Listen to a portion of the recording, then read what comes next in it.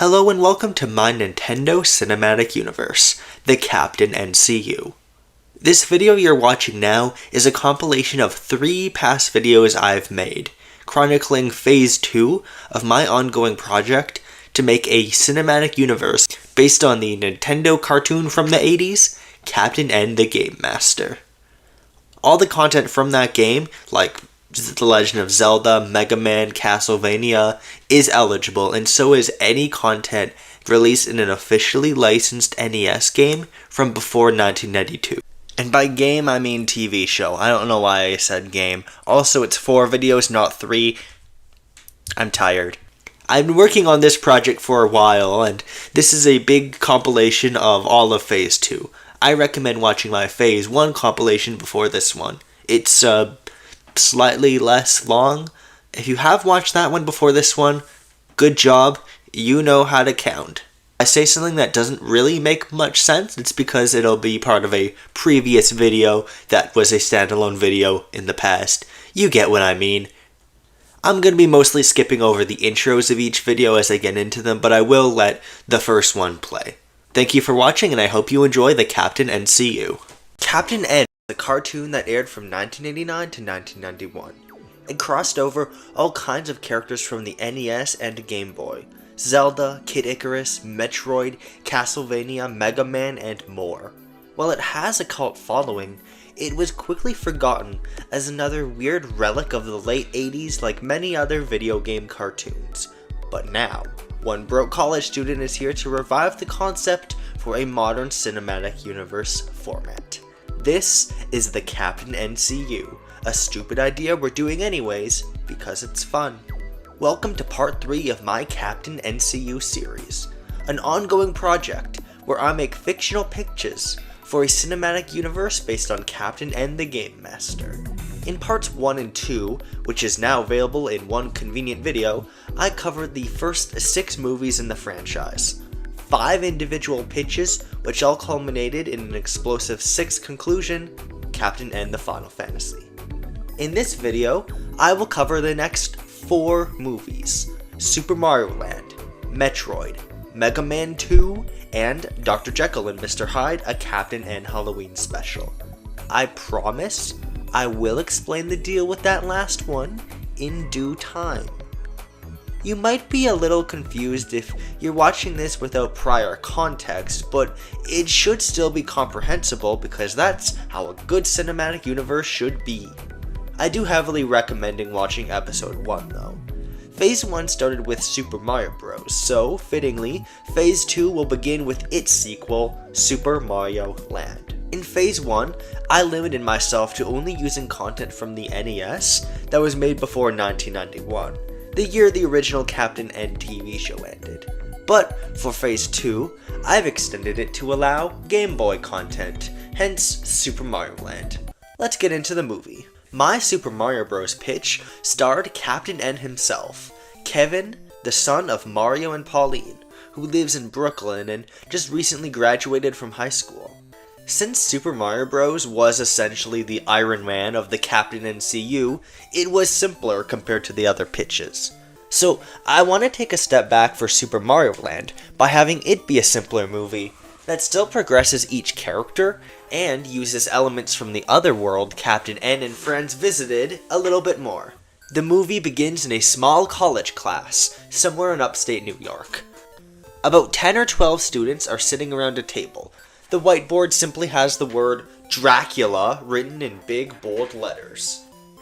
Welcome to Monster Studies 101. You can just call me Daisy, the professor says. We're lucky to have this class here in New York, the same state where the Mario Brothers fought chaos just a few months ago. Well, I don't know if lucky is the right word. Daisy is a university professor and something of a hot mess.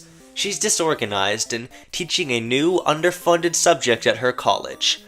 This is extremely different from the Super Mario Land game, but please keep in mind I have to change a lot for the cinematic universe format. Daisy realizes she hasn't done attendance, so she scrambles to do so when she notices one name on her list. Kevin Mario is in this class? She asks the crowd of students. No response. Huh. Guess Kevin Mario isn't in this class. As she takes attendance, a small crowd of Shy Guys, the enemies from Super Mario Bros. 2, walk around the university campus. We get the title card, Super Mario Land. We've already had 2 big battles set in New York City, so for the Mario sequel, I wanted to change the setting up a little bit. Originally, it was going to be fully set in the Mushroom Kingdom, but then I thought about it further and that just didn't feel interesting to me. So the setting of Super Mario Land will be scaled back to show Kevin going to college, which will be the setting of most of them. The other world will still be a part of the pitch, and don't worry, there will be a proper name for the other world by the end of this, so I don't have to keep calling it the other world. We cut to a gas station in the middle of a highway. Kevin Mario is waiting. Curiously, he looks around to see if anyone's watching, and closes his eyes while raising his hand. He waits a moment, then opens his eyes. Nothing. He sighs. It's been a few months since Kevin saved the world in Captain N the Final Fantasy, and now he misses his friends. Especially Lana, the Princess of Hyrule, who he's developed a bit of a crush on. His family, Mario, Pauline, and Luigi, exit the gas station, and they all get into a recently purchased state-of-the-art Mario Bros. Plumbing van to drive Kevin to college. Kevin complains that he's already missing his first class. "Don't worry, you'll just be reading the syllabus anyways," says Mario. "How would you know?" Kevin refutes. There's some banter between the Mario family, and we see a flashback of the ending of Captain N the Final Fantasy. Kevin says goodbye to Lana as she leaves through a portal to go home. Toad is also there, making sure Bowser doesn't escape. Toad asks Pauline to join her to go back to the Mushroom Kingdom, but she refuses. She has a family and responsibilities here on Earth. She can't just leave it all. Toad, Bowser, and Lana go through the portal, as Kevin, Pit, and Simon use their powers to seal it away. As a reminder, those 4 are Warriors of Light, who have the unique power to move between dimensions. Kevin snaps out of his memory as they reach his college, Youngtown University. It's time for Kevin to say goodbye to his family. Pauline hugs him tight, and Mario awkwardly joins in. He's not super used to expressing emotions. After a tearful moment, it's time for Kevin to go to his dorm. Now I've gotta say, unfortunately, it is in character for Kevin to be going to university to study game design so he can make his own video games. If you want to stop watching this video, now that the main character is a computer science major, that's understandable. Kevin walks to a mostly empty campus with a bright-eyed, determined look on his face. It's clearly an old building, and it has a warm, homey feel in the cool autumn wind. He asks a student for directions to the dormitories, to which they wordlessly point to their left. Kevin awkwardly shuffles in that direction. Luggage in hand, he smiles at anyone passing by, but they don't seem to react. In fact, the whole place seems oddly quiet. Kevin eventually gets to his room and puts down his bag. Before he can start to get settled in and unpack, someone barges into his room and shuts the door behind him. Surprisingly, it's Rick. Rick is one of Kevin's friends who appeared in Super Mario Bros. My Super Mario Bros. Thing, to be clear, and he originally comes from the Captain N TV show. Kevin has a few friends who return for a cameo in Captain N the Final Fantasy, but I completely forgot that Rick was one of them. So to make up for it, he gets to be a character in the sequel, going to the same college as Kevin Mario. Kevin? Oh my god, it's you! Rick hugs him. Look, something's going wrong. Before either of them can talk, a crowd of ninjas appear from the window. Enemies from Super Mario Bros. 2 who resemble short, stubby ninjas. Despite being stocky, they're surprisingly nimble, and they quickly surround the two, ready to take them somewhere. Kevin smirks, confident in his monster fighting abilities. Let's catch up after this, Rick. The scene immediately cuts to the Mario family. There's a somber mood now that they're empty nesters. Luigi suggests they should go to a diner to get their mood up. The waitress at the place looks at them with the same awkward, vacant stare Kevin has been getting at school. They sit down, and for a bit the group begin to reminisce about all that's happened to them.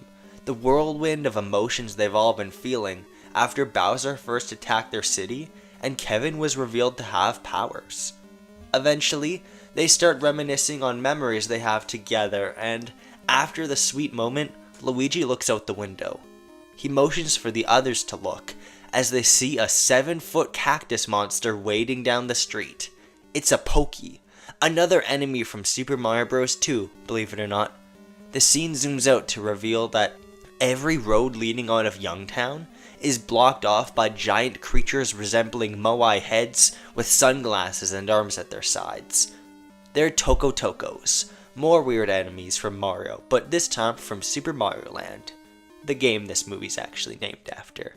With these things blocking people off, no one's getting in or out of Youngtown. Side tangent, I replayed Super Mario Land for footage. I genuinely don't understand how people don't like this game. It's short but really fun, and I don't comprehend how you could like Super Mario Bros. But not Super Mario Land. Parental floss ruined a generation. Anyways, what the fuck is going on in Youngtown? Well, my original Super Mario Bros. Had a weirder feel that I likened to the first Ghostbusters movie. I want to capture that, but with a more small-town, creepy feel that takes the 80s sci-fi feel to a different direction. Think something like Invasion of the Body Snatchers, but I've never seen that movie.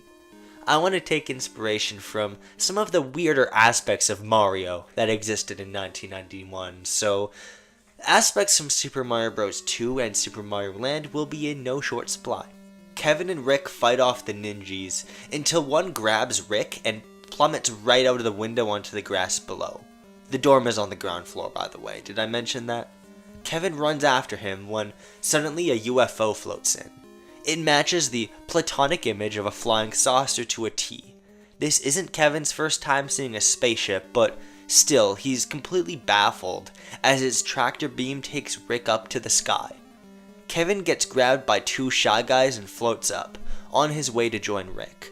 But before the UFO takes him, two unseen people throw a rope around him and pull him back. He falls to the ground unconscious as they take him in. "Ah, there we go, kid's finally awake," a voice says as Kevin wakes up in a dark and empty classroom. Who are you?" "Lay off, Spike, he could still be hurt." A woman comes rushing to Kevin's side. It's Daisy, the professor we've seen at the beginning of the movie. She checks up on Kevin, then explains that some kind of alien has been trying to take over the town, and people have been getting brainwashed. As far as she knows, there are only 3 survivors. Him, her, and a foreman who was working on campus named Spike. "And I boarded up this place, so you better appreciate it," he grumbles. Spike is a bitter, old, curmudgeonly man who just happened to be at the wrong place at the wrong time. Makes sense, because universities are always under construction the exact day classes start for some fucking reason. Kevin tries to call his parents for help, but Daisy informs him that the power lines have been disconnected. Kevin doesn't panic. He has faith that his parents can stand up to the threat, but still, just what's happened to the people who have been brainwashed? You picked a good day to skip classes, Kevin, Daisy laughs. How do you know my name?" "'Cause your dad and uncle were 2 of the lousiest carpenters I've ever had at my business," Spike complains. Daisy face palms. "No, that's not it. Look at the board." "Dracula?" Kevin asks. "Above that. I teach monster studies here. I never would have expected to see the kid who helped defeat chaos in my own class." Kevin is taken aback. He never would have expected he'd become that famous. He just took the class thinking it would be a fun elective. He awkwardly apologizes about missing his first class. And then Daisy starts to complain about how the department is planning on axing monster studies. According to them, now that chaos is defeated, they have no need for it. "Some good that mindset did us," she laments. "Aren't these aliens? Not monsters?" Spike asks. Daisy starts to go on a rant about how the label of monster has historically been used to describe what's other to enforce societal norms. Spike looks to Kevin with a, "This is why you should just go into the trades, kid." A lot of Kevin's character arc will have him learning to be an adult, and part of that involves dealing with other adults in difficult situations. Daisy and Spike are their own distinct, diametrically opposed personalities who would be forced to be working with Kevin in this movie. There's also not that many other human Mario characters who existed at the time. Just then, a knock is heard at the door. "Hey Kevin, it's me, Rick. Can I come in, man?" "Don't let him in, Kevin. He's a zombie," says Daisy. "Now look, we just have to figure out where to go from here. These boards can't hold us forever. Can you take us to the other world, Kevin? Maybe someone there can help," she asks. "No, I can't go there on command," Kevin says. "Look, I've been in tough situations like these before. If we want to get out, we have to confront it from the source. Is there anything we can use to protect ourselves?" "There's a gym on the other side of the campus," Daisy remarks. The scene cuts to a mad dash across the university, where the three heroes run past the brainwashed masses and aliens to get to a gym. The three armor themselves with whatever they can find, and get suited in blue pads resembling the hockey players from NES Ice Hockey, the closest I can really get to referencing the NES Sports series. Kevin and Daisy wield hockey sticks, while Spike has two hammers. They're ready to face the mothership. Meanwhile, the Mario family is trying to speed their way towards the campus when they're blocked by a forest of Pokies. Mario and Luigi try to hit as many of them away with hammers as we see a much smaller flying saucer with its eyes on them. It's a camera feed leading directly to the mothership, where a short, stocky purple alien watches what the Mario family is up to. This is the mastermind behind the whole incident, Tatanga. Tatanga is a scientist from another world and extremely hot-headed despite his immense genius. "Soon enough, the Warrior of Light will come right to me. Sniff it!" he yells as a shy guy waddles over to him. "How's Project 75M going?" The Sniffet speaks in some language we don't know, like, think Animal Crossing speak because it's funny. "Good." And then he does the most, fucked up evil gremlin laugh you've ever heard in your life. Back to the Mario Bros. They're ambushed and taken away by a gang of ninjas. The three survivors reach the mothership, which is perched on a hill, and they fight off some shy guys and ninjas. "You know, haven't you ever wondered what these things look like under their masks?" Kevin asks. "Oh, that's the first thing I checked," says Daisy. "Couldn't pull them off." As the group fight, they contemplate whether it's really aliens they're up against. Kevin and Daisy that they've seen much stranger things. Aliens from other planets are practically reasonable at this point. Spike is more skeptical. Aliens existing is still a huge deal after all. They breach the mothership and stumble into a facility filled with pods with humans inside. Before they can rescue anyone, a voice yells, "Get them!" Each of the group are grabbed by flying shy guys. These are Bezos, which are different things than fly guys. Tatanga steps forward. "Well, Kevin Mario, I've been observing you for a long time." Tatanga leads them to his throne room. They beg him to explain what's going on here. "I'm Tatanga. I'm from the planet Zebes. Using my genius technology, I've been watching you for a long time, Warrior of Light, and I have a proposition for you. Take me to Magicant." "Magicant?" Kevin asks. "Do you mean the other world? I can't just..." "Lies! My bots saw you go to Magicant before. Now tell me, or something might just happen to your friends over here," Tatanga demands. "I'm telling you, I can't do it alone. And why are you calling it Magicant?"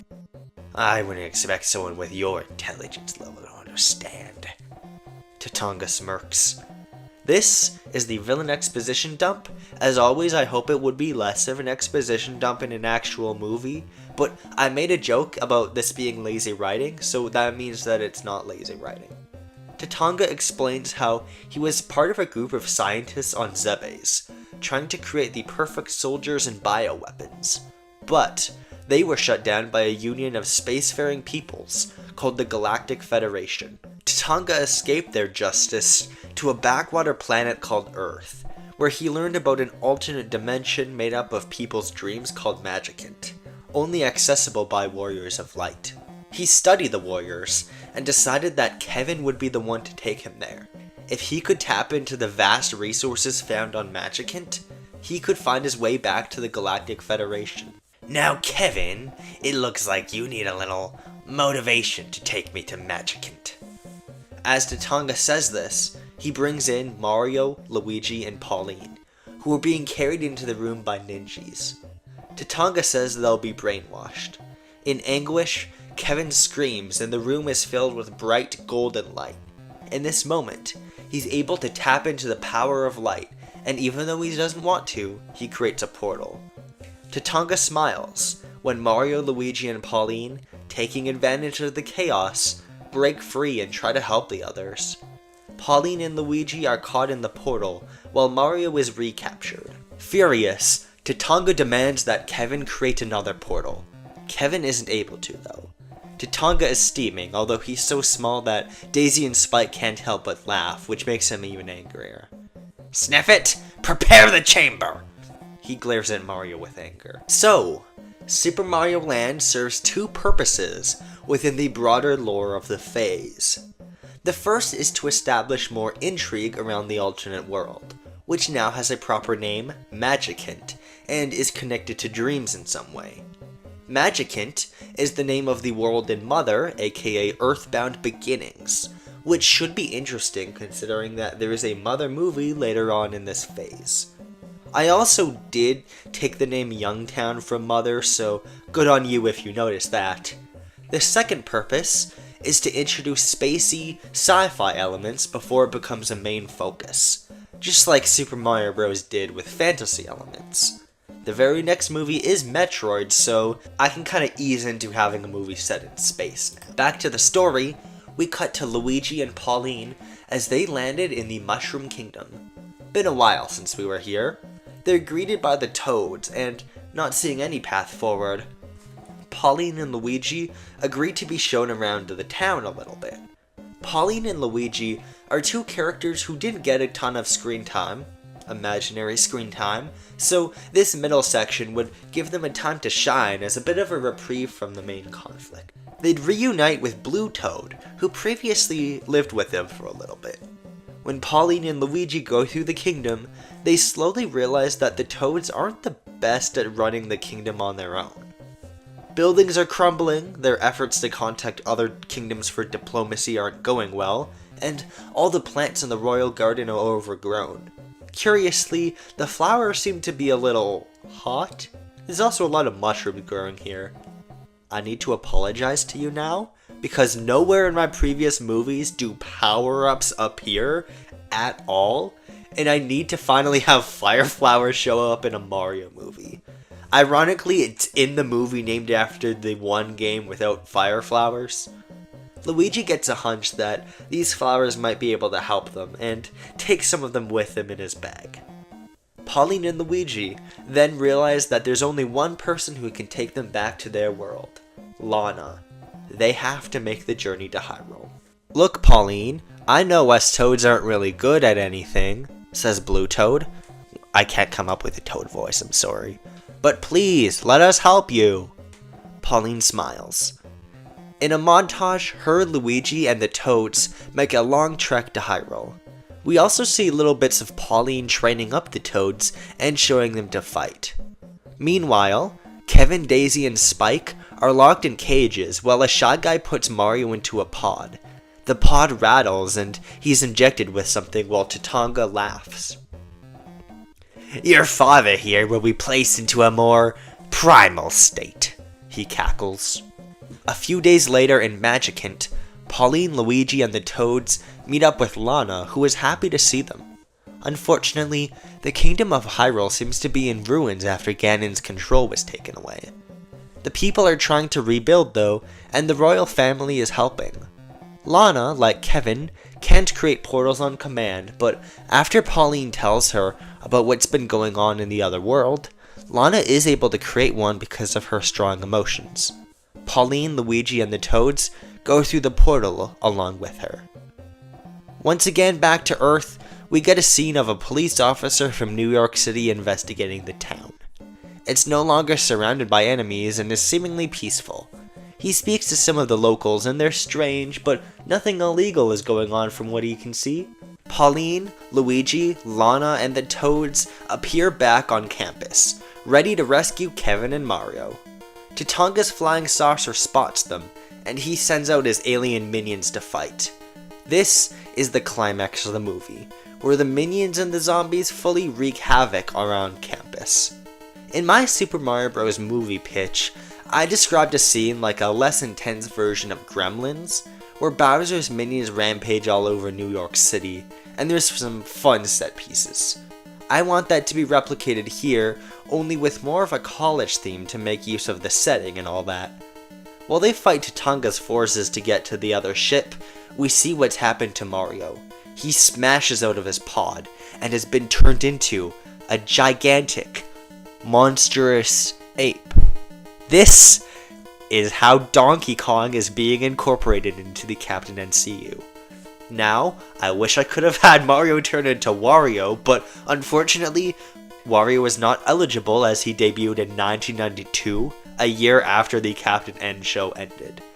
Genuinely a little bit upset because that would have worked out perfectly, especially considering Wario was more outright villainous in the Game Boy era, but Donkey Kong as an evil clone of Mario is funny too, in my opinion. Donkey Kong starts to rampage throughout the ship, and eventually he breaks Kevin and the others out of their cages.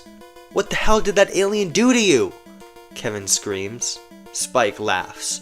"I always knew Mario had the brains of an ape." "Spike, shut up," Daisy says. "Look, we just gotta get out of here. There's gotta be a way to turn your dad back, Kevin, don't worry." I will admit Spike is underutilized in my material, but I imagine he could add more tension by arguing with Kevin, and Kevin would have to mature by putting their differences aside to reason with him. I'm interrupting myself. In a big action sequence, Kevin, Spike, and Daisy fight to survive against Tatanga's minions and a giant ape. The others fight minions on campus, and this is a big cameo fest for Super Mario Bros. 2 and Super Mario Land enemies. Luigi pulls out some power-ups, and the group get the upper hand with fire flowers and super mushrooms. Eventually, Mario, aka Donkey Kong, destroys the machine Tatanga used to brainwash people. Kevin isn't sure how to turn people back. The two groups unite. Kevin is very glad to see his parents and Lana again. Spike is grumpy to see Luigi, and Daisy thinks the Toads are super adorable. Spike is about to whack Tatanga on the head with a hammer when Donkey Kong shows up, grabbing a handful of super mushrooms from Luigi. Super Mario Bros. Had a big fight against a giant lizard for the finale, so this one, of course, has a giant gorilla as the villain. Donkey Kong grabs Pauline and climbs to the top of a nearby building. Oh no! It's the corporate offices of the Kaneoka Barrel Factory, and now Kevin has to jump over a bunch of falling barrels. Kevin climbs up and looks to his dad's eyes. Kevin simply hugs him, causing Donkey Kong to put Pauline down. He turns back into Mario and hugs Kevin. Mario apologizes and for the first time starts to cry. "It's okay," Kevin says. "Now let's take care of this last bad guy." Mario and Kevin beat the snot out of a weakened Tatanga and force him to undo everyone's mind control.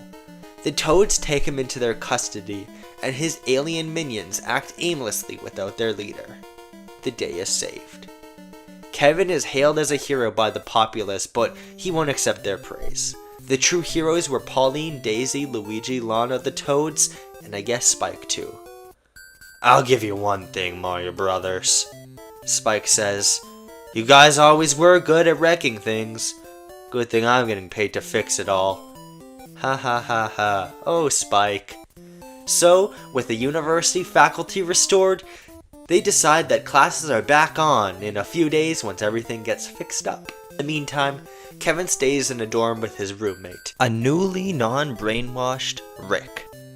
Kevin's family will stay in town for a few more days to help him get adjusted before going back to NYC. The university faculty tell Daisy that they'll reevaluate whether to still have monster studies. Daisy offers a proposition. The Toads need a leader. she'll become their princess for a bit to study their culture. And if she can't find anything that proves without a shadow of the doubt that more research is required, she's okay with them cutting her classes. The board agrees. Spike's carpentry company makes a pretty fine penny now that so much of the campus and town were destroyed. The Toads ask him to build a better prison so that they can hold Tatonga, to which he says he'll consider it. Finally, there's Lana. Kevin shows her around campus and says that now he knows how to travel between worlds, he'll show her around some of the nicer places in town sometime. Lana smiles. Rebuilding Hyrule has been pretty taxing and she'd love a break from it all. Sounds like Kevin just asked her out on a date. After a few days, Kevin goes to his first class, bright-eyed and optimistic. The next hour and a half are the longest and most boring he's ever gone through. But that's just his life now. The end. Super Mario Land starts off as a smaller, more localized pitch, and I already went over some of my reasons why.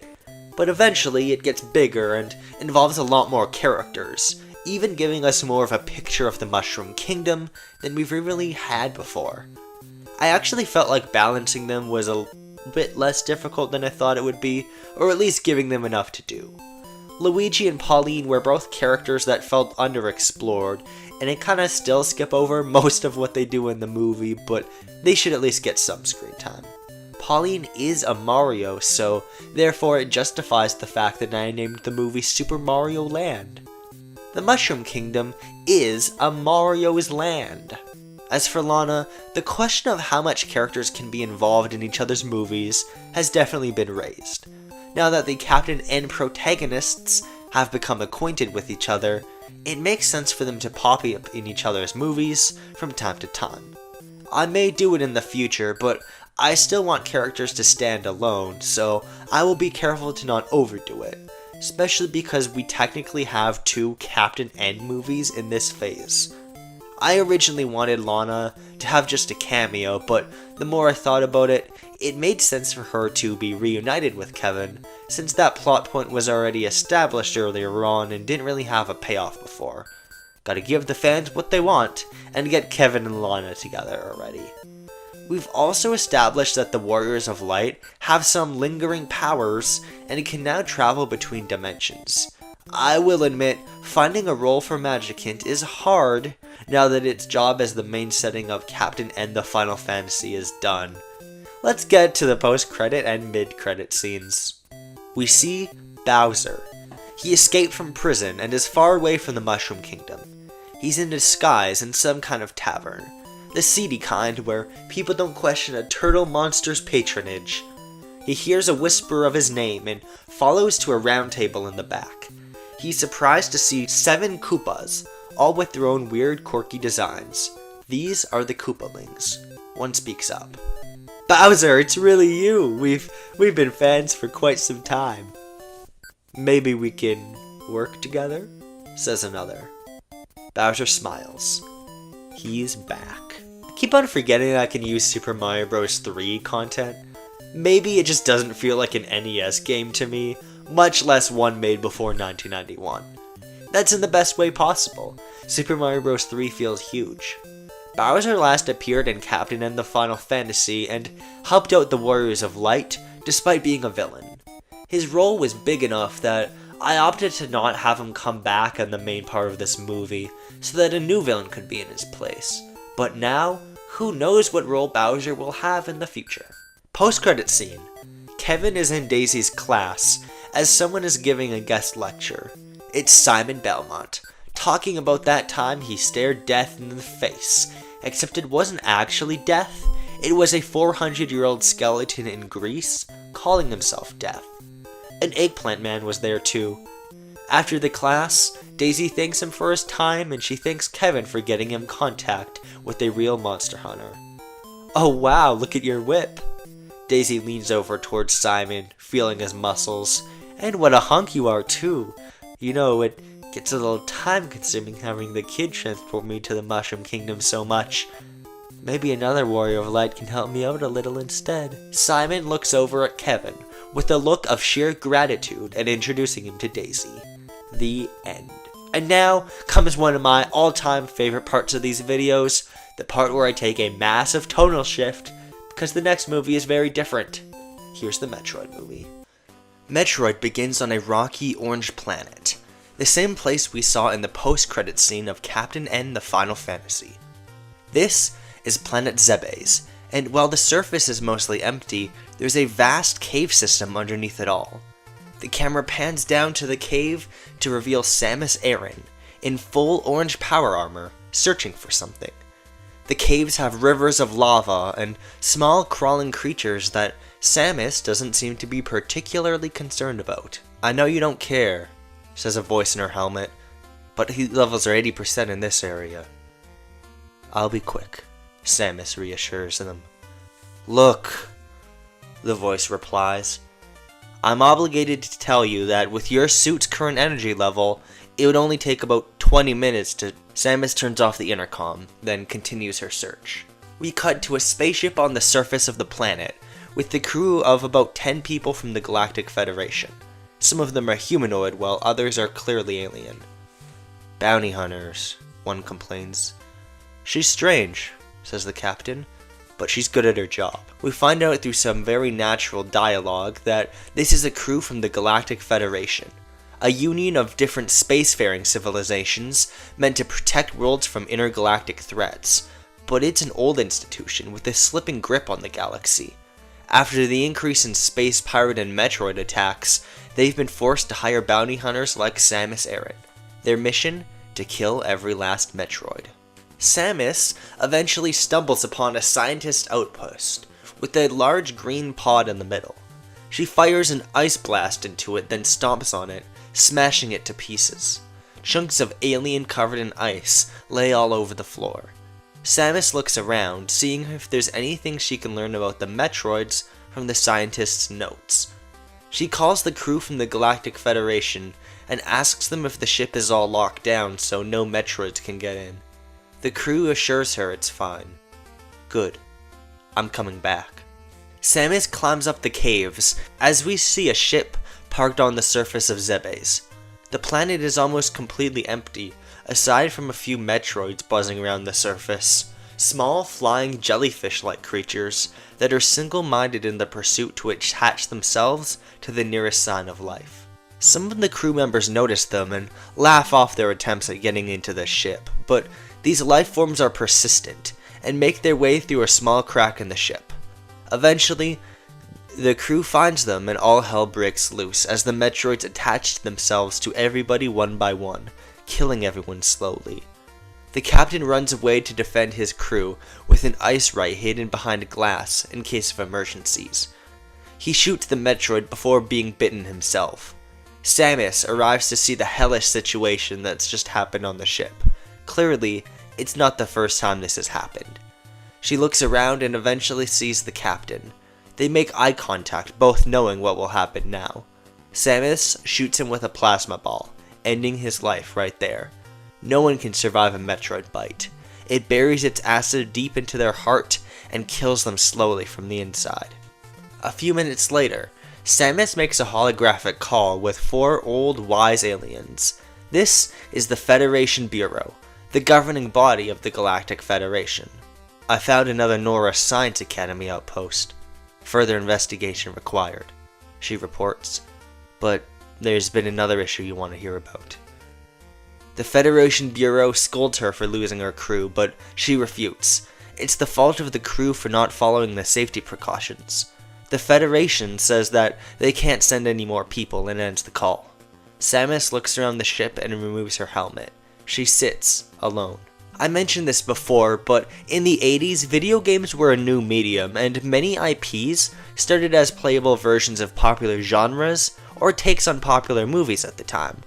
Like how the original Final Fantasy is basically a digital D&D game, or Mega Man, which was heavily influenced by Astro Boy in its themes and aesthetics. Knowing this, Metroid is super obviously inspired by Alien, and that's the kind of mood I want for the Metroid movie. It's dark, isolating, and atmospheric.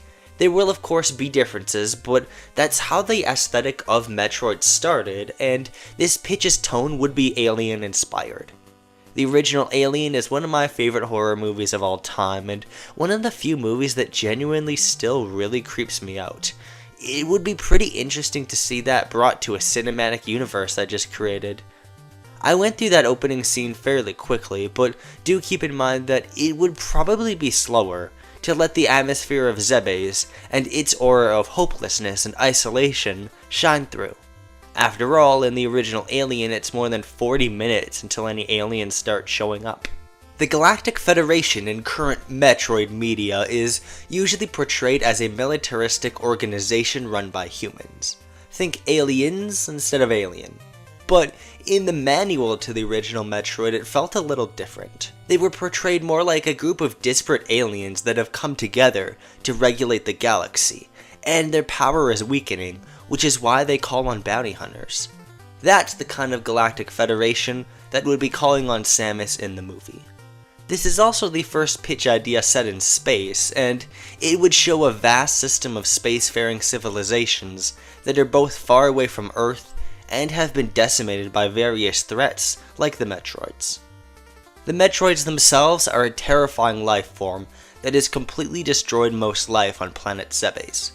They were created by a science group, implied to be the same one Tatanka was a part of, and once represented an existential threat to the Galactic Federation and all of life itself.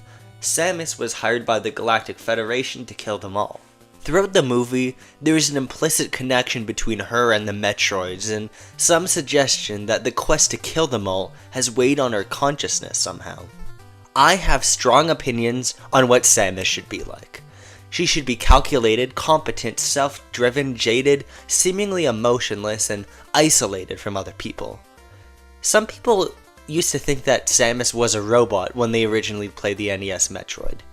There will be some people in-universe who genuinely might think Samus is an android. I don't think Samus should be portrayed as mother-like or stereotypically feminine, but deep down she does have a deep respect for life, and her actions are motivated by the desire to save as many people as possible, even if she doesn't show it. This interpretation of Samus in my mind was probably formulated through years of being burned by awful depictions in things like Other M, but it's what I think would be the most interesting for the broader universe and a Metroid story. I would not want a Metroid story to exist in this universe full stop if Samus wasn't like that. Throughout the movie, there's an implicit connection between her and the Metroids, and some suggestion that the quest to kill them all has weighed on her consciousness somehow.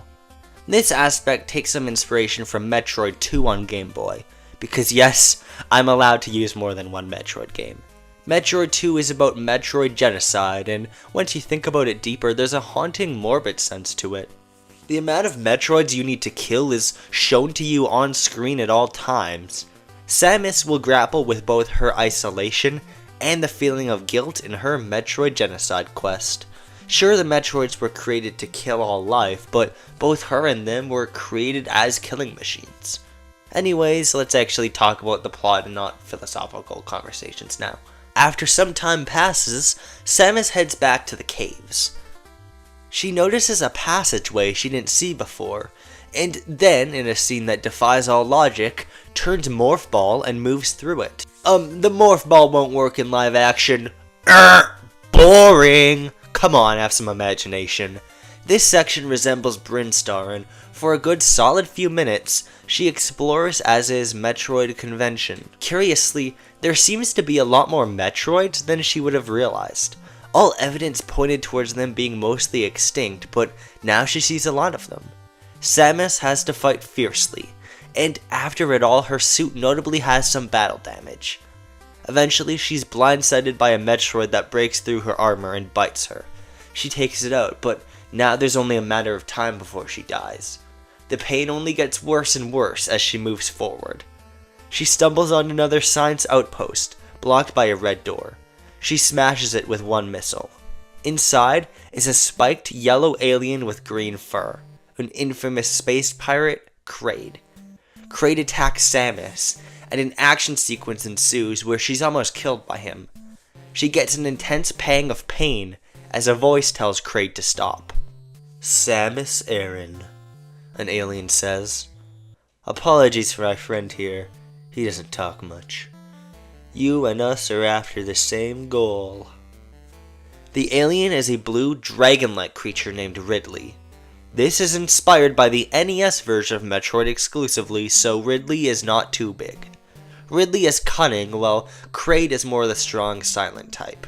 They were once a part of a notorious space pirate crew that terrorized the rest of the galaxy before being decimated by Metroids.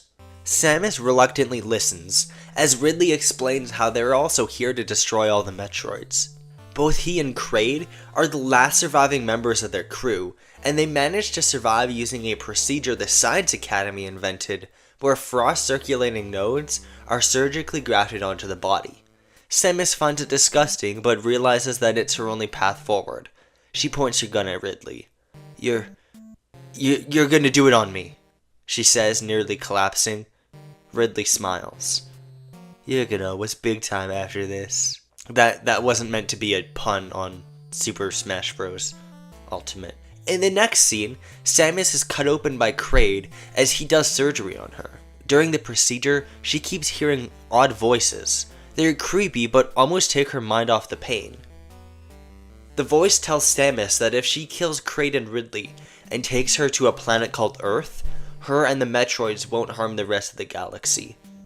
Samus ignores this telepathic voice, and Kraid tells her to rest up.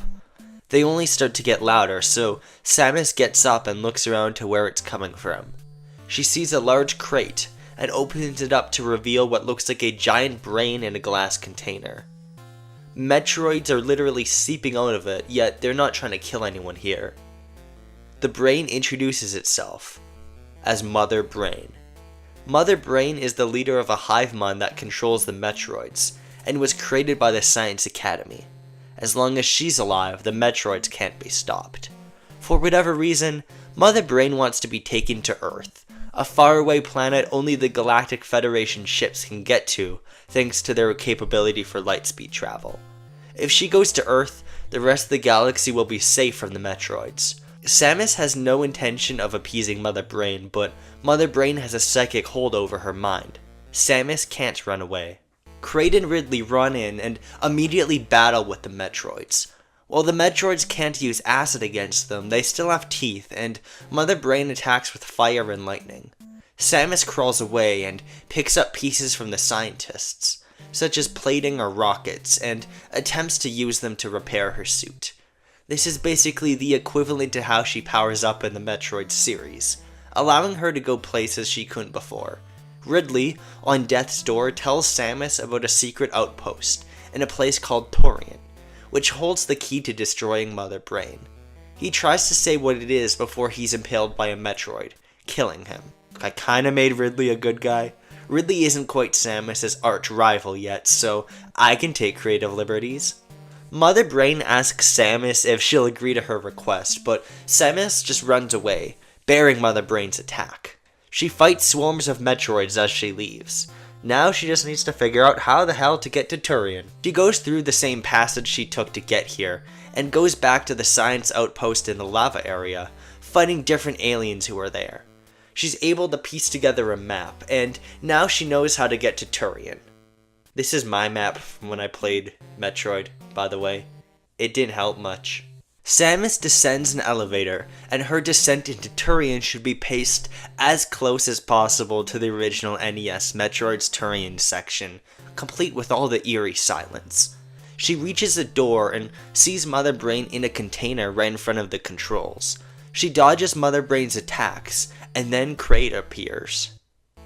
It turns out, Kraid placed her there using a system of elevators. He survived earlier and is going along with Mother Brain's plan.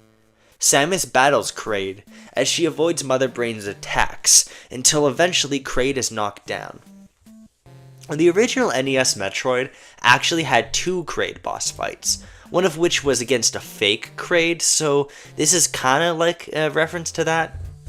Samus shoots Mother Brain with missiles until her glass shatters. Mother Brain hits Samus with a psychic attack, and just before it seems like she might die, Samus sees a control panel and immediately sees the secret to defeating Mother Brain that Ridley was talking about. That bastard. It was a self-destruct mechanism set to blow up all the scientists' outposts and destroy the planet. With his dying breath, Kraid activates it. Mother Brain, in a flash, disappears from the planet. Samus knows this isn't the end.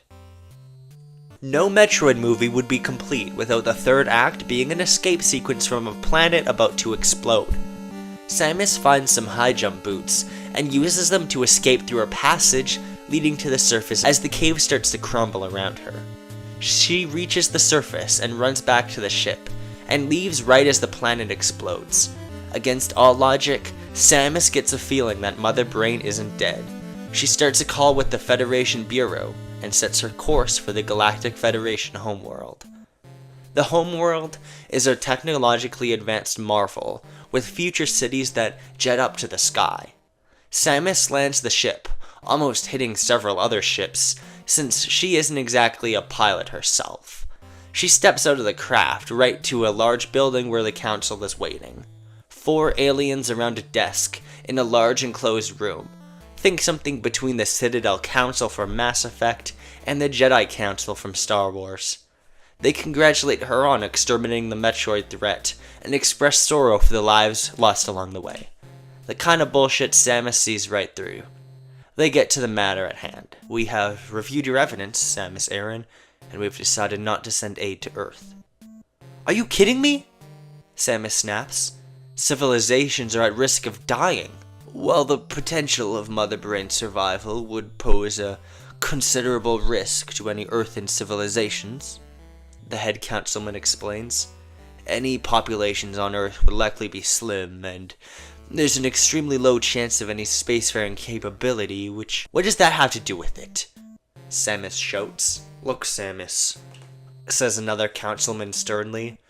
Earth is so far away you need light speed travel to get there, with time dilation that would cause any traveler to lose 50 years of time relative to this planet.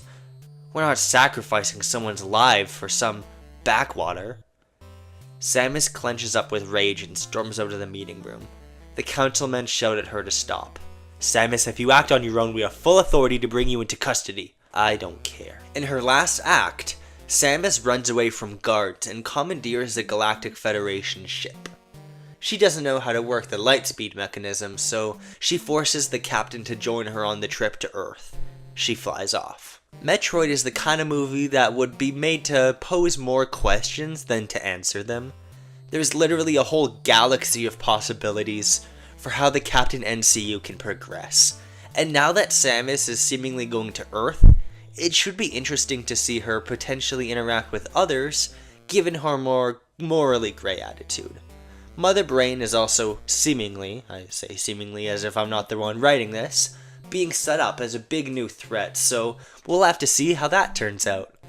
I will say my pitch for Metroid might have skipped over more things than previous pitches, because this isn't the kind of movie where I can explain the appeal this through just a plot summary, because of the focus of atmosphere and pacing this movie would have. The movie should focus a lot on the psychological character of Samus Aran, and also it is a lot harder to find names for background characters than when I was making movies based on fantasy games.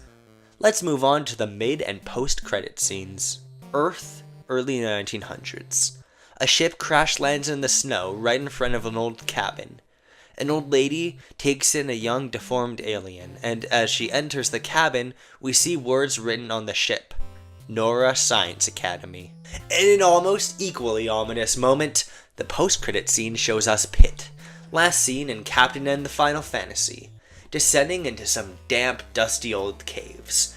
I have a rule for this phase that Metroid is the only movie allowed to have cave scenes, so this is my workaround to getting some other characters in caves. Pit uses a spell to light up the place, then picks out a few tomes from the ancient library of Paluopolis, as we see a mural in the back. It depicts what appear to be swarms of Metroids.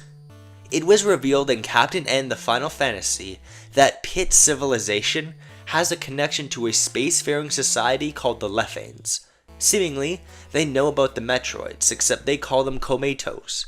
Now that Metroid is over with, and that Pit got a little cameo, there's one more member of the Game Masters technically still unaccounted for in this phase.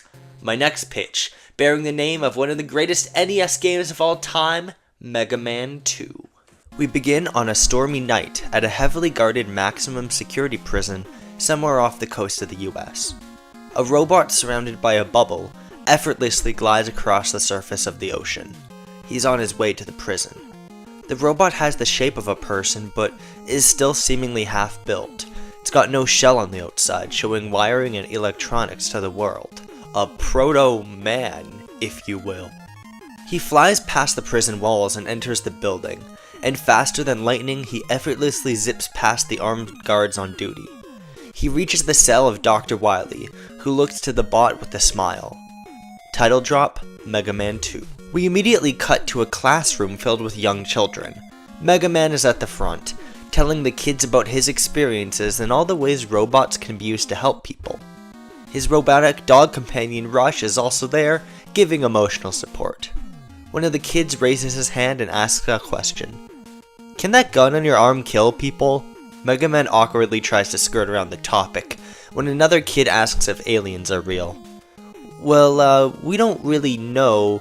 It depends on what you mean by aliens. The bell rings. The teacher makes all the students thank Mega Man for his time, as he smiles and leaves the classroom. Roll, who is waiting right by the front, meets him, and they walk and talk down the San Francisco streets. Suddenly, a bank robber runs out of a store, and Mega Man chases after him as bystanders cheer him on. Just when it looks like Mega Man might catch the robber, he jumps off a bridge a few feet over a river, and makes a getaway. People shout at Mega Man to get him, and Mega Man considers making a block of ice to trap him, but he doesn't do it. After he became one of the most powerful machines on the planet, he's decided he's not going to use any of his powers that he copied from other machines. Rush catches the robber, saving the day, but Mega Man couldn't do anything. We cut to the laboratory of Dr. Light. In the time since the last Mega Man movie, he and his friend Dr. Cossack have built the lab into something massive. They have about 20 scientists employed at the lab, working on technology for the betterment of mankind. Mega Man and Roll enter and walk around, looking for Dr. Light. The employees and Cossack greet him and tell him Dr. Light is upstairs. They go to Light and tell him how their day went, so he talks a bit about some things he's been working on. As a side project, he's decided to investigate some of the artifacts from the Youngtown incident to see if they're really alien in origin. So far, he's found nothing. Suddenly a knock is heard at the front door, and one of the scientists answers. It's a robot about the size of Mega Man, in red with a yellow scarf and a shield. He points his arm cannon at the scientist. Where is Mega Man? The scientists all cower on the ground as Proto Man charges up a blast. I'll take you to him, says Cossack, confident that Mega Man will be able to stop this intruder. He takes him upstairs. Mega Man, Roll, and Dr. Light are shocked, and Mega Man immediately gets on the defense, pointing his own arm cannon at the intruder. You can call me Proto Man. I'm not here to fight you, at least not yet. He clearly has anger in his eyes, but something's tempering him for now. I have a message for you, Mega Man. Before Mega Man can ask anything, Proto Man hands him a card. You better show yourself, he says as he walks out the door. Proto Man is the Captain NCU's biggest ore farmer to date. The card is an invitation to something called the Battle of the Bots. It's a tournament where robots from all around the world come to test their strength, and this is the first year it's being held. It's a big deal. Even the scientists under the employ of Dr. Light and Dr. Cossack know about it. Dr. Light is surprised about who's running it. Professor Hector. Hector was the first one to create a robot with sentient life, and was one of Light's biggest inspirations. He's a good man. It doesn't seem like something he would organize. One of the scientists assures Dr. Light that it's all above board, and that no robots are getting killed in the tournament, but Light still finds it suspicious. I think the bigger question here, Roll says, is who the heck that intruder was. I think I might have an idea, Dr. Light admits. He explains that when Mega Man was originally being created, there was a prototype version that mysteriously went missing. This was when he and Dr. Wily used to be friends and lab partners. Knowing what he knows about Dr. Wily now, he gets an idea just who might have been behind this mysterious disappearance. Mega Man grips the paper with determination. He doesn't like it, but it's his duty to investigate. Mega Man 2 will be a tournament movie.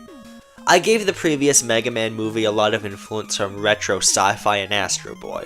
Mega Man 2 would be more like a shonen anime.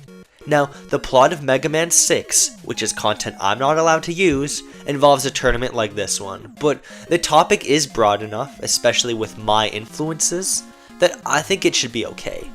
In fact, I didn't even know about Mega Man 6's plot before coming up with this idea. A tournament setting makes sense for a few reasons. Tournament stories tend to have a lot of characters and plot lines, which is facilitated by their structure allowing lots of time for everybody to shine. Mega Man 2 has 8 Robot Masters to deal with, plus Proto Man is getting involved, which means there's gotta be a way of making sure they can all feel meaningful to the plot. The main reason I chose a tournament, however, is that it can adapt what makes Mega Man 2 such a great game. It's a thinking man's platformer. If an enemy is too hard, you can almost certainly find a good weapon to get around it. If a boss is too hard, you just have to find its weakness, and if a platforming section is hard, Heat Man stage, you can just clear some other stages to get an item to help you. This design philosophy was definitely present in Mega Man 1, but it's expanded on way more in its sequel, and it's what makes it such an iconic game in my opinion. With Mega Man now effectively depowered, he's gonna have to find smarter ways to get past every enemy, like someone playing Mega Man 2. But I'm getting ahead of myself here, back to the actual plot. Dr. Light pilots the jet to the coordinates of the island. Mega Man is of course hesitant to leave his peaceful life and participate, but it's the only way to investigate the deal with Proto Man and the potential connection to Dr. Wily. From above, the island seems to be man-made. It's got one large arena in the center, surrounded by a few buildings, and a large runway to dock planes. Light sets the plane down, and the group walks through the main entryway of the island. It's booming with more robots than Mega Man has ever seen in his life, as well as scientists looking to make a fortune, and vendors selling merchandise. Clearly it's a huge event. Mega Man goes to sign up, but the organizers assure him he doesn't need to, he's their invited guest. Mega Man takes a look at the board and sees that his first opponent is a robot named Metal Man. Just then, the screen of a giant monitor turns on. Who's ready for the Battle of the Bots? The crowd cheers. I can't hear you! The crowd goes wild as a blue and yellow robot walks on stage while, like, Daft Punk or something is playing at full blast in the background. That's better.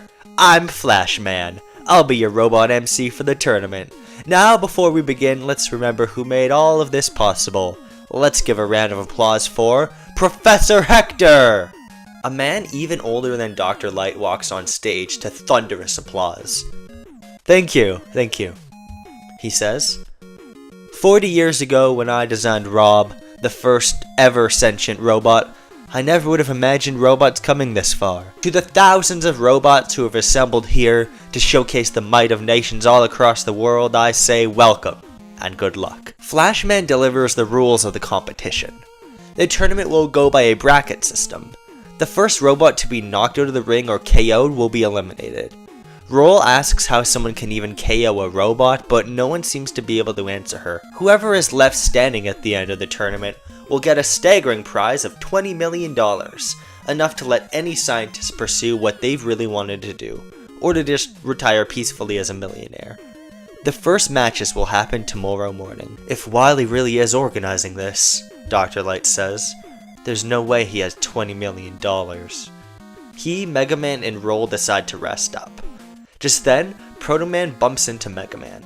Mega Man asks him who he is and if he has anything to do with Dr. Wily, but Proto Man just tells him that all will be revealed in due time. That is, if he can manage to raise through the ranks to fight him. As Proto Man leaves, Mega Man realizes he has to genuinely try his best to win this tournament. He doesn't care much about the money, but he wants to know the truth. The next day, the first bunch of battles begin. First up, Airman versus Rad Spencer. Rad is a cyborg with an extendable bionic arm, which is deemed enough to qualify him as a robot for the sake of this tournament. He's cool, suave, and dorky, truly living up to his name. He's taken out pretty quickly from a long-range attack by one of Airman's wind blasts. Rad lets out a frustrated sigh. I can't beat Airman.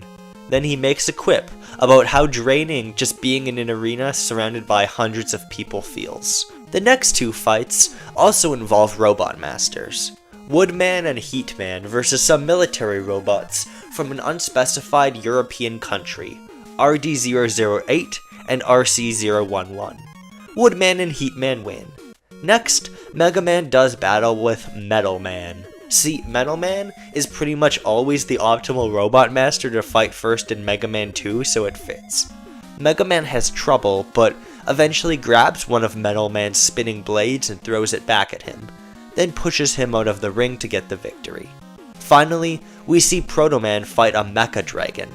Proto Man makes use of a bunch of different abilities, all coming from Mega Man 2 robot masters, including other opponents of the tournament. Giant air blasts aren't enough to sweep the dragon away though, so Proto Man destroys it by shooting a small bomb into its core and detonating it. Meanwhile, Roll is searching through underground tunnels to see if she can find anything that links this place back to Dr. Wily. Is someone there? Roll hides behind a desk, and we see the source of the voice, Rad Spencer. He notices her immediately, but it's okay. He's also on the lookout for anything he can tie back to Dr. Wily. He explains to Roll that he's part of a secret US intelligence organization called the FF Corps. He was sent to investigate whether Dr. Wily is here after he escaped from prison. Every cinematic universe needs their secret organizations, like S.H.I.E.L.D. or Monarch, and FF Corps will serve that purpose for the Captain NCU. The name and the character of Rad Spencer, of course, both originate in the Capcom game Bionic Commando. Rad and Roll look for clues together. Also, Rush is here and he searches for clues and stuff. After Mega Man's match, there's a little scene of him walking through the island as everyone recognizes him, to set the scene a little. Even among the robots, he's a celebrity. He obliges requests for pictures, but everyone keeps asking him over and over again when he'll show his true powers. Mega Man and Dr. Light go back to the room to rest up, as Roll and Rush barge in. She explains how she just met Rad Spencer, and they both found evidence that links the tournament conclusively to Dr. Wily. Roll shows the two a piece of paper. It's a printed out email correspondence between Hector and Dr. Wily, giving a time and place for them to meet up tomorrow. Professor Hector, working with Dr. Wily? Light exclaims. And he printed out this email? Mega Man asks. Roll nods her head. Hector was always a little behind the times, says Dr. Light. So printing an email makes sense for that old man, but still, there's no way this is the real Hector. This could be a trap, Mega Man remarks. Dr. Wily does love ambushes. Well, we'll have to investigate anyways, Mega Man declares. Conveniently, the time listed on the email is right after Mega Man's second match of the day. So Roll, Rush, Rad, and Dr. Light will stake out the spot tomorrow, and when Mega Man is finished, he'll be there to confront Wily. Meanwhile, Rad Spencer is trying to use a radio to contact people from the FF Corps. No luck. Someone must be blocking communications. Next day, Proto Man battles a robot called Sniper Joe. Once again, it's pretty much just a showcase for Proto Man's abilities. He fires metal blades, slicing its limbs off, then picks it up and throws it out of the ring. The crowd goes wild. There's a fight between Woodman and Heatman where, believe it or not, Heatman has the clear advantage over Woodman's powers and takes the win. Mega Man's match is against Airman. At first, it seems basically impossible with Airman's wind abilities, and Mega Man very nearly resorts to using a powerful energy blast from the War Mech, but stops at the last second. Airman smiles before the fight resumes. Mega Man's strategy is to make a mad dash around Airman until Airman fires enough wind blasts that he effectively creates a giant tornado and flies way out into the crowd. The crowd goes wild for Mega Man's unconventional techniques. Through a montage, we see the rest of the Mega Man 2 Robot Masters battling some generic robots. Bubble Man, Quick Man, and Crash Man all get small glimpses of their abilities. The bubble and bombs that Proto Man used come from Bubble Man and Crash Man, and then Quick Man is able to fire boomerangs. Roll, Light, Rush, and Rad go to the secret meeting spot and hide. Almost immediately, a robot zips around and puts them all in chains. It's Flash Man. He laughs as Wily and Hector step out from the shadows. "Hector, why are you doing this?" Light yells. "The Hector you know is dead," Wily laughs. "Show him." Hector removes his face, showing that he was an android the whole time. "Do you like my little show?" Wily boasts. The power of industry connections can be pretty strong indeed. Rad shouts how he's gonna arrest Wily, but Wily tells him they're in international waters. The FF Corps has no jurisdiction. Besides, he has a distraction that'll keep them away just fine. He laughs and walks away with Hector. Flashman hesitates for a moment, and then undoes the hero's restraints, and immediately zips away. It's unclear whether Flashman wants to save them, or if he's just that confident they can't stop Dr. Wily's plans. Back in the arena, Mega Man takes a minute to catch his breath, since the semifinals are coming up. He checks the board and sees that his next opponent is Proto Man. Proto Man looks over at him and smiles, ready to fight. The two meet on opposite ends of the arena and the match begins. "You don't have to do this, Proto Man," Mega Man pleads. "Look, just tell me what's going on and I'll let you win." "I'll never do that, Mega Man," shouts Proto. "You'll never understand what it's like." He shoots a flame blast at Mega Man and Mega Man dodges. "You don't know what it's like to be abandoned like scrap metal, to be tossed out when you could be of no use. Dr. Light isn't the saint you think he is." Proto Man flings a boomerang at Mega Man. Mega Man shoots a few blasts at Proto Man, which he blocks with his shield. The boomerang comes back to hit Mega Man in the side of the head as Proto Man brutally stomps him down. "Proto Man, this is all a misunderstanding," says Mega Man. "You're my brother! Light wouldn't abandon you! What is helping Wily gonna accomplish?" Proto Man screams, "You don't know what you're talking about," as he unleashes more of his power. Mega Man is on the back foot as they fight, and eventually Proto Man knocks Mega Man clean out of the ring with a heavy punch augmented by his speed ability. Mega Man saves himself by floating just an inch above the ground. He's finally making use of his copied abilities, and technically he's still in the running. Something about this fight has driven Mega Man to the brink, or maybe he just wants to give Proto Man the fight he was looking for. Either way, the real battle begins now. Mega Man and Proto Man battle, with Mega Man using his familiar arsenal of abilities from the first game, which makes him pretty evenly matched. Mega Man, however, has a big boost from the War Mech, which makes it pretty clear he is the stronger robot. Mega Man is about to defeat Proto Man when he looks around. The audience is scared, and Mega Man once again feels a sinking feeling in his metaphorical gut, that everyone will turn against him once they know his true power. We get a cutaway to Wily as he presses a button and laughs maniacally. Proto Man is about to throw a metal blade at Mega Man once he and Mega Man are captured. They're bound by claws that come from the ground, seemingly sapping their energy. A large hologram appears in front of the main monitor. Flashman tries to disable it, but it doesn't work. The hologram shows the figure of a green, alien-like creature who addresses the crowd with a booming voice. "Remain calm. This island is under my command." Everyone panics as a dome closes over the island, preventing anyone from getting out. "You can call me your lord. This planet will soon be mine, but first, all of the dangerous robots will be neutralized." The alien holds up the fake Professor Hector, his head cut clean off. Mega Man tries to get away, but Proto Man stops him. Our fight isn't finished. Mega Man immediately steps onto the grass, eliminating himself. "There, are you happy?" Proto Man smiles. Happy. So Mega Man 2, the game, technically has an alien in it, which fits into the futuristic theme of this phase pretty well. The final boss of Mega Man 2 is a hologram of an alien created by Dr. Wily, and for the Mega Man 2 movie, it's too perfect to not add that alien. I was originally planning on having the alien be a real alien and the secret final boss of the tournament, but there's two reasons I didn't go with that. First reason, I don't want literally every movie to have an alien as the villain, because then they'd all feel the same conflict-wise. The second reason is that the first Mega Man movie had a lot of similarities and inspiration to the James Gunn Superman movie. I'm not gonna steal the plot of the Superman sequel that hasn't even come out yet.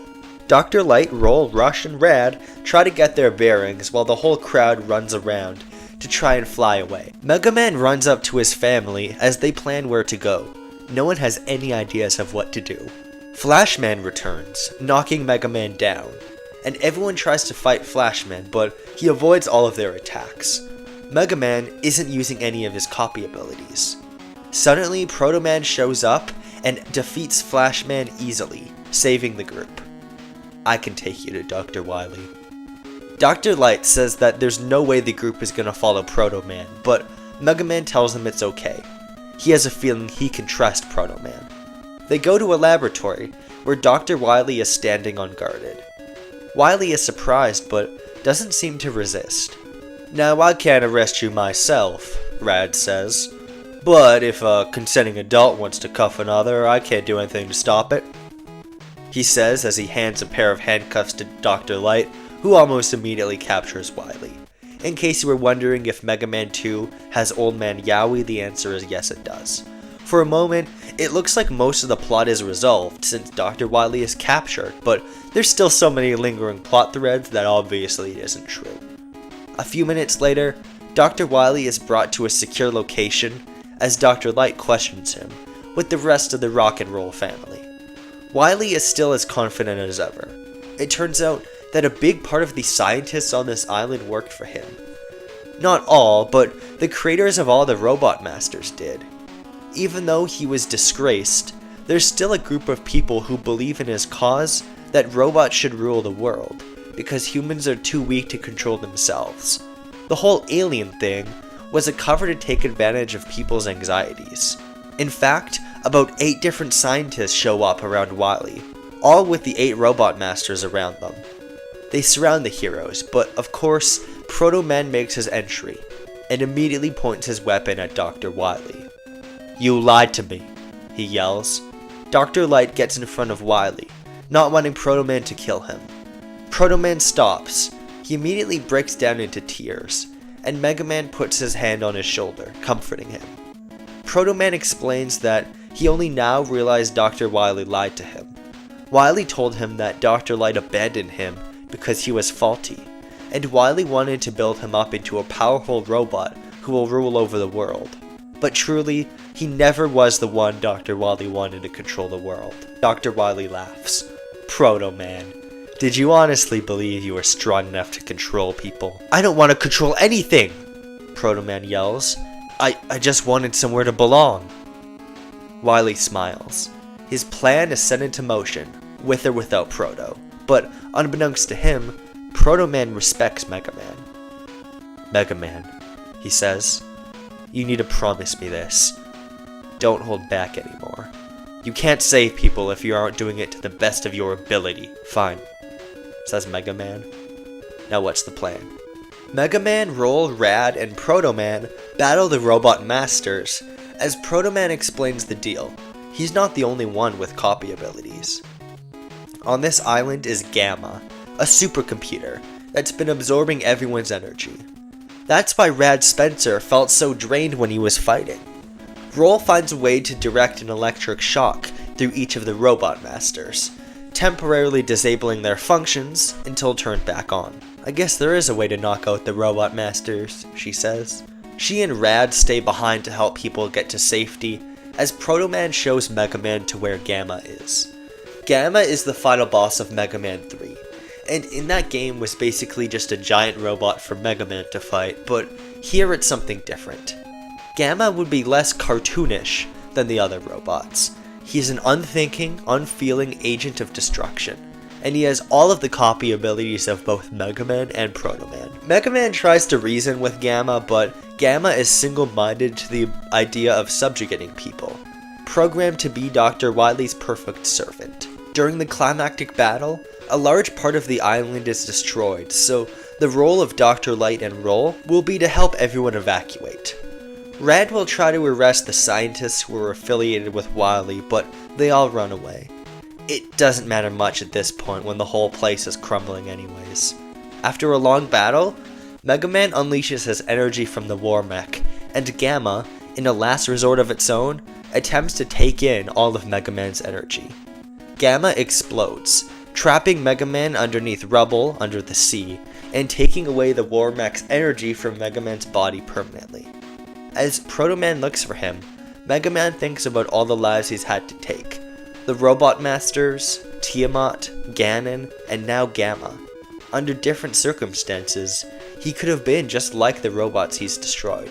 Mega Man starts to wonder if maybe this is where he belongs. Rush, well, rushes to find Mega Man, suddenly running away from Roll and Light. I did not completely forget about him.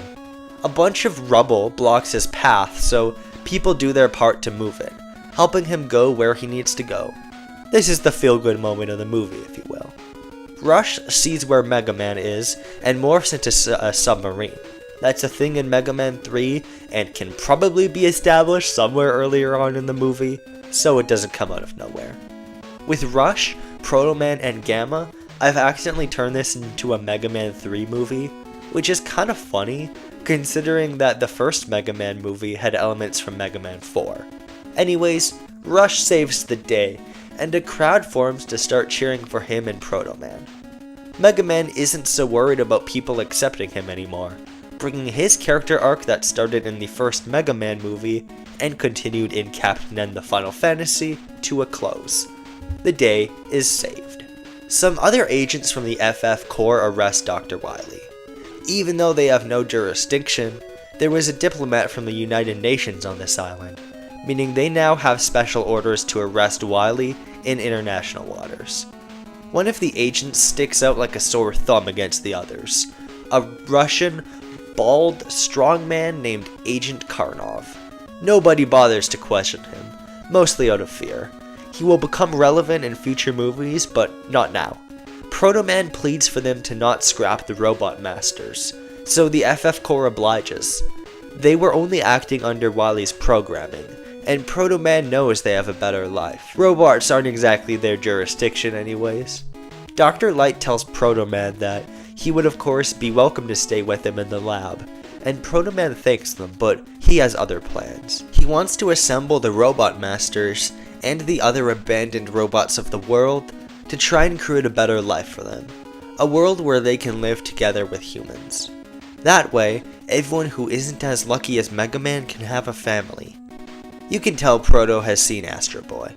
He'll visit Mega Man when he gets the chance, of course.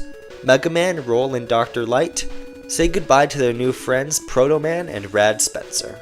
Back at Dr. Light's lab, Light reveals that he's going to be starting a group to investigate corruption in robotic scientists all over the world. Dr. Cossack gets ownership of the lab while he's gone, to which Cossack is overjoyed at the prospect of being the one to carry on Light's legacy. Just like Light carries on the legacy of Hector wherever he may be, Mega Man is happy about being part of building a better world, even if the work is nowhere close to being done. To close off the movie, one last look at what Proto Man is up to. He's with the Robot Masters, who are regretful of their actions and remorseful about almost killing people. There is one last threat though. The tournament never actually finished. Proto Man draws a circle in the ground to act as a ring and fights the other competitor who qualified for the semifinals. The guy he was set to fight, Bubble Man, because it's really funny that Bubble Man got so far in the tournament. The film ends as they clash bubbles. Mega Man 2 follows a similar trajectory to Super Mario Land, in that it chooses to focus on one, smaller location, but the plot balloons in the end. Honestly though, I found it not too difficult to juggle character plot lines, and having character arcs make sense, at least to me. Maybe I'm just getting better at writing these, I don't know. Mega Man's character arc involves learning that the ugly parts of what he's done are a part of himself, and that he can't just ignore them. Having his War Mech powers taken away represents a clean slate, and it also helps future plans to not have a guy with godlike powers walking around.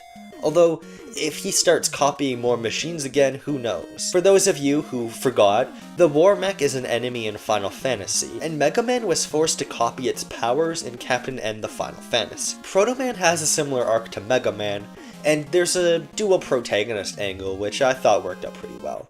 Proto Man has done a few bad things, and he will try his best to make up for them in future movies. Although I will say, I really don't have very many ideas for what to do with him in the future. I couldn't not have Proto Man in the movie though, so I'll think of something. In addition to that, the tournament arc format allowed me to naturally set up a whole ass secret agent plotline, and add in Bionic Commando content, which has fuck all to do with Mega Man at first, but makes some sense in my plot. I'm doing an imaginary cinematic universe, so there's gonna be some smashing of action figures together like that. Speaking of which, the next part is the most action figure part of all, the mid and post credit scenes. The mid-credit scene takes us to a home where Professor Hector is tied up. The real Professor Hector. Just when he's starting to give up on all hope of rescue, Rob the robot shows up. Excitedly, Hector motions for Rob to come and help him. Rob slowly moves forward and awkwardly moves his arms and just picks up Hector. Hector sighs. This isn't really meant to set up anything, but I had to include Rob here. How could I not? I think it's actually kind of fun that because of the tournament, I could include a few different robots from the NES library, like Probotector or Rob himself. I also find it extremely tragic that I could not include any Joy Mech fight content because it was made a couple years after 1991. Post-credit scene. A Galactic Federation ship is flying through space. On board is Mother Brain, last seen in Metroid. She survived the destruction of planet Zebes. The crew secretly planned to take her out, when one is suddenly enveloped by a psychic attack and falls on the ground in agony. "Alright," says Mother Brain. "How long until we reach Earth?" This is basically to confirm what we already know, that Mother Brain will be at least some kind of a threat moving forward. Mega Man 2 actually did have an alien all along. So with that, Mega Man 2 is done, and we're moving on to one I'm genuinely excited for. The first holiday special of the Captain NCU. Dr. Jekyll and Mr. Hyde, a Captain N Halloween special. Dr. Jekyll and Mr. Hyde has a reputation as being one of the most infamously bad NES games. This reputation was pretty much single-handedly shaped by the YouTuber James Rolfe, the angry video game nerd, and I was drawn to the game when forming the idea of this silly Halloween special. Dr. Jekyll is objectively not a good game. It is baffling and frustrating, and the angry video game nerd was right, because I don't know what they were thinking. But honestly, when I was playing the game for footage, I had a lot of fun. It's not good, but going through the levels isn't as bad as I would have assumed, and if you understand the rules, it's honestly worth playing for its place in history alone. I would honestly love a remake of this game, and it's so fascinating, I could easily make a video on it alone. This is not a review of Dr. Jekyll and Mr. Hyde though, so I should get to the actual material. Even though this pitch is a Halloween special, and out-of-date one at that, it will be a canon entry in the franchise. It won't be essential knowledge or anything, but hopefully it will progress the characters and the storyline of the phase in different ways. So with that, here's Dr. Jekyll and Mr. Hyde, a Captain N Halloween special. The movie begins in a dark, boarded-up apartment in London. As the camera pans across the room, there's bills, papers, and assorted knickknacks scattered all over the floor. There's a board on the wall plastered with a series of grainy photographs that all appear to depict some hulking monster attacking buildings and generally being a menace. There is a red string connecting some of the photos and notes scribbled on the wall. A man in a black coat and top hat, looking straight out of the Victorian age, ponders over it all. He checks his watch.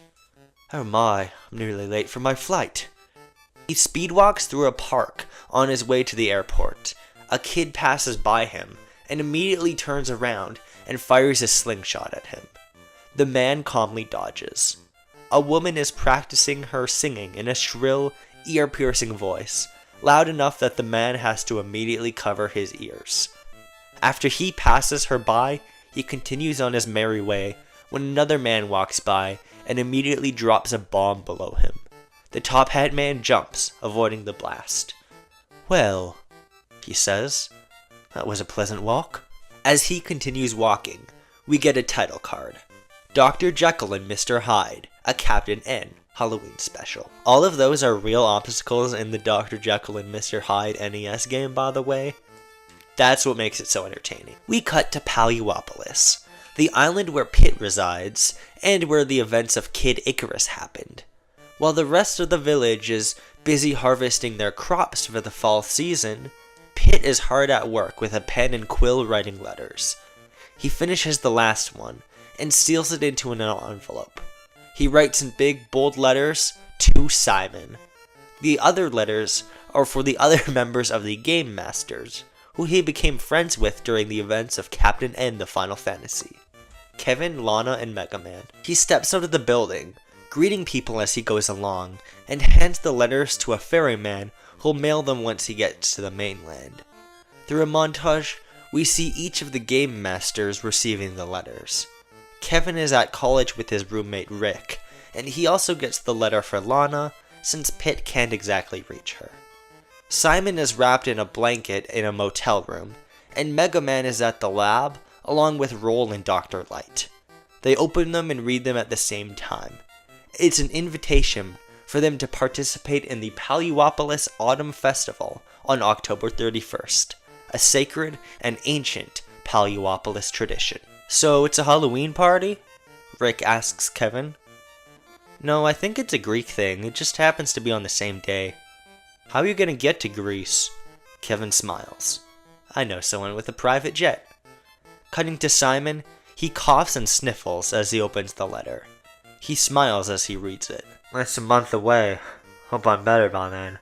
He checks his phone and sees 16 messages and 3 missed calls from Daisy. There's a brief scene of Mega Man receiving his letter, which Roll and Dr. Light are observing. So this is a Dr. Jekyll and Mr. Hyde movie, but it's not just an adaptation of the game/book. It also incorporates characters from across the Captain NCU. The Game Masters will be appearing alongside Dr. Jekyll and or Mr. Hyde. I'm also sitting in on Paliopolis to give Pitt more of a leading role, since there was no solo Kid Icarus movie this phase. Let's get back into it. We're back to the Top Hat Man's perspective. He's at a port in Greece, and introduces himself as Dr. Henry Jekyll to a man running a ferry. "We leave for Paliopolis in 20 minutes, the ferryman says. "Just don't touch the merchandise." Curiously, the ferry is stocked with crates full of candy. Jekyll doesn't question it, and patiently waits for the boat to reach Paliopolis. Jekyll gets off the boat as it reaches the island's shores. He looks around, taking in the island's sights and smiling locals who wave at him. "Wow." Jekyll smiles. "This island has been all but cut off from the rest of the world for centuries. There's so much to study." Before he can walk forward, a jet lands in the middle of the island. Jekyll has no idea what just happened.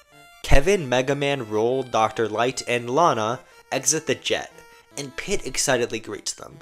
Unfortunately, Simon couldn't make it since he's sick, but Kevin tells Pitt he says hi. There should be at least one scene where Kevin calls his parents too, so Mario, Pauline, and Luigi can appear at least somewhere in this special.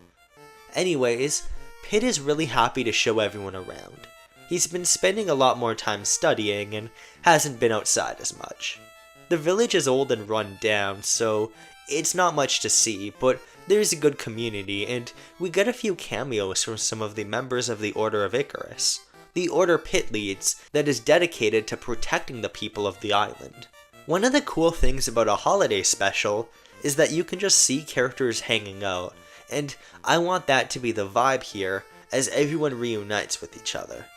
I'm not saying that any of my pitches feel like the original Captain N TV show, but this is probably the one that would feel the most like the original Captain N TV show.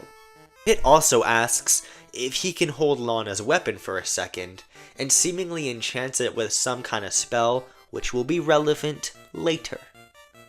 So what kind of customs do you guys have on this island? Mega Man asks. Well, Pit explains, once it gets dark out here, we all dress up and go door to door to get candy. It's so much fun, you guys will love it. That sounds a lot like Halloween, Kevin remarks. Halloween? What's that? Asks Pit. The Paliopolis Autumn Festival is a custom that's been going for centuries. That sounds fun, says Lana, but I didn't bring a costume. No worries, says Pit. We've got you all covered. Cut to the Game Masters, all decked out in costumes themed around gods and monsters from Kid Icarus. Kevin is dressed in a toga with a fake spear and shield. Lana is dressed like Palutena, Mega Man is dressed like Death, and Pit like a Hydra. You look good, Lana, says Kevin. Thanks, I love these costumes. Just then, the four are interrupted by a suspiciously British voice. By Jove, are you the Game Masters? Dr. Jekyll goes up to the four with a smile on his face. I'm Dr. Jekyll. I'm from London, but I came here to study monsters. London can be so hostile sometimes, so it's nice to have a break. From my understanding, there's an autumn festival? Dr. Jekyll? Kevin asks. I know you. I've studied you in my research papers before. Kevin shows him his phone. My boy, is this the paper you're turning in? These aren't real citations. You won't pass any class with this drivel. Jekyll tries to fix Kevin's poor attempt at a research paper as Pit talks. Well, I'm glad you're here on Paliopolis. The more the merrier for our festival. He turns to the rest of the Game Masters. Too bad Simon couldn't make it, though. You're from London? Mega Man asks. I've been there a bit recently to investigate the Mr. Hyde case. The Mr. Hyde case, says Jekyll forebodingly. Maybe we can work together once this is over. I've been investigating it myself, and results have been inconclusive. Who's Mr. Hyde? Asks Pit. He's some kind of creature who's been terrorizing the streets of London lately. Dr. Jekyll explains. Wanton destruction of property mostly. As of yet, nobody knows who or what he even is. Everyone hangs out for a bit until the sun sets. Pit shows Jekyll the Paliopolis library where he's been studying, so Jekyll can learn a bit about the folklore of Paliopolis. He studies for an hour or two until Jekyll suddenly gets a surge of rapid illness. His face has an almost greenish tint as he runs outside in panic. Before he can even scream out in pain, he's hit by a bolt of lightning from the sky. In the horrible flash of light, Mr. Hyde is born. Mr. Hyde should look as close as possible to the box art of the Dr. Jekyll and Mr. Hyde NES game, only a lot bigger and much more outright monstrous, to match his sprite from the game. Hyde walks forward as two monsters emerge from the ground, immediately knowing to serve him. The Game Masters visit the house of the old village chief, who regales them with long and drawn-out stories of his youth. This is what they have to go through for his candy. Meanwhile, the people of this village are having fun, completely unaware of what's been unleashed. That is, until Mr. Hyde hits up a few houses, and start demanding people give him their candy, or he'll beat them senseless. Terrified, houses start to give him bowls and bowls of candy to his sick delight, and his two minions find every baby in the town to steal candy from. The minions in question are a flying bat demon named Eproshka and an old woman named Honoria, both enemies from the games whose names I definitely knew without having to consult a PDF of the game's manual. Throughout his rampage, only one villager is brave enough to stand up to Mr. Hyde, an older, balding blonde man with glasses. In a sneering tone, he jeers, "Your evil plan is to ask for candy? What a crockload of diarrhea horse shit! I've seen more intimidating villains in a Care Bears cartoon." Jekyll bubbles with rage and slumps the villager over his shoulder, preparing to take him to the town square. I mean, what were you thinking? I don't really do casting for these pitches because I don't know that many actors, but to be clear, this is a cameo appearance by James Rolfe, the angry video game nerd. the guy who popularized the Dr. Jekyll and Mr. Hyde game in the first place. This is also another bit of casting. I think it would be fun to have David Dastmalchian play Dr. Jekyll / Mr. Hyde. He's a popular actor with a history of horror, so it would fit, and he would 100% do a movie like this. But the reason in particular I chose him is because one of his first movie roles was the Angry Video Game Nerd movie. I'm not making that up. This is their reunion. Would the Angry Video Game Nerd still have existed or been as influential in the timeline I constructed where Nintendo games just stopped after 1991? Probably not. But I don't think I need to go butterfly effect in this project because there's no way this timeline would exist anyways. The Game Masters see Mr. Hyde and run over to the town square to see what's happened. The Jekyll you know is no longer. Behold, Game Masters, as I enact my evil plan. He lays the villager on the ground and walks forward, stepping right onto the villager to his mild discomfort. I mean, that looks like it kinda hurts, I guess, says Kevin. Who are you exactly? Pitt asks. It is I, the great Mr. Edward Hyde. Mr. Hyde? Mega Man realizes. What's happened to Jekyll? I am Jekyll. Have you all heard of a split personality? Well, I'm the evil side of Mr. Jekyll, assembled into one malevolent being here to cause chaos. So the best you can come up with is to step on a guy? The nondescript angry villager yells. What kind of evil split personality is that? I'd rather have a bull take a— Honora, bring them to me. Suddenly, Honoria walks to the square with not one, not two, but 3 children in her arms, who she gently places down into the square. Jekyll cackles maniacally as he walks forward like a juggernaut to trample on the children. He's stopped by a beam of light to the face. Neat! So that's what the enchantment does, Lana says as she holds her sword forward. She swings it twice more, firing beams of energy at Jekyll, as the children get up and run away. You know how in Zelda 1 you can fire a beam of energy from your sword? That's canon now. A battle breaks out, as the Game Masters fight Jekyll and his minions.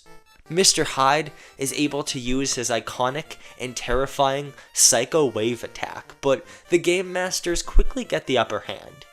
Mega Man picks up Jekyll with his super strength, and is about to throw him to the ground when the demon yells, Stop! Pit, I challenge you to a Medusa battle! The village practically stands still as Pit gasps. Ha ha ha! That's right, I know about your customs, and I challenge you to a Medusa battle. Mega Man asks what that means as Pit explains. A Medusa battle is a game where 2 teams compete to tell the scariest story. They say that if you refuse a challenge, Medusa herself will take your soul. Didn't you defeat Medusa? Mega Man asks. Well, yes, but it's a tradition. I can't refuse a Medusa battle. Here's the deal, Hyde says. I like a good challenge. If I win, you must give me all the candy in Paliopolis. But if you win, I won't harm anyone in this village. Or anyone at all, Pit adds. Fine, Hyde says, as the 2 shake on it. But be warned, my stories are pretty scary. Who's judging the competition?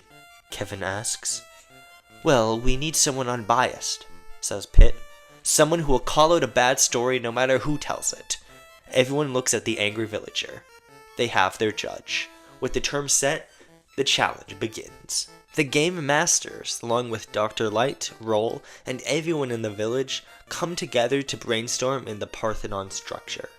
Pit brings in some tomes, and there's a big montage where everyone contributes their own ideas or thoughts, etching them onto one big blackboard. Roll is also researching Dr. Jekyll on the side to find out what's really going on with him, and his split personality. They will call Simon at one point to get some input from him. Meanwhile, Mr. Hyde turns back into Dr. Jekyll, as the other demons torment him to try and find out what makes him scared. Once both sides have come up with their scary stories, the competition begins. In the town square, the whole village watches the competition in suspense. All the candy is on the line as Mr. Hyde clears his throat. One day, there lived a man named Dr. Frankenstein. He describes an abridged version of the original Frankenstein story. By the end of the story, the whole village is quaking in their boots. They've been terrified, all right. Ah, there's my story. Got anything better? Nervously, Pitt speaks up. Well, this is one we've all come up with, and it can scare anyone, even a monster like you. Here it goes. One day, I was walking through a narrow alleyway when I saw an old man selling a... Kevin whispers something into his ear, and Pitt continues. A video game. But not just any video game. It was a haunted video game. We fade away, showing a lot of time has passed. And then it turns out the old man had been dead. Dead for 20 years. There's an awkward silence after the mess of a story, as they both turn to the villager in suspense. Look, I'm gonna be honest here. Pitt's story was the most half-assed cat turd of a story I ever heard in my life. Nothing in the story works together. I mean, skeletons with chainsaws? Really? Well, game masters, time to pony up. Give me all the candy in Paluopolis. In despair, the people of Paluopolis agree to Mr. Hyde's terms. Since they're so isolated from the mainland, the 31st of October is the only day most people even get to eat candy, which makes most people depressed.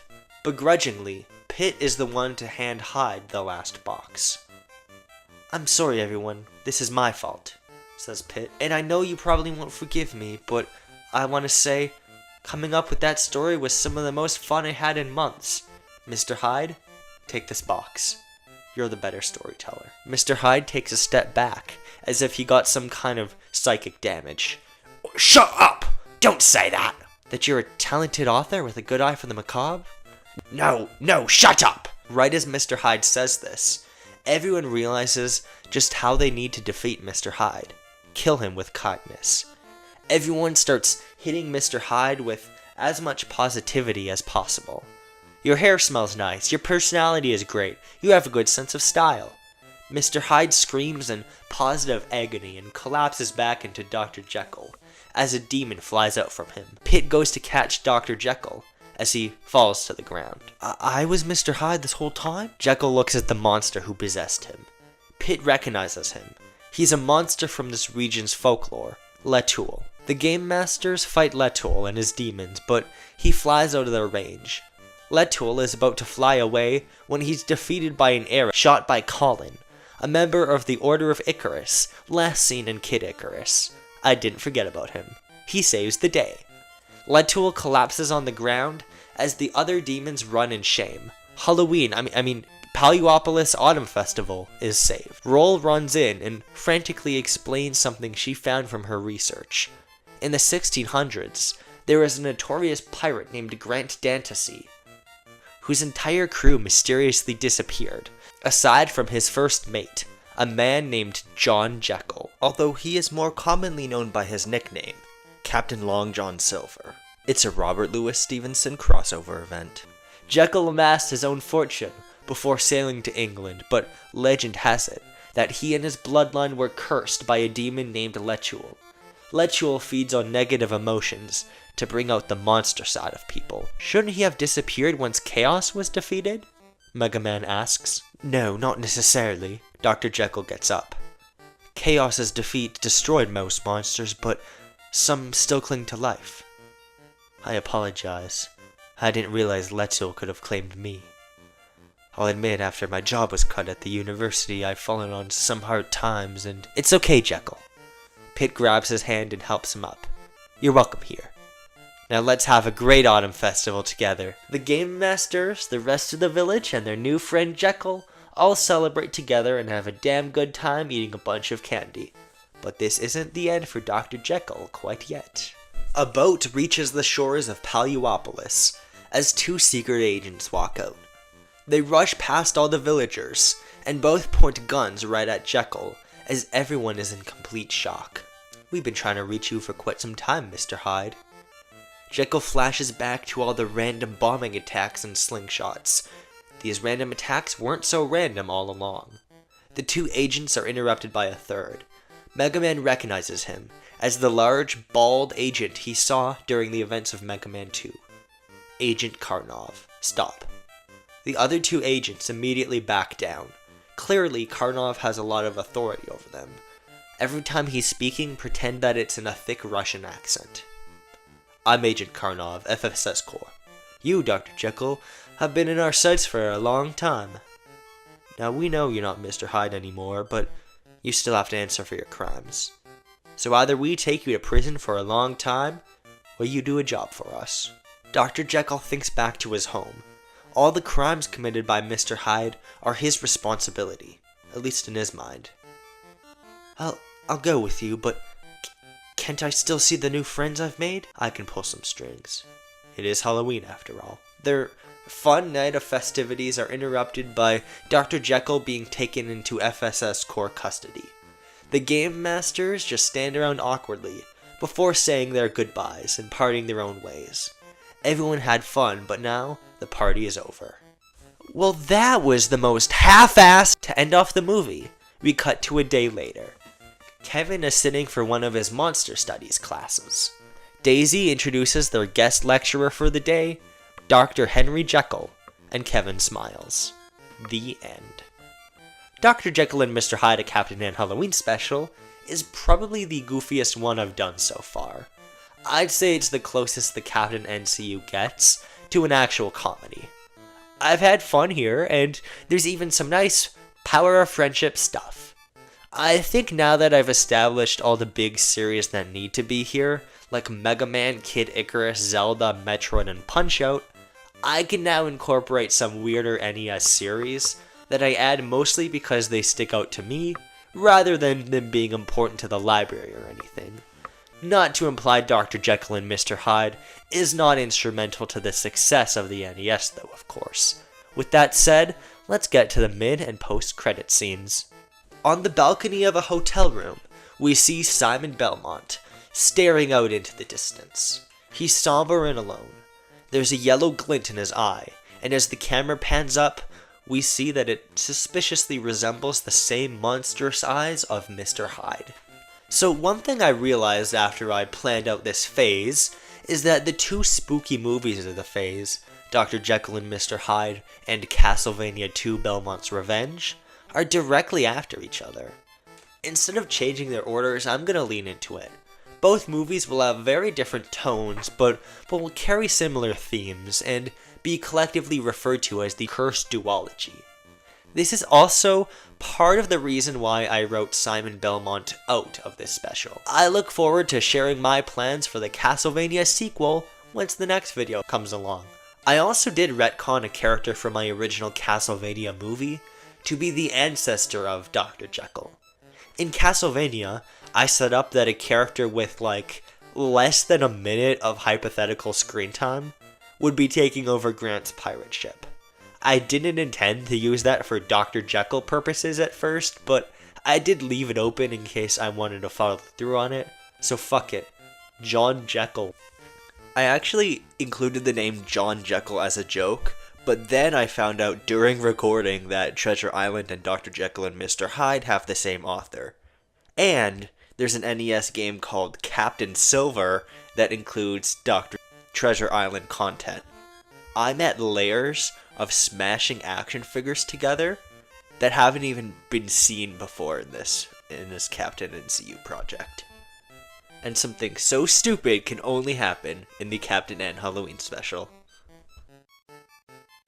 The post-credit scene directly follows the post-credit scene of Captain N the Final Fantasy. Eggplant Wizard from Kid Icarus teamed up with a world-class boxer named King Hippo. Eggplant Wizard shows King Hippo an underground lab with all sorts of complicated technology that makes the whole thing a giant mess of wires and machines. To King Hippo's surprise, the lab is entirely staffed by eggplants with legs, who are awkwardly manning the machinery. They work for me. People I found on the street, and they're all my little eggplants. And if they step out of line, I'll turn them into Musaka. He turns to King Hippo. And if you step out of line, King Hippo, I'll turn you into an eggplant too. So there we go. That's the final pitch of the video, and we are now halfway through Phase 2 of the Captain. And there we go. You made it past Episode 1 of the Captain NCU's Phase 2. So this next one is a little bit different because it's a collaboration between me and my friend Daniel, where he pitched me an Ice Climbers movie. Ice Climber. Sorry, I'm not allowed to say Ice Climber because it's the name of the characters in Smash. It's a big thing. So it's a different format from my normal videos, and I will be totally honest with you, audio quality is a little bit bad. So if you want to skip it over, I get that. Here's Ice Climber.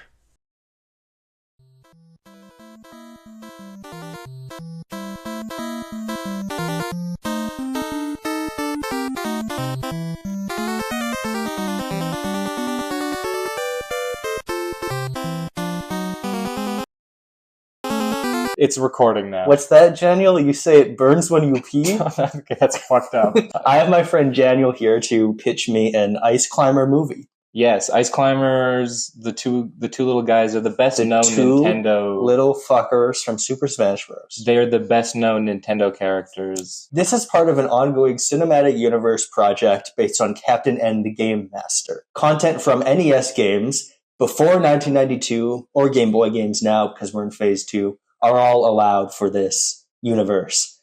That's why we have an Ice Climber movie today. Now you can just jump into this, but there are some references. I don't know. I've never read any of the script. Janiel is just giving me this randomly. I think you would benefit heavily from watching Phase 1. So that's the first 2 episodes. From my understanding, it's like the Ant-Man of this universe. That is how I described it to you. Yes, not in vibes, but in how it fits into the universe as a whole. Mm-hmm.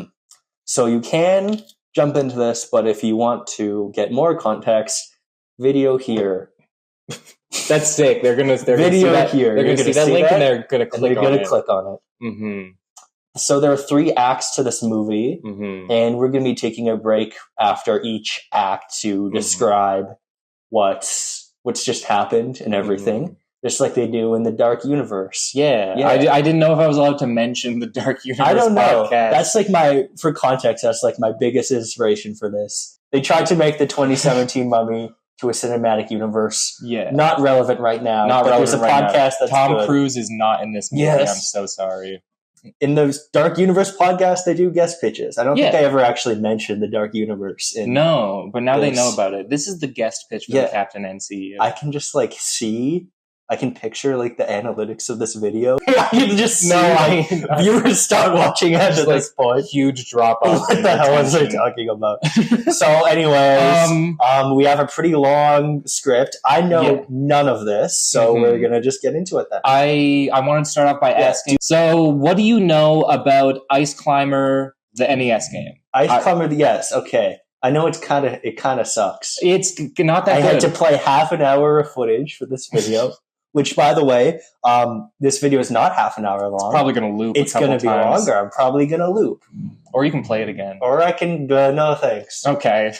I know. I think Ice Climber is like in that era of arcade games where it just like they're trying to make things more complicated, but it's just a very different design philosophy than anything else on NES.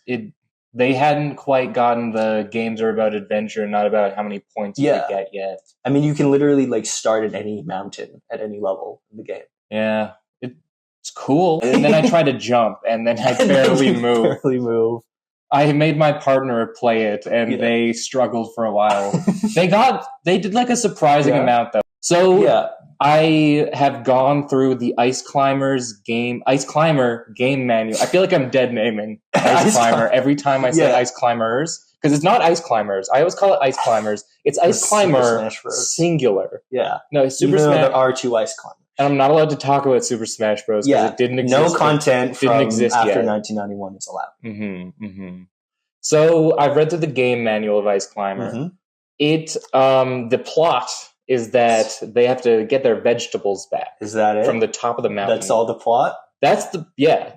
The giant pterodactyl took their vegetables, and so they got to get them back. Yeah. It's a real riveting story. I can't. No, it is. See it adapted. I wanted to ask, what do you expect? What do I expect from Ice Climber? I think it'll be something like. I think because this is your only pitch for me, for now at least, it'll be like something funny. You know, Really? I imagine it to be sort of like a comedy, even. That's I don't crazy. think it will be. I think either that or it will be like super melodramatic and in almost a funny way. I think actually you mentioned something eggplant adjacent. I don't know if this is, we can cut this. I did like almost entirely scrap that idea after I introduced Eggplant After Wizard. you stole Eggplant Wizard from me. I stole Eggplant Wizard. No, we've been working on this for a long time. No, because in something I think of a lot when I think of Ice Climber is the images of the vegetables that you get at the top of the mountain. Yeah. And they're one of the significant ones is eggplants. Yeah, that's their series logo. That's in the Unmentionable game. Unmentionable game. Mm-hmm. Pretty iconic. It's pretty iconic vegetable. There's a lot of NES games with eggplants. Really? Yeah. Without further ado, submitted for approval from the Captain N Society. This is Ice Climber, the movie. We open with the sound of wind blowing. A white screen transitions into a snowstorm. Text says the year, 2005. View of just a python being hammered into a wooden mallet. The camera... What? That's when I was born. Cool. I'm starting back a bit. There's the view of just a python being hammered in by a wooden mallet. The camera then zooms out to show a man with tan skin and black hair which flows out of a blue parka and a surprisingly small amount of climbing gear for this clearly dangerous mountain terrain. The camera then follows his tether to a similarly dressed person, the only major difference being her parka is pink rather than blue. These are Nana and Popo. We see Nana struggles to grab a python off of her belt due to it slipping from her mitten. She then takes off her mitten with her teeth, grabs the python with her bare hand, and hammers it into the cliffside. Observant viewers may note the simple wedding band on her hand. Popo pokes fun at her a little bit. Can't believe you complain about cold hands. Taking off the mittens isn't going to help with that. Suddenly, a fraction of ice beneath one of Popo's feet breaks off and he slips, but manages to catch himself and keep his footing. We pan over to Nana to see that she has grabbed onto Popo's tether almost instinctually. She then climbs up to him. Everything good? Her casual comment, underlying the worry that was on her face just a second ago. Yeah, I'm good. Stuff like that just still shakes me. He brushes himself off. Are you good to keep going? Not that much more to go. He takes a deep breath in, holds it, then releases his breath into the cold mountain air. Just gotta power through this last bit. Don't overexert yourself too much. We zoom out to see the mountain as a whole. People who know more about mountains than me would probably say, wow, that looks like a big, tough-to-climb mountain. The ice climbers then reach the peak of the mountain. They both set their bags down, and Popo retrieves a small cloth satchel and brings it to the edge of the mountain peak. Nana puts her arm around his shoulder as he unties the bag and releases the contents into the wind. It's a dark gray powder that catches the wind easily. The look on Popo's face shows a sadness. This clearly weighs heavily upon him. Nana looks at him with sympathy and comforts him. We hold this shot until the ashes are completely out of view, then we wait another full breath before the shot cuts. We see hot chocolate from a kettle being poured into a mug as it's handed to Popo. He takes a sip, then stares blankly forward as if lost in thought. Nana sets the kettle back onto the little campfire that's been set up, then sits across from Popo and removes her hood to reveal her medium-length black hair. There's a pause before Nana speaks. You should talk about it. No, I think I should process this on my own. Hey, she says with a softness. Talk about it and you'll feel better. I promise you. She holds her mittenless hands out towards him. He holds her hands and we can see his own matching wedding band. They both take a deep breath and there's a pause before Popo speaks. Feels like a weight has just been lifted from my shoulders, but I've been carrying for so long I don't know how to feel without it. I know they meant a lot to you, and just because you've let them go doesn't mean you have to forget them. Part of them will always be with you. Takes another deep breath. Thanks. He gives a light smile. Anna returns his smile, and we see both of them on opposite sides of the campfire. The camera zooms in on the campfire slightly, then hard cuts to a log cabin on fire with a ransacked farm in view. Text at the bottom of the screen says, 3 years later. We see Popo approaching the cabin. The landscape is notably not super snowy. There's still a little bit of snow, though. There are lingering shots of the garden, crops ravaged, obviously taken from. Popo sees the fire, drops his bags, and runs to the building. Popo tries to open the door. He wrestles with the handle and ultimately decides to bash down the door with his shoulder. We linger on the burning building for a little bit longer. We see the flames growing. Maybe a window explodes. Popo eventually comes back through the now broken door with Nana alongside him. coughing with an arm around him. They get a decent distance from the house, and Nana lays on the ground. We can now see that aside from the smoke and ashes, she's taken some non-fire-related damage. We see some bruises and cuts, and most notably a gash down her left arm. Popo says with desperation in his voice, "Wait here, I've got to get..." He's interrupted by Nana grabbing him. We see her face. She's on the verge of tears. She says... They took... She can't finish her sentence without breaking into tears. Popo immediately embraces Nana to comfort her. We zoom out and the screen freezes over, and we hear a somber piano rendition of the classic Ice Climber theme, along with the title of the movie, Ice Climber. So I really like your writing style. I find it very like cinematic, you know? And I'm definitely intrigued so far. Really? Okay. And I believe this is our first explicitly non-white Captain NCU protagonist. Yeah, I guess. I guess. Like most of, like, this is based on games from the 80s. So no, I did. I just need to justify this to my audience. I did actively think while doing this, these are like the only non-white NES characters. I mean, a lot of characters aren't explicitly white in the Captain NCU. Yeah. So if I did casting, maybe I'd have anything other than white people. I'm sure you may have noticed this, but I did decide to make Nana and Popo just confirmed a couple. In Ice Climber, it's ambiguous, and in Smash Bros, I don't really have much to say because it's so very short segment. Very short segment, just up to the title card. Yes. I do like the somber piano rendition, though. I like that. I thought it would go over well with the Ice Climber fan that's out there. The Ice Climber fan. The one singular. Maybe someone's made that. I googled it and they haven't. No. There is a piano version of Ice Climber theme. Well, it's like a 10-second loop. Yeah, it's catchy though. Yeah, it is catchy. This next scene is them going to a mountaineering store in order to gather supplies for the climb. I'm going to summarize, but essentially, interactions with store employees establish for the audience that Nana and Popo are world-renowned and known as prestigious ice climbers, as well as giving us a glimpse into their personalities. Popo is the more laid-back of the two, and will often disregard his own well-being to not bother others. Nana seems more closed off and doesn't seem to like anyone other than Popo. Some other important things to summarize for this scene is the employees imply that today is not a good day to climb, as there will be a big snowstorm, and that many professional mountain climbers have passed through, never returning. The mountain Nana and Popo plan on climbing is known as Mountain 32. Really subtle nod to the video game Ice Climber. It has a reputation for being dangerous, with there being monster sightings, which are treated as cryptids by the employees. And someone has a really blurry photo of a silhouette of a creature that looks like a fuzzy orb. To end the scene, someone grabs a mallet off the shelf and transitions into them holding the mallet in the next scene. So this next part is a super brutal mountain climbing sequence, much more treacherous than the first mountain scene. I can't for the life of me think of how to make this interesting with the pitch, so here's the gist. It should be around 10 minutes. In this scene we show how skilled they are, but also that they rely on each other. We show the large snowstorm happening. We show bodies of previous climbers to establish stakes. Maybe there can be Easter eggs to other Nintendo properties here that I couldn't think of while writing this script. And there are references to the game through whistles in the wind sounding like game sound effects, because that's silly and fun. As they climb the mountain, the rocks get more cube-like, some clearly man-made, being ice from igloo stuff, others appearing to have naturally formed to almost look pixelated. Nana and Popo point out the lack of chisel marks. The scene builds, the sounds of the storm becoming louder and louder, until the storm silences as they appear to breach the top of the snowstorm.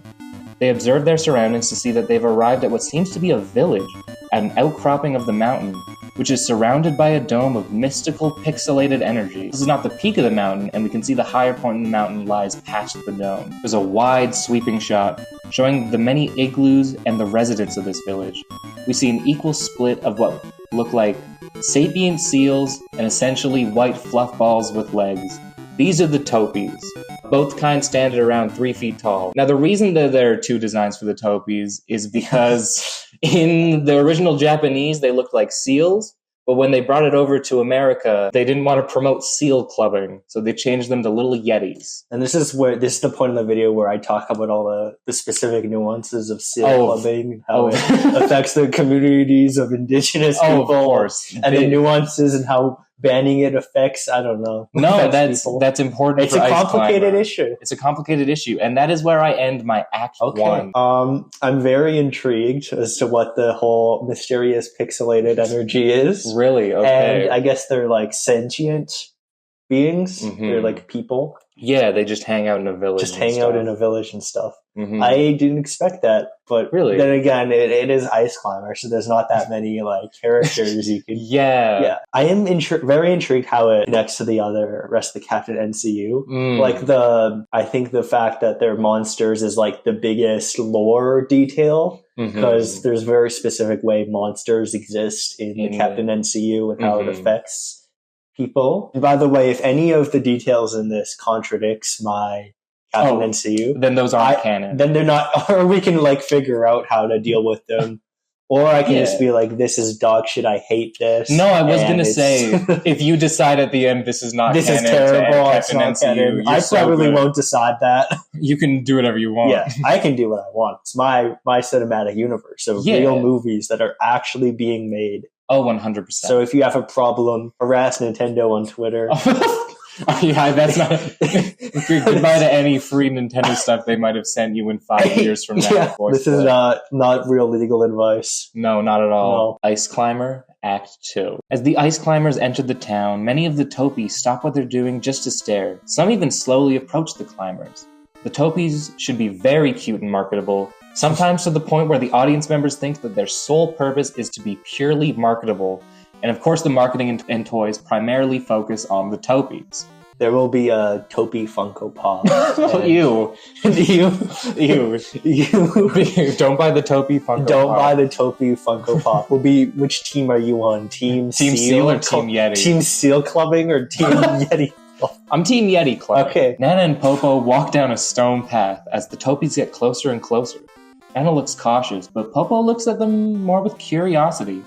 One of the Yeti Topies works up the courage to approach, holding a blue pixelated flower. The flower Topi gets close enough to tug on Popo's parka, to which he notices and kneels down to meet them face to face. Observant viewers may notice Nana unholstering her mallet. Hey, little guy. And then the Topi makes a noise, which I will demonstrate now. I love that. Part of me thought it was might be too close to the grinder sound effect, but you can cut this out so that no one thinks that. Reminds me of like porgs from Star Wars. Oh yeah, those things that are made for purely marketing reasons. Yeah, they were in marketing reasons. They were in my head while I was writing that earlier part. The Topi then holds out a flower towards Popo. Popo chuckles. Is that for me? He points at the flower and then himself. The Topi nods. As Popo reaches to receive the flower, the Topi is slammed on the head by Nana's wooden mallet, causes Popo to lurch back, and causes the Topi's eyes to become triangles, and they're sent waddling backwards. You know, like in the game. This causes all the other Topies to panic and run around comically. Do you think that was necessary? They seemed peaceful. I'm not taking any risks. You weren't there, but it was those things that took. I know. I just think we should start with diplomacy. Fine. Just please be careful. Popo picks up one of the seal Topies that are running around. The Topi still does the waddle motion well in the air. Hey, I'm really sorry about my wife, but could you point me in the direction of someone really important or something? The Topi immediately regains composure and points its flipper down the path. The camera follows to show a huge mansion made of ice blocks that we somehow did not see in any of the sweeping shots of this place. The mansion looks absolutely beautiful, with a large gate out front, fountains with polar bears on them, and like 5 hot tubs, some of which have Topies in them. The camera then cuts back to Nana and Popo, right outside the gate, the former of whom presses the speaker thing that lets you talk with the person inside the mansion. Hey, we're looking for... She looks back to Popo. Someone really important? She rolls her eyes, but not in an annoyed way. We're looking for the most important guy here. A booming yet cool voice from the intercom speaks back. Heh. Well, you've come to the right place. Why don't you step in so we can have a word? The gate opens up automatically and they walk through. The Topies start to follow them again. As they swing open the huge mansion doors, they find that the inside looks more like that of a castle, I just read it. with the stone pillars and a purple carpet that leads to a golden throne. The instrumental to Ice Ice Baby is playing on a ghetto blaster in the corner. For people born after 2000, a ghetto blaster is pretty much a boombox. Sitting on the throne is a bipedal polar bear wearing sunglasses and swim trunks. All his mannerisms are that of someone trying their absolute hardest to seem as cool as possible. Think of the Duff mascot guy from The Simpsons mixed with Vanilla Ice. In a perfect world, he is voiced by and motion captured by Vanilla Ice, doing his deepest possible voice. That's my one real life. I love that. I only realized halfway through writing it that Vanilla Ice should be in it.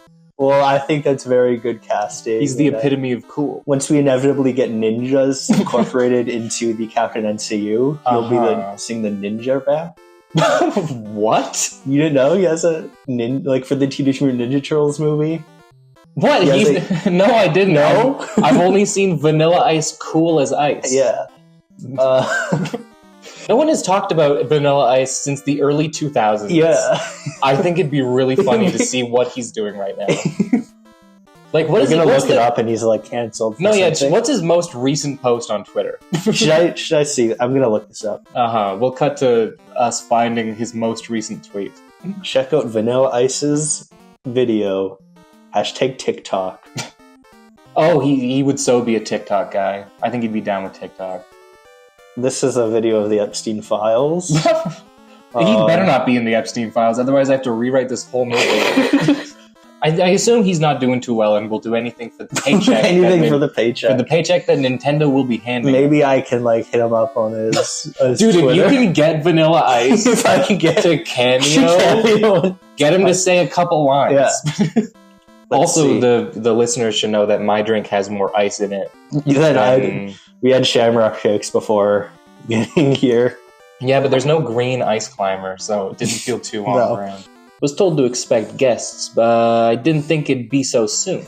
Can I just say to everybody, he's written in his script $sign as Nana is N, Popo is P, and the polar bear is just $sign. Well, I couldn't use P because Popo is signified. Anyways, I thought it was fun. Yeah, you were expecting us?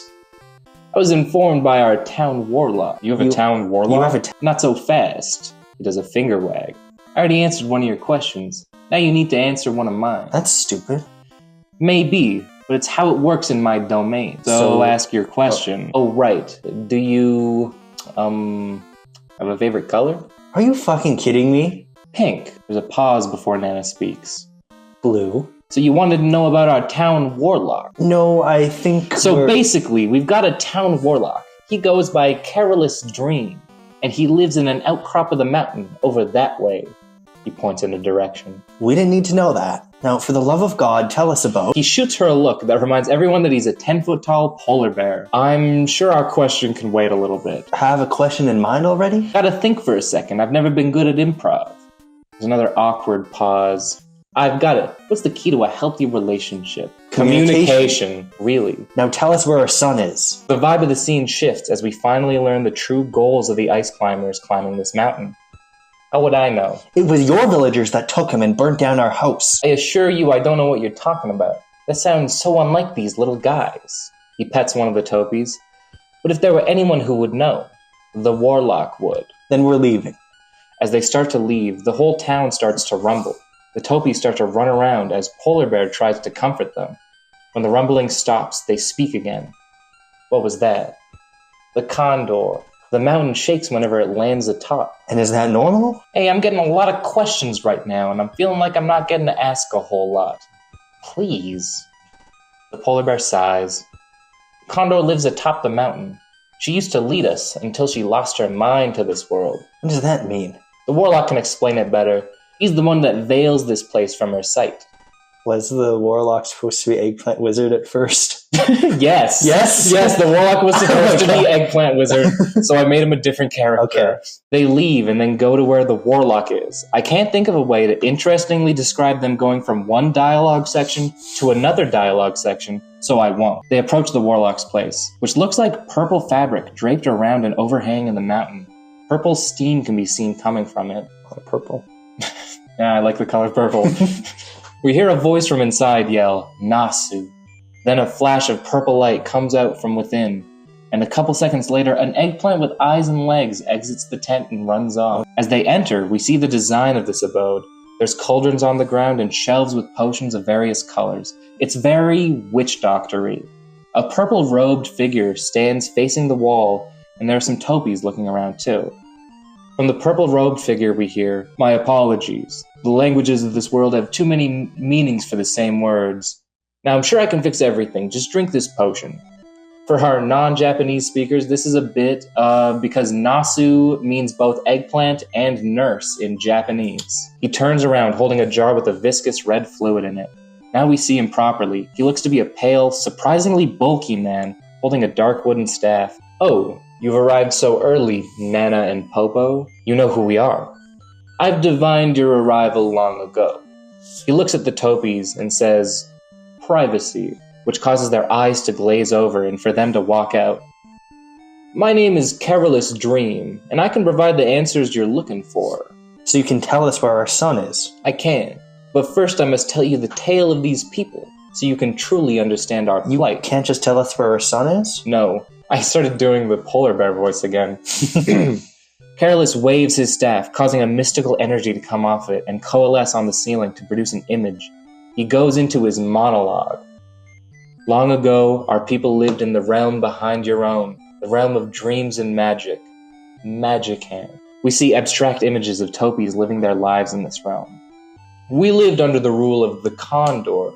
She was just for a time, but eventually, the promise of power corrupted her.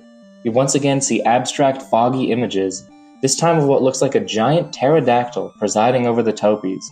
Then eventually we see the silhouette of Chaos looming over. Strings reach from his figures and attach to the pterodactyl, which then pulls her along until she is side by side with the others of Chaos's minions. This would be like Garland, Tiamat, Bowser, Ganon. And since this takes place before Mario, we can have other cameos here. Yeah. Because maybe the roster is swapped out between. After her corruption, her rule became unjust, and the people fled. Their people no longer following her orders, she became mad and sought revenge.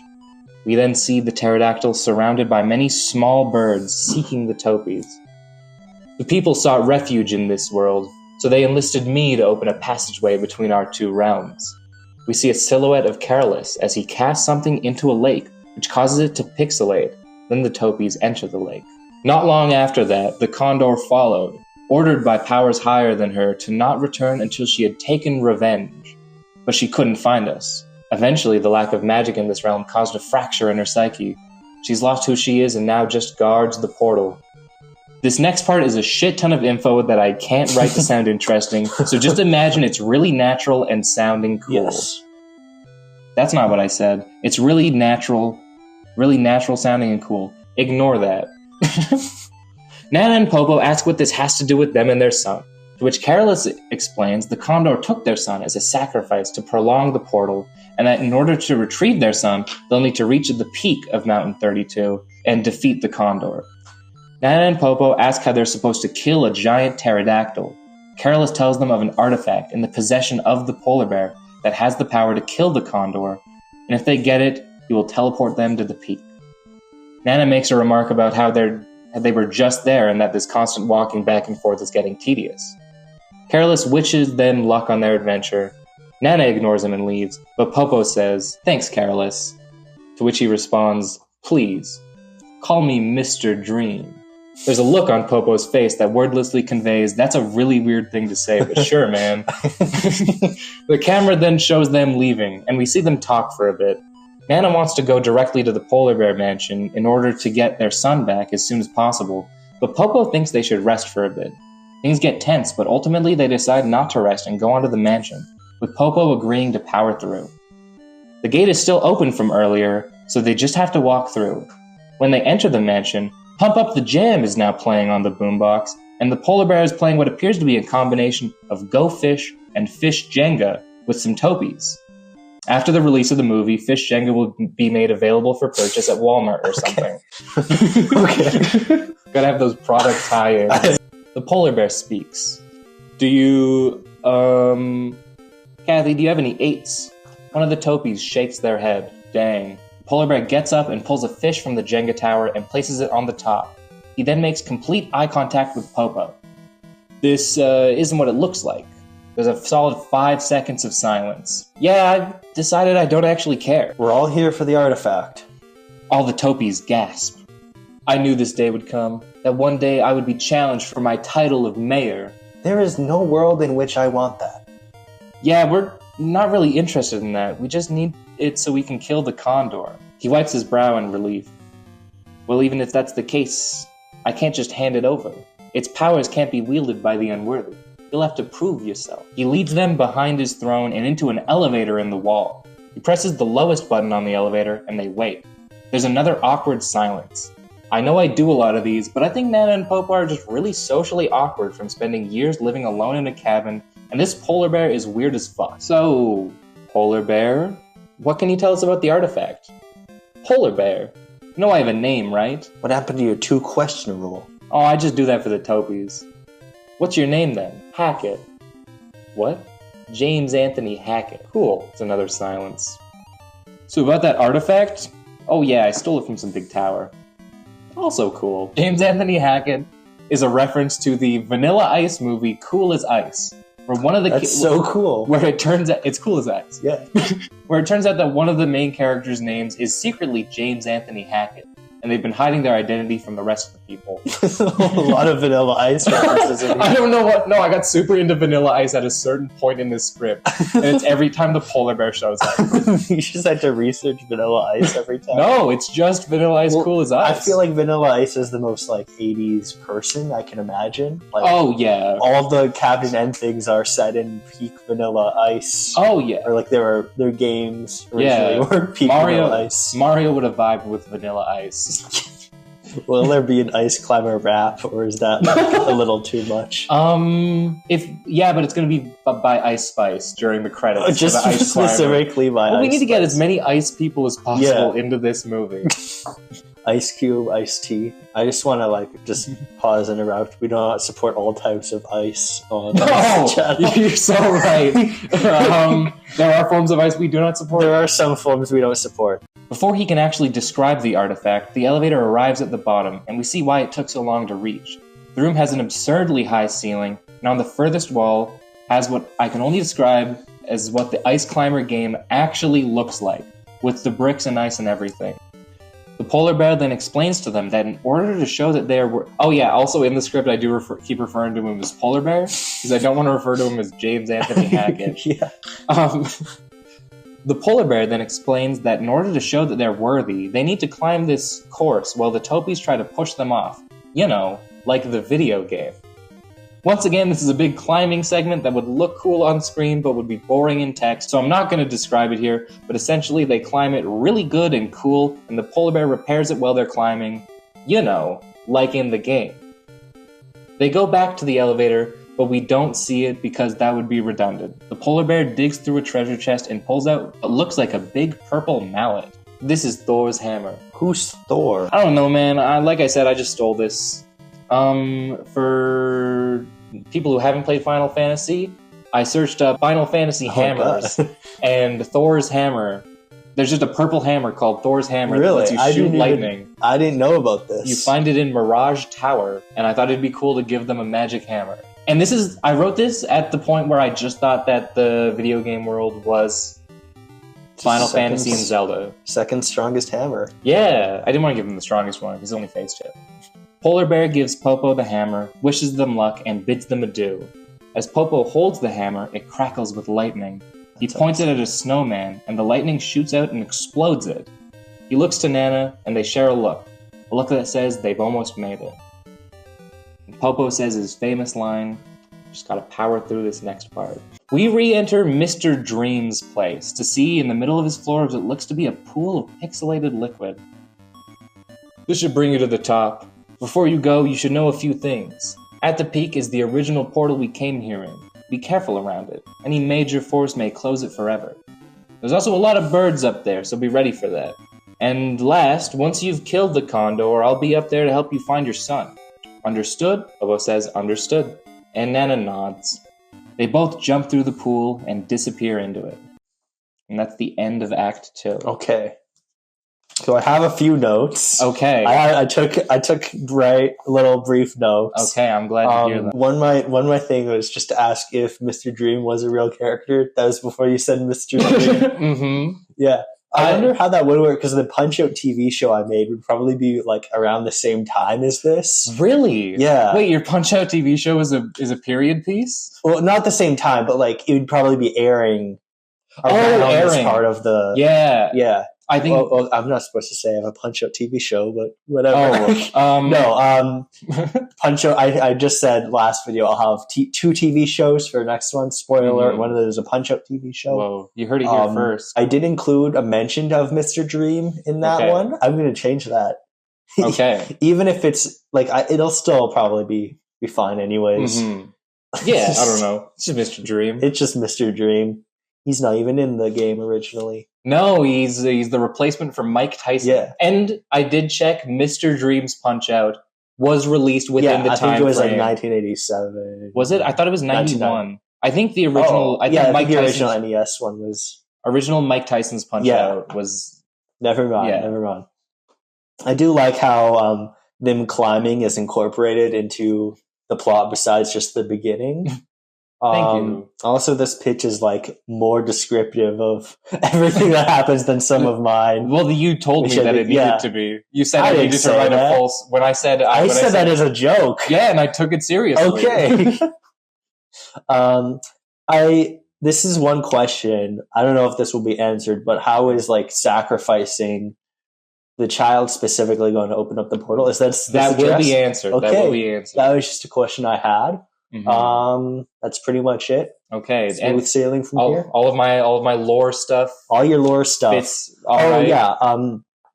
It is definitely like kind of out of the blue a bit. Yeah, I know. Like I do that in my scripts all the time. Oh, but I think one change they could make is maybe Popo would ask about it at first, because originally it's just him saying like, "Hey, do you want to know all our secrets?" I think maybe Popo... Make the cast curious. Yeah, Popo could be a little curious, like ask what it is. No, I think that's a good idea. I made 2 characters that are just objective oriented, and I am realizing that doesn't leave a lot of room. I had to really abruptly put in the monologues and exposition. I think Popo could be like, you mentioned he's like more socially awkward. Maybe he could be like wanting to know what's going on with all the Topies, which would probably... Even though they're supposed to be both like more like stoic characters, I don't know if that's the right word, but like more in it for themselves. I think Popo would probably be. I think the script would benefit from that a lot, and I think if I were to do a take 2, I definitely think that, or if I were to expand it, which we're not. You don't have to. Which we're not. This is the final draft. This is the final draft. Well, this is a very like brief draft. We'll have to wait till do a second draft when Nintendo sees this. Oh yeah. Nintendo's going to get the Popo is curious about the plot draft where it fits in really nicely. And none of it's abrupt. We're now jumping into Act 3. There's a wide shot of the peak. The storm is still raging, and a huge pool of that same pixelated portal liquid sits in the center. On many of the rocks there are red birds. These are the nitpickers from the video game. Nana and Popo appear through a much smaller pool, and immediately all the birds stare and start to growl. Nana and Popo stand back to back, and as the birds attack we get a cool fight sequence where basically Popo shoots a bunch of lightning, and Nana beats a bunch of birds to death with a hammer. I'm sure a proper fight coordinator could make this look really cool. Eventually the attacks from the birds bring Nana close to the small drop, and she falls and rolls for a bit. She gets up quickly, and as she gathers herself, the camera is framed in such a way that behind her, what we thought was the cliff face, is a giant eye that opens up. Nana looks over with a shocked expression as the condor rises from the snow. The condor looks to be a red pteranodon, but is at least 30 feet tall and looks to weigh like 70 tons. The condor screeches loudly, causing the mountain itself to shake. The condor looks directly at Nana, and everything goes black except for Nana and the condor. Think of like what the Lich from Adventure Time does. The condor seems to speak telepathically. She sounds something like the Sea Emperor from Subnautica. I know that's two referencing things Yeah, back two to references that are very specific to you, back. I imagine. No, I had very specific thoughts Yeah. when I was writing this. If the people who know. Shout out Subnautica. How did you reach this place? Where's my son? Son, I know of no child in this place, but I sense a magic on you. Careless sends another to try and kill me. What are you talking about? He's a fool to have sent you himself. I can sense him and his people. Oh, yeah, the giant globe that stops the storm must have been super hard to find. Shh. Quiet and cease to be. As the condor begins to slash towards Nana with her claws, Nana is pushed out of the way just in time by Popo, who takes the slash across his chest as blood splashes out, and suddenly we can see the background again. He winces in pain, points Thor's hammer at the condor, and lightning shoots out, which immediately starts to singe her skin. She screeches and flaps her wings as this clearly does some damage before jutting her beak forward and stabbing Popo through the stomach. As he stabbed, part of the mountain they're on crumbles and both Nana and Popo fall into the storm. The condor, smoke coming from her wound, begins to take off, and we cut to inside the dome. We see the topies going about their day until a shadow looms over them. We pan up to see the condor perched atop. She starts to dig her talons into the barrier, which starts cracking, until finally it shatters, turning into a fine pixelated dust as the storm blows in and the nitpickers dive through. We hear screams as it fades to black. We still hear the sounds of the storm. The first thing we see when the screen cuts back is Nana shooting up from lying in the snow. She has a gash on the left side of her face, presumably from the fall. She tries to get up, but yells out in pain, then looks down to see her leg is broken. She then looks further to see Popo leaned up against a wall, gushing blood from the wound. No. She crawls over to him, holds his hand and starts to break down. Popo speaks softly. Nana, I'm so... Shh, don't speak. We need to get you a doctor or something. Nana, I don't think... You need to keep going. I can't, not without you. You need to. He's our boy. He's still out there. He needs you. I can't. She pulls his hand close, breaking down into a full sob. Nana, I love you. You just need to power through. He starts to fade. He leans his head onto hers, touching their foreheads together. As Popo dies, the camera zooms out. Time passes, and eventually we hear an ethereal voice that comes in staticky, like a phone with bad connection. Hello? Can you hear me? Nana looks around confused, face now smeared with blood. It's the voice of Mr. Dream. Cool, you're alive. I don't have much time to explain. Meet me at these coordinates. Nana then grabs her head in pain, but it quickly passes. Fucking wizard. That's what they called me in high school.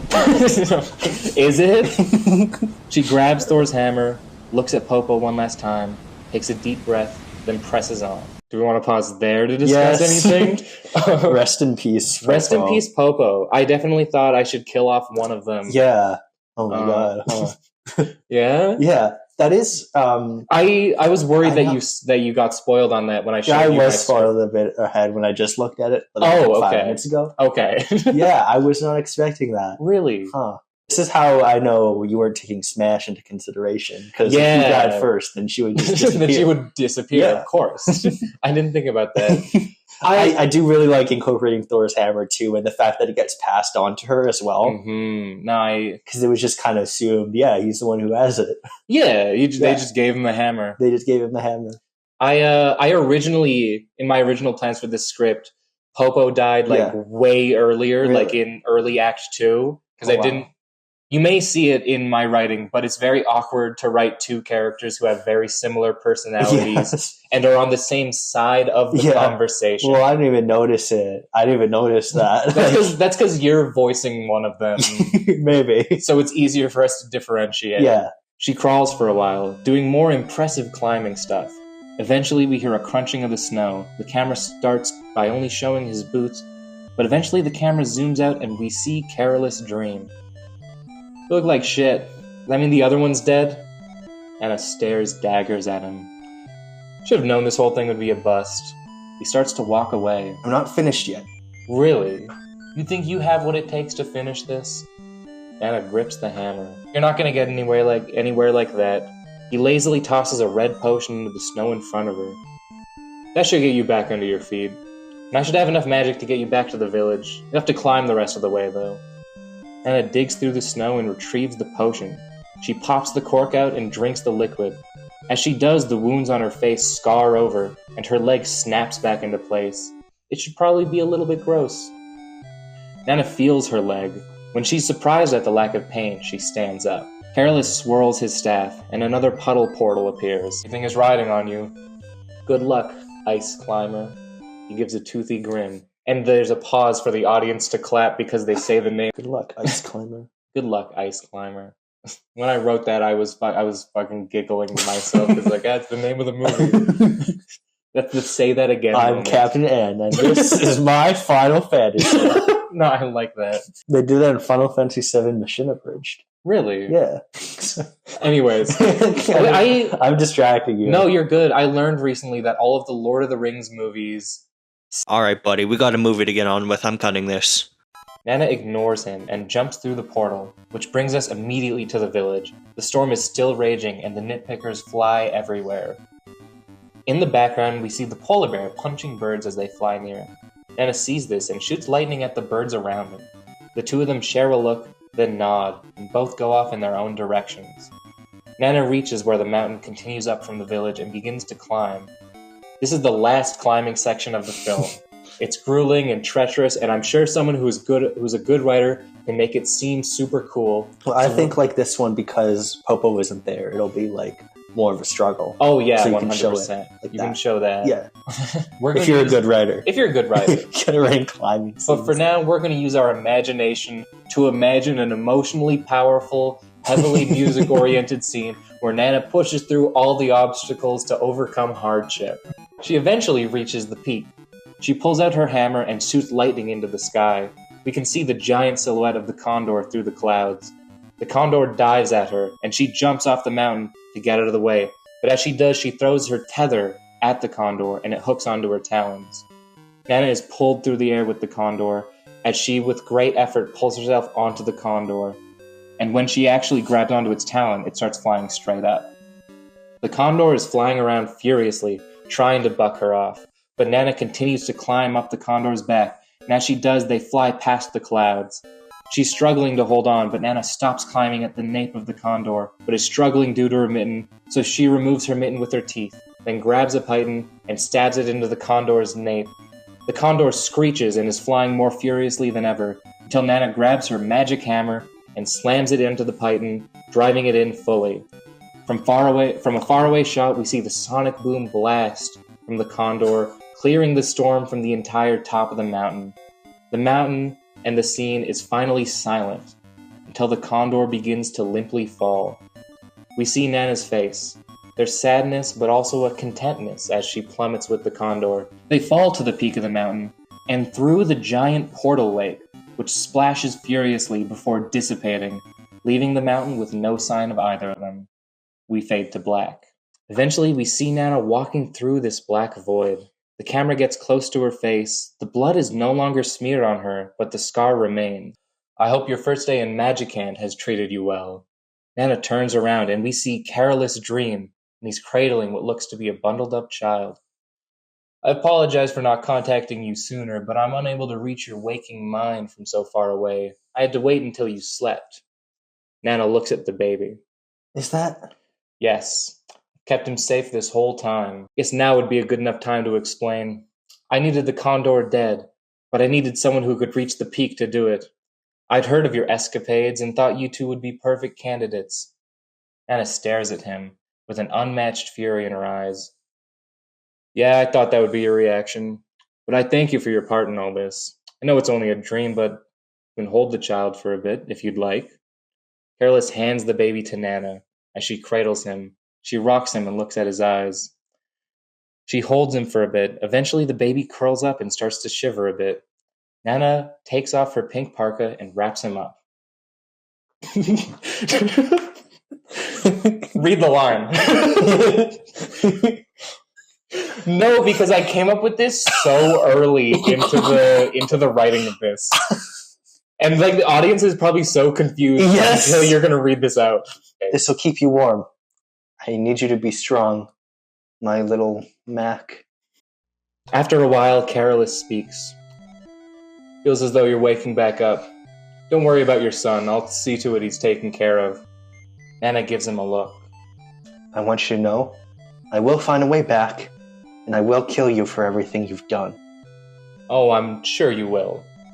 Suddenly, Nana shoots awake. She looks to be in a calm forest. Nothing like the rest of the movie. She looks sad. End of Ice Climber. I have questions.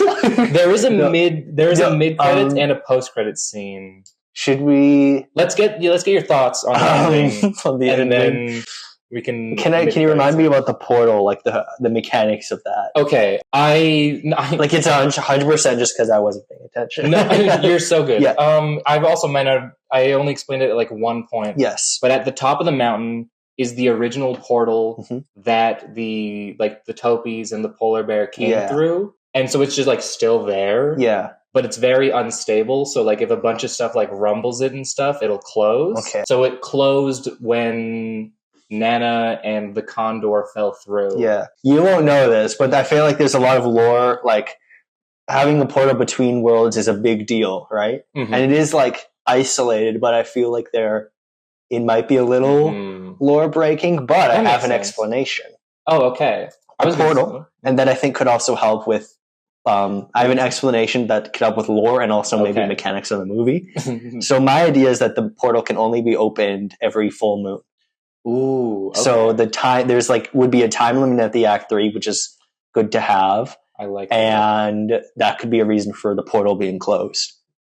This is something I established kind of in the post-credit scene of Legend of Zelda Quest of the Avatar. Spoilers. But it is a mechanic from the Ultima series. Okay. Which is like an RPG series on the NES. Because they have a thing called moon gates you can use to travel between worlds. I don't know if people are actually going to pay attention to this episode and use it for future lore, but who's to say? Yeah, so my idea is that it's moon related. Okay, I like that, and that can be it. Mm-hmm. I should tell you, when I first came up with this, it was that this is a part of the world where the two worlds are most closely connected. Yeah, which is kind of what is what you did, and I believe it was either Kid Icarus. Yeah. And so when I heard that in Kid Icarus, I was like, oh, now I'm gonna make something else. I think it can make sense for there to be multiple spaces with that, especially if it's like, because this one is high up in a mountain, last one was like deep underground in a cave. Yeah. So it can make sense that places like those are where the barrier between dimensions is. I like the portal being open only on the full moon, though. I think I also have another detail to add, which I was gonna ask this before I got to the ending line. Okay. I was legitimately gonna ask, can Mr. Dream die? Oh, because my idea is to make him part of the Lephanes, like the alien species. Oh, and so. There's a character I will have in a Legend of Zelda movie who is a descendant of the Lephanes, and they have a method of going between dimensions. So I think to preserve him being the last of the Lephanes, but I mean, it kind of already would die anyways. It's implied already. But I don't know what you're doing with post-credit scene. Maybe that will... Carolus Dream does not show up. Okay. Did I explain why his name is Carolus? No. All I knew was that he had to have the last name Dream, so that he was Mr. Dream. Yeah. Carolus, after Carolus Linnaeus, which is the scientist who made modern biological taxonomy. Okay. No reason. I just thought it sounded cool, and I was thinking about Carolus Linnaeus. Interesting. Okay. Maybe we should address the elephant in the room, which is Little Mac. The Little Mac one? My Little Mac. I came up with that line specifically. Like, it's a baby, you'd call them Little. Their name is Mac. I don't even understand how that would be incorporated into the future, because Little Mac is in New York. Carolus says something like, I'll see to your son's taken care of. Okay. As in, I think I originally had him say something like, I've got family in Brooklyn, New York. But that felt like a weird one. That felt like a little weird, but the fans will know. The fans will know. This is probably the thing I was most worried about. Contradicting I guess stuff it can make sense.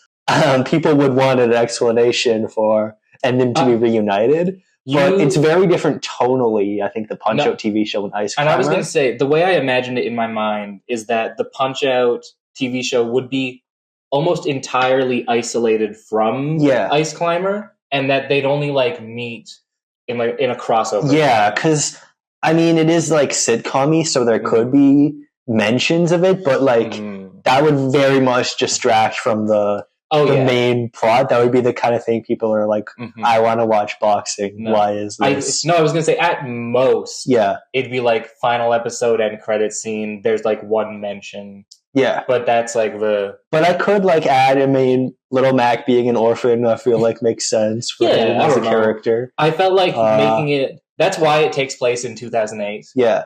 And so that Little Mac's like 17. Yeah. So 17 years ago. Oh my God, I didn't even think about that. 17 years ago. I do think like for the Punch-Out TV show and for Little Mac's character plotline, he doesn't need to. Oh yeah. But I think for Ice Climber's character arc, like for the way this story went, if there wasn't a payoff to it, it would feel a little weird. I see this as having a payoff like eventually in it, but it's not something that's paid off right away. Yeah. We were going to wait a while if this is ever paid off. Yeah. But also this can be non-canon, who knows? This could be. I want to make it canon. Yeah? I don't know. Do whatever you want. I would like to make it canon. Maybe the post-credit scene will. That's why I want to fix up a little lore things. I do think it'll like it makes the stuff in Legend of Zelda: Quest of the Avatar work better. Oh, okay. Like because it's a bit more foreshadowed if it's set up now. And that's the good part of a cinematic universe. You can set up stuff in other movies and then not. Yeah, or just like reference things later. So we'll, I guess, lock that in, the stuff with the Lethanes and the moon gates. Okay. All that complicated lore. Mr. Dream is a Lethane. I don't know how that will be like. Maybe there can be a small mention of it in here, or like I don't see Nana showing up at any other point in Phase 2, really. Yeah. Like, I don't... I can't really see it either. Maybe a character limited to, like, post-credit scenes. Well, or if they get their own sequel. I can't imagine a part of future detail, like, future lore where she might be incorporated, but that's... So, spoiler, I don't even want to mention it to you. Understood. From my standpoint... I just have given you a character to do whatever you want with. Okay. You can ignore them. You can put them in stuff. You should know not that I don't care about these characters. I hold no... Yeah, no special attachment to them. No special attachment. They are your characters now. I think, like, if I want to include her in the future, she could kind of take on the role of a different character, you know? So kind of reference more series like that. Yeah, I think the credit scene that I have may give you an idea of where to place her. I will also say 2 little notes. Okay. You were like mentioning, do you want to mention notes, but they're all super small, dumb things. I didn't realize like when you did the huge sonic boom, is that like how the portal was? No, the portal closed because they like fell through it really hard because it's a giant pterodactyl. No, I just thought that was really like... I just thought it was a cool Act 3 I just thought it was a cool shot, like a big finale. I said it's kind of like anime BS. When I write stuff, I think of like big scenes, and then everything around them, I have to be like, then they do this to get here. Then they do that. I thought of like, because the way Ice Climber works in the game, you climb the mountain, and then at the top, you jump up and grab the pterodactyl, and the pterodactyl flies around. Yeah, I wanted to recreate that in the movie. I really like that. I like that. And so I thought of this like climbing onto them type of thing. Yeah. I also realized this is kind of like, I had a moment making Super Mario Land when I realized they never incorporated power-ups like fire flowers. And I had a similar moment realizing I never include potions. Feels Zelda-y. Like potions are used. I was thinking exactly. I like the way you describe it as a little gross. The Zelda health potion. Yeah. From NES. I'm still technically writing The Legend of Zelda: Quest of the Avatar. Even though I finished all my editing, there's still time to finish that. I don't know where it would be. It would probably like, I think at this point it would like be a stretch kind of to include it, but I mean, maybe in future plans I can include potions. Yeah, I'm just glad I got to take stuff from different places. Yeah, I think it was fun. Hammer. I like having free reign of a cinematic universe. You can use any IP. Okay, mid-credit scene. Text across the screen says modern day. We're in a forest, and we zoom in on a cave entrance with saloon doors. We can hear sounds of talking inside. We see inside, and we see that it's a bar filled with moblins, doing miscellaneous bar activities. After a while, the saloon doors swing open, and shrouded in the light from outside, an individual in a white parka and faded purple hammer on their belt stands. All the activity in the bar stops, and the moblins look towards the figure. The moblins rush to pick up their weapons and charge the figure, and as one of the moblins swings their weapon at the figure, a booming voice says, "Ice." When this happens, there's a flash of white and everything in the room becomes covered in ice, and all the moblins become completely frozen. The figure calmly walks through all the iced moblins to a door at the back of the bar. They walk through the door, and within is a pedestal with an orb on top. The figure walks up to the orb and finally removes the hood from their parka. We see Nana, visibly aged, with a few wrinkles and slightly grayer hair. She puts her hand over the orb and says, "Show me my son." Within the orb, we see someone in Nana's pink parka punching a punching bag. The camera goes into the orb, and now we're inside a gym. The person in pink punches the bag more furiously until they punch it loose from the ceiling and it falls to the ground. He removes the hood from his parka, and we see Little Mac. We fade to black, and we see the text, "Little Mac will return" in Punch-Out. I am a big fan of recontextualizing things that people have. So when I realized that Little Mac has a pink jacket, I got that from Nana. Wow. That's a big part of the reason. Why they were connected? Wow, yeah, because I was like, wow. I'm curious to see how, I guess I will be forced to continue this. Yeah. This is how Kevin Feige feels, I guess. It must be. It must be when he can't plan everything himself. Mm-hmm. Okay, now we're going to do the post-credit scene, and then we can talk about... I have one note I made, but... Understood. You're going to need a lot of notes for the post-credit Okay, scene. A lot of notes. Okay. We hear the sound of waves, and the camera sweeps across a beach. Eventually, we see some topies playing in the sand. The camera keeps moving, and we see more and more topies hanging out on this beach, being cute and marketable, until the camera stops at the polar bear, sunbathing on a reclined lawn chair. Someone dressed as a waiter approaches him. "Would you like more champagne, sir?" To which the polar bear responds, "Yeah, that'd be cool. Cool as ice." And that's the end of Ice Climber. Okay, a lot of notes. There's a very subtle reference to Vanilla Ice's movie, Vanilla Ice Cool as Ice. So will there be a rap from Vanilla Ice or Ice Spice in the end? I don't know. It depends on how much his cameo costs. How much his cameo to make a song? Yeah. Thanks for having me on the show. Thanks for listening to my... Yes, you're welcome, Daniel. Thanks for letting me write a silly little Ice Climber. Yeah, and thank you for writing your very amazing Ice Climber. Climber pitch. I think it is the longest thing I've ever written. Really? It's like 14 pages. 6,000 words. Yeah, I'm a university student. I should. Yeah, you should be writing. Don't you have 12-page papers to write, Daniel? I do. I have a 12-page paper due tomorrow at midnight. I'm at 9 pages. And he's doing this instead. This is even more fun. Yeah, it is. I agree. It's more fun, and I appreciate you doing this instead of your important paper. I had a lot of fun. Thank you. I had a lot of fun too. No, you're welcome for having Little Mac. That's gonna complicate Punch-Out show really? a lot. Maybe. Yeah. I don't know the actual show, but like future plans. Yeah, I kind of intended to just leave Little Mac in the show too. Really? Yeah, and just have him isolated to the show. Yeah. Yeah. For those of you who want to watch any previous episodes, it's right here. Wow, those are super cool and clickable boxes on the screen. Cool clickable boxes. I don't even know how to make those clickable boxes. I don't think Is it? I think the clickable box. Can anyone make them, or is it just like you? I think it's only at the end of your videos. Yeah. That's right, guys. I'm a YouTuber. Don't tell anyone. And I will probably link to my channel in the description so that he has to make an actual description for this one. I'm probably making a description anyways. You know why I always put descriptions on videos is because if I see a video and like it's not immediately clear what it's about, I'm going to use the AI summary. Unfortunately, I will use the AI summary. That's unfortunate. Unfortunate. No, so that's why I started putting descriptions on my videos. It's really permeated through too much. And the second episode of Phase 2 will be out soon. I still have to play Mother for that. Have fun. Yeah, hopefully. It's an RPG, so it's going to be long. It's going to be long. Hopefully not as bad as playing Final Fantasy was. Not bad. I like the game. It's just the PlayStation Portable version is a lot more entertaining. It's long and the old. Wonder Swan port, it is long and it is old. Yeah, well, once again, thanks for having me on the show. Everyone, imagine me handshaking with Mr. Kirby and Hill's Jotaro himself. And hope you go to the doctor about that burning pee. Okay.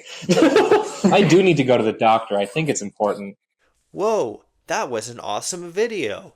Anyways, my next part of this video will be the next 3 movies. However, 3 movies?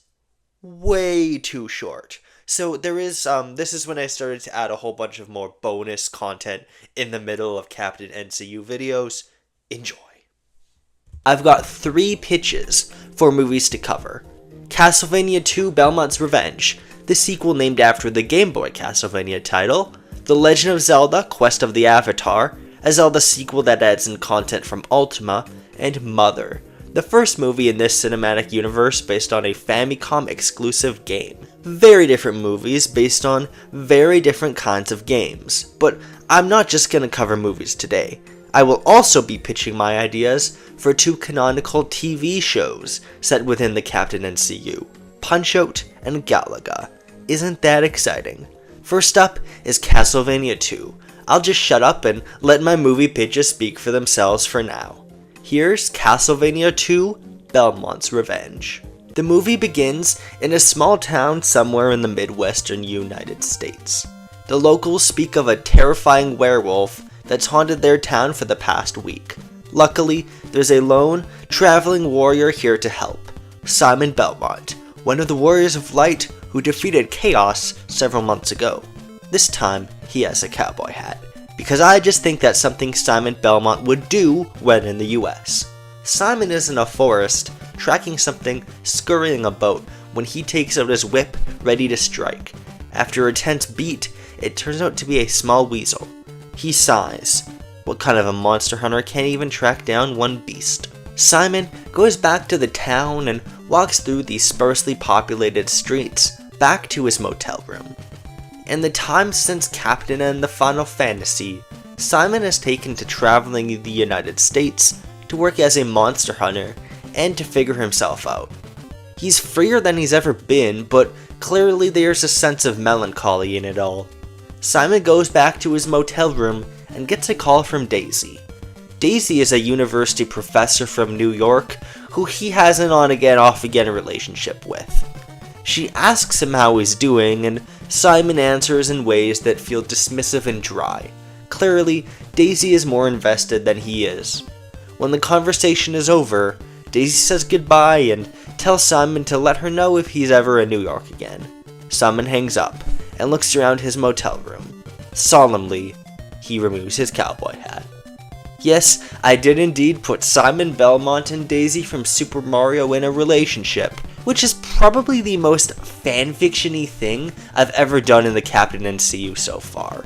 It is silly, but might I remind you that in 1991, Daisy's only role in Mario media was as a damsel in distress, so I had to reinvent her for the movies. She is a part-time princess, but that's not really relevant to Castlevania right now. Simon gets a knock on his door, and he opens it to see a strange, tall, white-haired gentleman in black robes. "May I come in?" he asks in a German accent. Pretend I have one when I voice him. Simon perks up with shock at who he sees. "Van Helsing?" "You can call me Abraham now, Master Belmont," he grins. "I heard you were in the area and I thought I'd stop by." "Well, come on in," says Simon. "It's been so long since I've seen you." We find out that Abraham Van Helsing is something of an uncle figure to Simon. Van Helsing served the Belmonts from when Simon was young, and it's clear from the way they speak that Simon considers him an old, deep friend. Van Helsing explains to Simon that the Belmonts are having a conference in Austria to discuss the future of the clan and other internal affairs. He's invited. His parents and two of his relatives from another branch of the Belmont clan, Christopher and Soleil, will be in attendance. "I understand you haven't seen your parents since you've left England," Van Helsing says. "So this should be a wonderful opportunity to reunite, and that's all you can leave," says Simon. "I'm not interested." Van Helsing insists, but Simon refuses again. So Van Helsing says goodbye, deciding he's wasted the trip. Simon sits back on his bed and goes to sleep. Another day of loneliness awaits. The next day, Simon meets with a man in a dive bar who explains that there was no werewolf after all. His son was just playing a prank on the town. Simon receives a small pittance of cash and grumbles, leaving the bar. Before he departs from the town, he realizes his car is broken down. The ever-helpful Van Helsing coincidentally shows up and jumpstarts Simon's vehicle. Van Helsing once again asks Simon if he'd like to go back to Austria with him, and Simon once again refuses. "Suit yourself," says Van Helsing as he leaves. For a moment, Simon looks back at his friend leaving, and looks around at the run-down, shitty small town he's in. "Wait," Simon yells. "How long will the conference last?" "As much or as little time as you're willing to stay, master," says Van Helsing. The scene cuts to Van Helsing driving a luxury sports car through the freeway. "God, what have I just agreed to?" Simon laughs. "I believe we have some catching up to do, master," says Van Helsing. Deciding on how a Castlevania sequel would work in the universe I've created was a very hard thing to do. The first Castlevania movie had basically all the big set pieces and beats you would expect from a Castlevania movie, and frankly, I don't think it would be interesting to just repeat it all except it happens to Simon instead of Trevor. So instead, I decided to expand on one plot thread I found underexplored in my previous Castlevania related pitches. The rest of the Belmont family.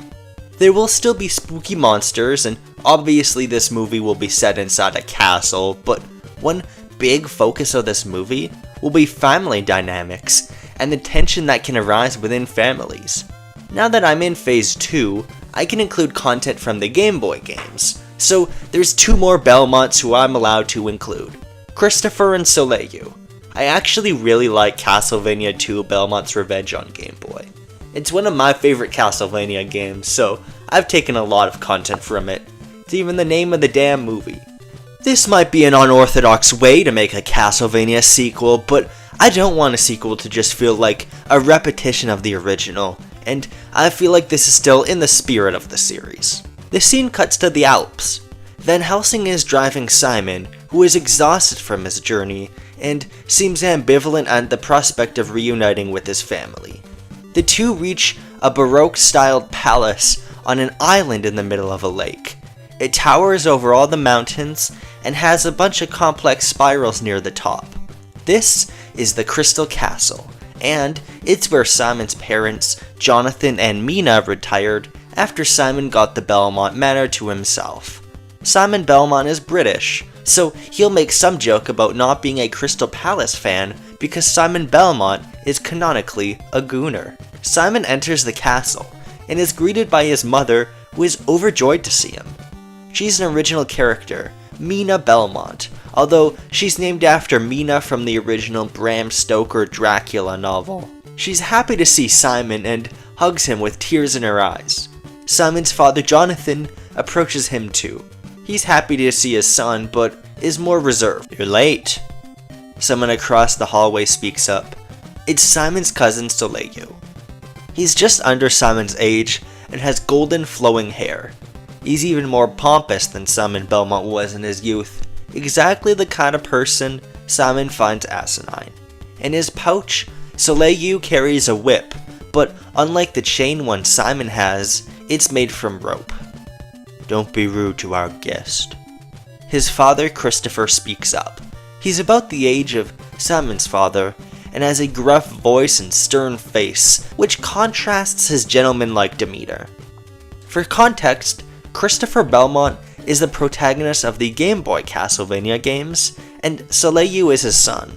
His name is actually supposed to be Soleil, but that translation came later, so I have to use this goofy name instead. In this adaptation, the two are changed to be from a different branch of the Belmont clan, so that way they can exist in the same time period as Simon. Tea, Simon? Christopher asks. No thanks. I drink coffee like an American now, Simon says. Van Helsing will take your bags, says Jonathan. Before we talk about any business, Simon, would you like us to show you around the castle? Fine, says Simon, but I'll be leaving tonight just so you all know. The Belmonts do a walking tour of the castle.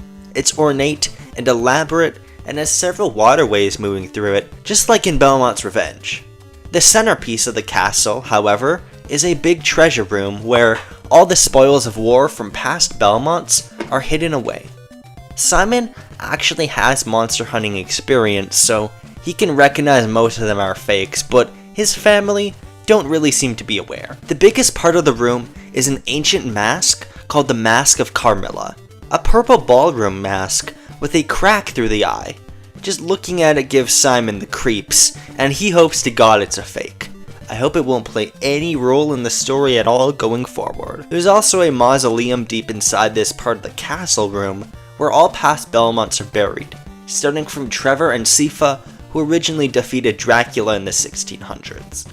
Throughout the tour, Simon's parents feel distant, and every once in a while, someone seems to make a kind of remark about Simon that just sits wrong. Clearly, the Belmonts have something they're keeping from him. Simon feels at ease next to Van Helsing though, at least. After the tour, it's late and dark clouds are starting to encircle the castle, so Simon begrudgingly decides to stay the night.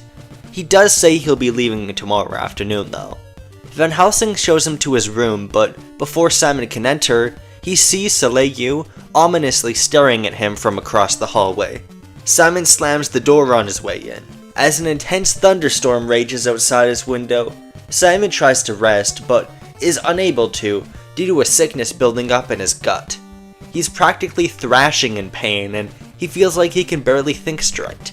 Simon picks up his phone and, after hesitating for a second, calls Daisy. No service. With the damn it, Simon throws the phone to the ground. He'll try to get some sleep for now and try not to think about all the friends he's missing. The other Belmonts whisper to themselves that something strange is going on with Simon. Simon wakes up the next morning after barely getting a wink of sleep. While the storm is gone, the gray clouds oddly enough persist. Abraham Van Helsing takes him down and he eats a big breakfast. Strangely, there's no cooks in the mansion and Van Helsing is making everything himself. Simon is really eager to go, so all the Belmonts meet around a table to talk business. What follows will be a tense table scene where it feels like the Belmonts are trying to question Simon's life choices, but are being held back by conventions of politeness. The Belmonts are a wealthy family and, as the rich tend to do, they have expectations for Simon after he took up the title of Monster Hunter. Expectations he's clearly not meeting, especially after the neglect he's shown to the Belmont estate, and all the traveling he's been doing. Simon gets increasingly frustrated as nobody seems to be expressing directly what they want to say to him. I'm basically skipping over the actual conversation because it would have to be pretty subtle in an actual movie, but it would be a scene where we get a lot of characterization for our Belmonts. That would be important as the conflict of this movie surrounds their dynamic. Jonathan clearly loves his son deeply, but is profoundly regretful of where Simon is headed and is always trying to dance around the issue. Christopher is bitter and stoic. Clearly, he wants Jonathan to speak directly, but he himself is too prideful to tell him to do his job as a man. Mina, as a woman in a traditionalist household, doesn't speak up herself and goes along with whatever Jonathan says. She's more outwardly loving of Simon though. Soleil seems to be held on a metaphorical leash by his father Christopher, but after a few minutes of everyone talking around him, he gets up from his chair. Simon Belmont, you don't deserve that whip. Soleil! Christopher scolds. No, father, it's true. Simon, you haven't even been in the Belmont estate for months. You haven't spoken to any of us in months. And from what I hear, you've been wasting away in the middle of nowhere for no reason too. Why do you get to use the vampire killer when there are so many other qualified Belmonts? That whip was used by Trevor Belmont himself, and it's wasted on a neglectful traitor like you. The room goes silent. I'm leaving, Simon declares. There's a pause. Get me my bag, Abraham! His family offers no resistance as Simon storms out of the castle with Van Helsing standing next to him. Simon grumbles about how he's the only Belmont who actually fights monsters as the two go to Van Helsing's car. Simon once again feels queasy. He can barely walk straight, but he hides it from Van Helsing. Van Helsing apologizes to Simon and admits that this conference was really about him. The Belmonts were going to tell him that they're moving back into the Belmont Manor in England. They had Van Helsing seek out Simon because they knew that Simon looks up to Van Helsing as a parent figure. He's the one person who never judged Simon for his actions. Simon stands in silence. It turns out Van Helsing was lying to him this whole time. Rage bubbles up in him as he looks back to the mansion. Fucking pricks. Simon, there's a nice diner in a town not too far from here. Would you like to join me? Just drive me to the airport, Van Helsing. Thunder simmers throughout the mountains, and rain begins to pour as the two get in Van Helsing's car. Before the engine can start, a hand made from mud punches through the glass window, snatching Van Helsing by the neck. Simon runs out of the vehicle to see three monsters made out of clay who have all emerged from the wet dirt. The one who grabbed Van Helsing rips the door of the sports car off its very hinges, with Van Helsing still in its grip. It's time for Simon to get to work. He angrily whips the monsters until they're nothing but puddles of dirt on the ground.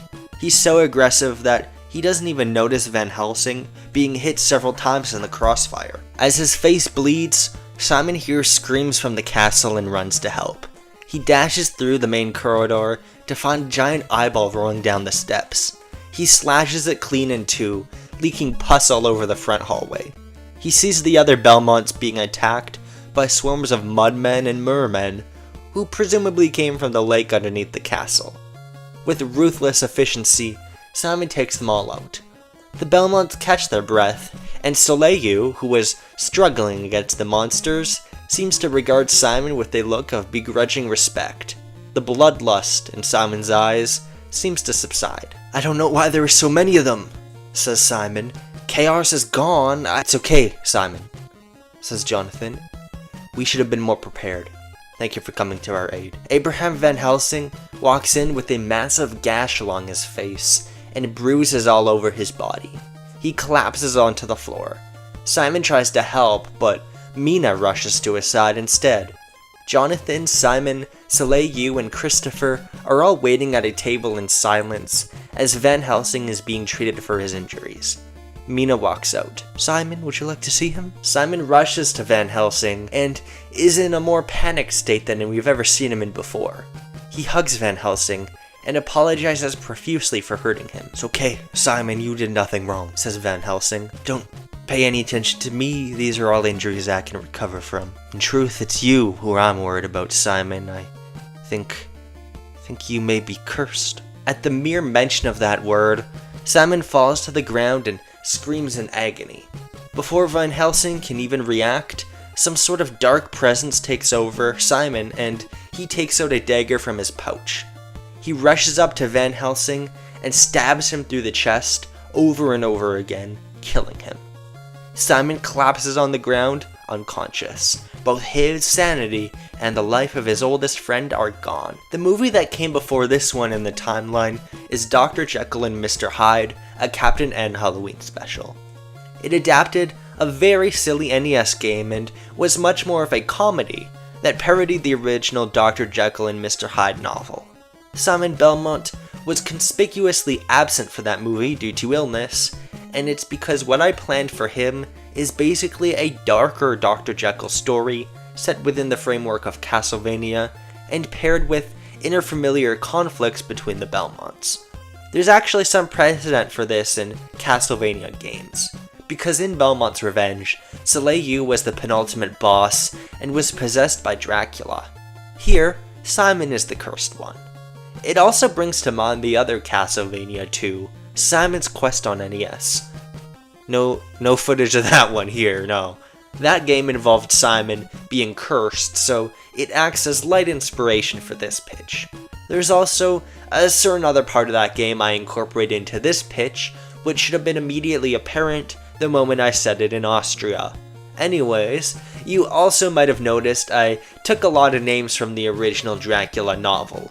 Abraham Van Helsing and Simon's parents Jonathan and Mina are all named after characters from the novel. I also made Simon wear a cowboy hat so he can be the Quincy Morris parallel.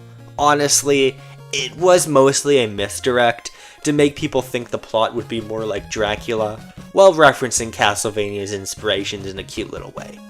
I will admit that I also named Simon's father John Belmont as a complete joke in the last Castlevania movie because I wasn't allowed to use Christopher Belmont. And now that I had to come up with a name for his mother, I could only think to make it a Dracula reference because I don't know what other names to pick. With that established, let's get into the main plot.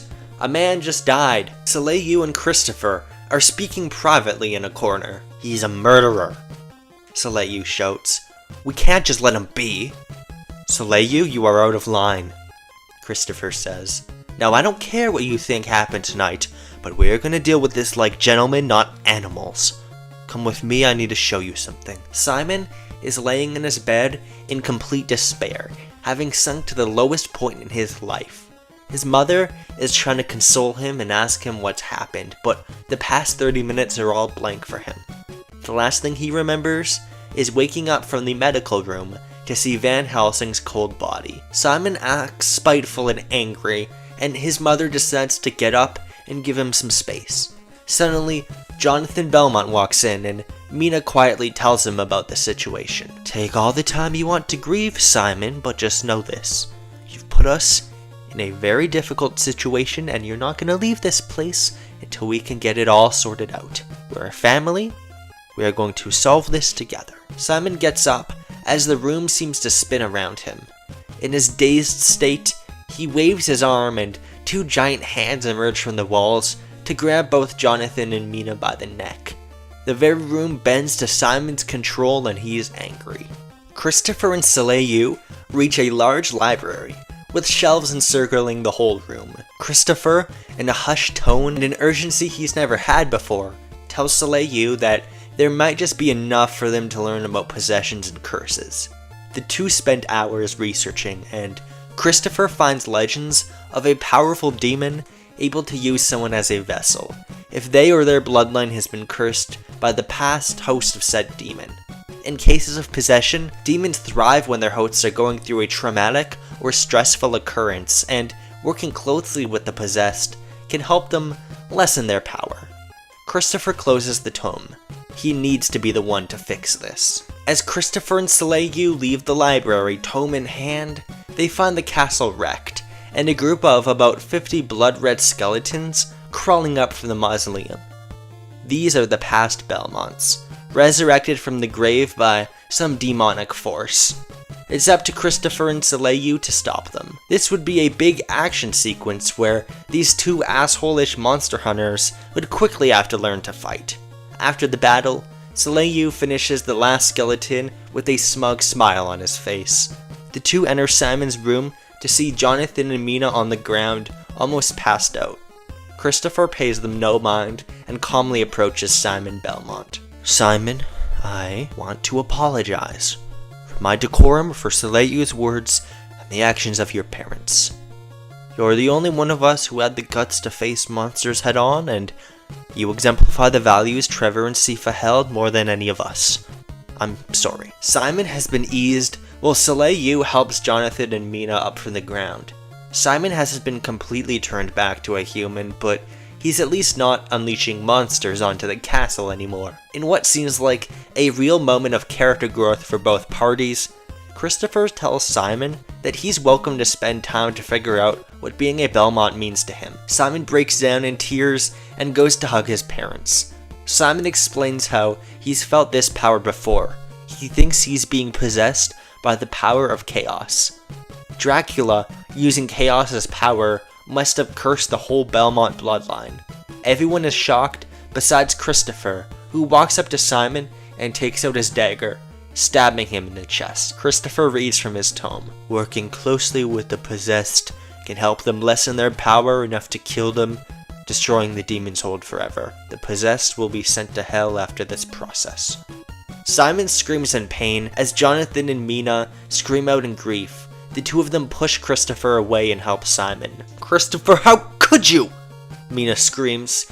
You fucking monster! Simon pushes his parents off of him and immediately whips Christopher across the chest, knocking him down to the ground. Jonathan and Mina look to their son in fear and, realizing they won't be safe here, run away. Simon tackles Jonathan and jabs his knife into his neck, killing him. Mina shrieks as she sees her husband fade away as Simon holds a dagger covered in blood. She barely puts up a struggle as Simon jabs the dagger right into her forehead, killing her too. Soleil Belmont has never been so angry in his life. He runs at Simon and the two clash whips. Soleil is actually able to keep up with Simon until Simon uses his powers to ignite his whip on fire, which burns away Soleil's whip. That's a cute little reference to the fact that you can shoot fireballs with a fully powered up whip in Castlevania 2 Belmont's Revenge, and this is probably the worst time for me to point that out. Monsters are once again unleashed and the castle begins to crumble as all hell breaks loose. Christopher and Soleil have no choice but to run. The father and son try to survive and take out monsters while being chased by the possessed Simon in a big Act 3 set piece. Christopher tells Soleil to get to safety because he has an idea.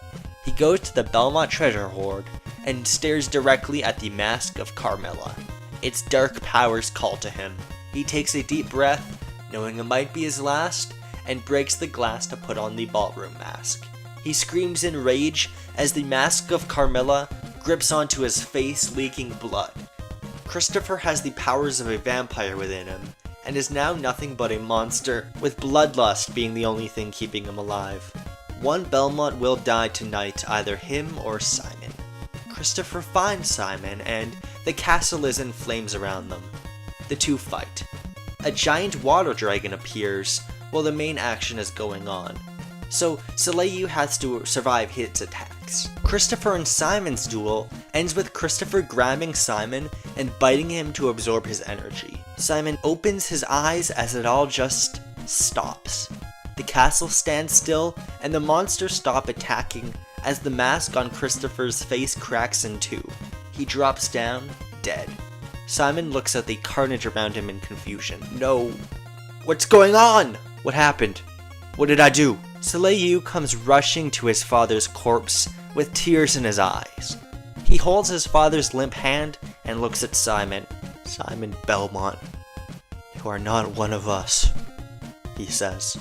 I swear, in the name of everything that is holy, I will hunt you down.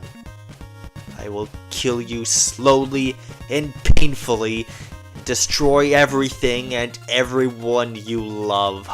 You don't belong in this world. Simon retreats as Soleil breaks down, leaving him alone with his rage. Soleil has no home, no family, and the only thing keeping him alive is the desire to see Simon dead.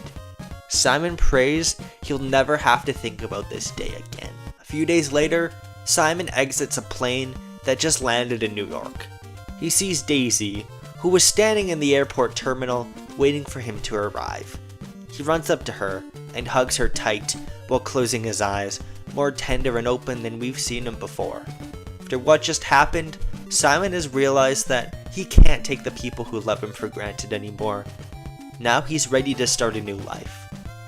The end. Simon Belmont mostly skipped the first Castlevania movie, so he's only ever been in some of the sillier movies in the Captain NCU.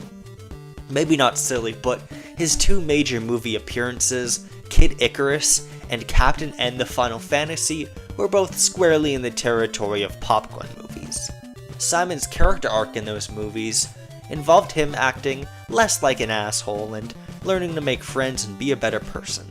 So, with Castlevania 2, I decided to bring him to the lowest point in his life to really test him as a character in a way only a cinematic universe could do. To force him to confront his past and what being a monster hunter really means to him. Even though this was a depressing pitch with lots of dead characters, I want this to be a turning point for Simon Belmont. After this, Simon will start to really value his loved ones and see himself as someone who needs to carry on the Belmont title and bring the world to a better future. He and Daisy will start to have a more serious relationship because even though this was dark, there's still some hope to keep us going. So far, this phase of the Captain NCU has had two main themes that were loosely carried on in many of my movie pitches: family and how we process our future. Castlevania 2 brings these both to their natural breaking point. One thing I did try to do for this pitch is include weirder Castlevania content from the odd middle child Castlevania games that don't get talked about much, like the Game Boy titles and Castlevania 2 Simon's Quest. This was a horrible night for a curse. That's why giant hands and eyeballs appear as enemies. It kinda reminds me of the first movie in this phase I wrote, Super Mario Land, which took inspiration from both Super Mario Bros. 2 and indeed Super Mario Land. I think there's actually a few other interesting parallels between this movie and Super Mario Land.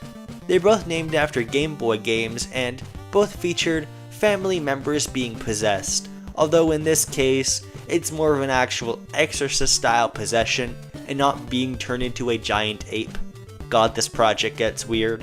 Those connections are good for the future though, because Simon and Kevin are indeed friends, and both will be meeting again in Captain and the Game Masters later on in this phase. I also like Phase 2 having movies that are very different in feel, but share similar themes, because that's pretty much what cinematic universes are all about.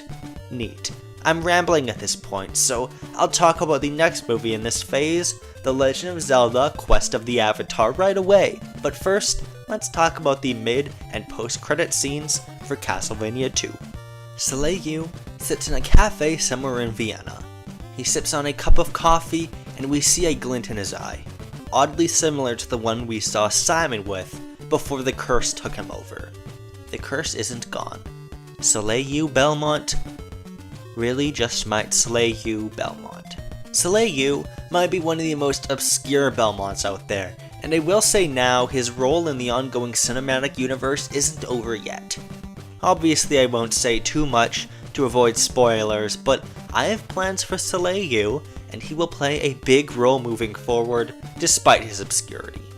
Having an obscure character be given a bigger role is something I think is fun, and he is the only named character introduced in this movie who survives.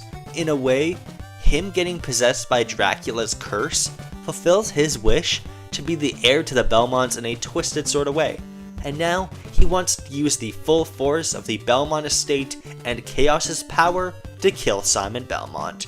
Not that there's much Belmont estate left. Post-credit scene.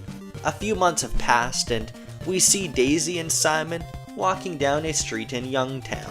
Daisy is happy about recently getting a grant for her monster studies. She's planning on doing a lot more studying in the Mushroom Kingdom now. They both reach an apartment, and as it turns out, the two have moved in together. How sweet. I might have just made a crack ship canon in this universe, but you can't deny it's just nice for Simon to be happy. Let's move on to the next movie, The Legend of Zelda: Quest of the Avatar. A giant crowd forms in front of Hyrule Castle, all eager to hear the king speak. The castle stands tall and proud while much of the kingdom appears to be in ruins. A bearded man in a white tunic and cap steps out of the balcony and addresses the crowd. This is Link, and in a pretty big shift from actual Legend of Zelda canon, he's the king of Hyrule. He assumed the title after he married Princess Zelda before the events of the first movie. Speaking of which, Zelda is right next to him in a red dress. "People of Hyrule," Link says, "it is our responsibility to be honest with each and every one of you. Hyrule's history is not one of glory, but one of deep tragedy and sin. The founder of our kingdom, Erdrick, was a tyrant who abused the powers of the gods to enslave and harm others. It was him who was responsible for the rise of Ganon and the terror that each and every one of you lives through today. The crowd is obviously in complete shock at hearing their king say this, and Link continues to speak through the silence. However, we are not innocent. The royal family have been complicit in this violence, and if we don't acknowledge it, we only perpetuate the cycle of violence that plagued our kingdom for centuries. In order to rebuild this country, we must rebuild it together. We cut to a small medieval-styled village in the middle of Hyrule as a town crier relays what the king has just decreed. The townspeople are confused and in shock. The legends of glory they grew up hearing are complete lies, and now they don't know what to believe anymore. There is one man sitting down on a bench near the crier with short blonde hair and wearing what seems to be a nobleman's robes. He smiles. In Captain N the Final Fantasy, there was a big revelation about the history of Hyrule. It was founded by Garland, the main antagonist of the movie. Hyrule has a past of warmongering and conquest, and Link and Zelda are trying to make up for it. I figure after finding out about Hyrule's founding, it would be the most natural place for a sequel to follow up on. So, The Legend of Zelda Quest of the Avatar will address the dark aspects of Hyrule's past and the politics of the kingdom. The scene cuts to a few weeks later.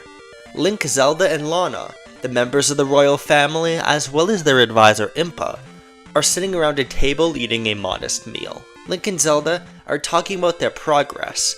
Link is handling most of the diplomatic dealings of the kingdom, while Zelda is working with people to rebuild the kingdom.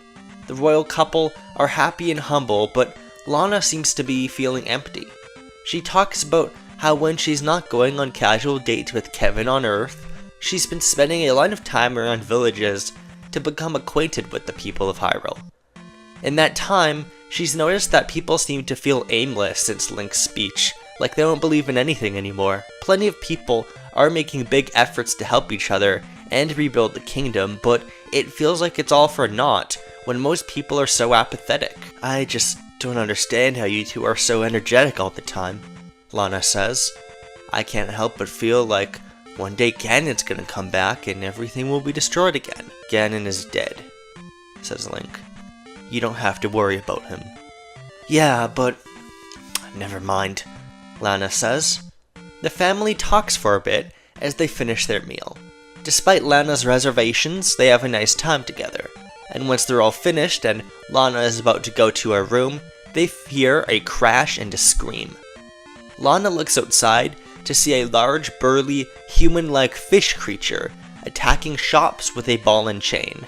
It's a Zora, a people long subjugated by the Hyruleans before Link was their king. She goes back down and tells her father and mother, who prepare to defend their kingdom. My name is Guma. When you Hyruleans attacked the Zora, you destroyed my shop. All my livelihood is gone because of you damn humans! He swings his weapon, nearly hitting a child as he demolishes the wall of a house. Will you have to hurt him? Zelda asks. I don't know, says Link. He reluctantly grips his sword. I hope this doesn't get drastic. Stop! A man yells at Guma. Guma looks behind his back and sees the same man in a royal outfit we saw before. It's not any noble Link recognizes, though. The man tosses Guma a sack of gold coins, but Guma isn't appeased. He's out for blood.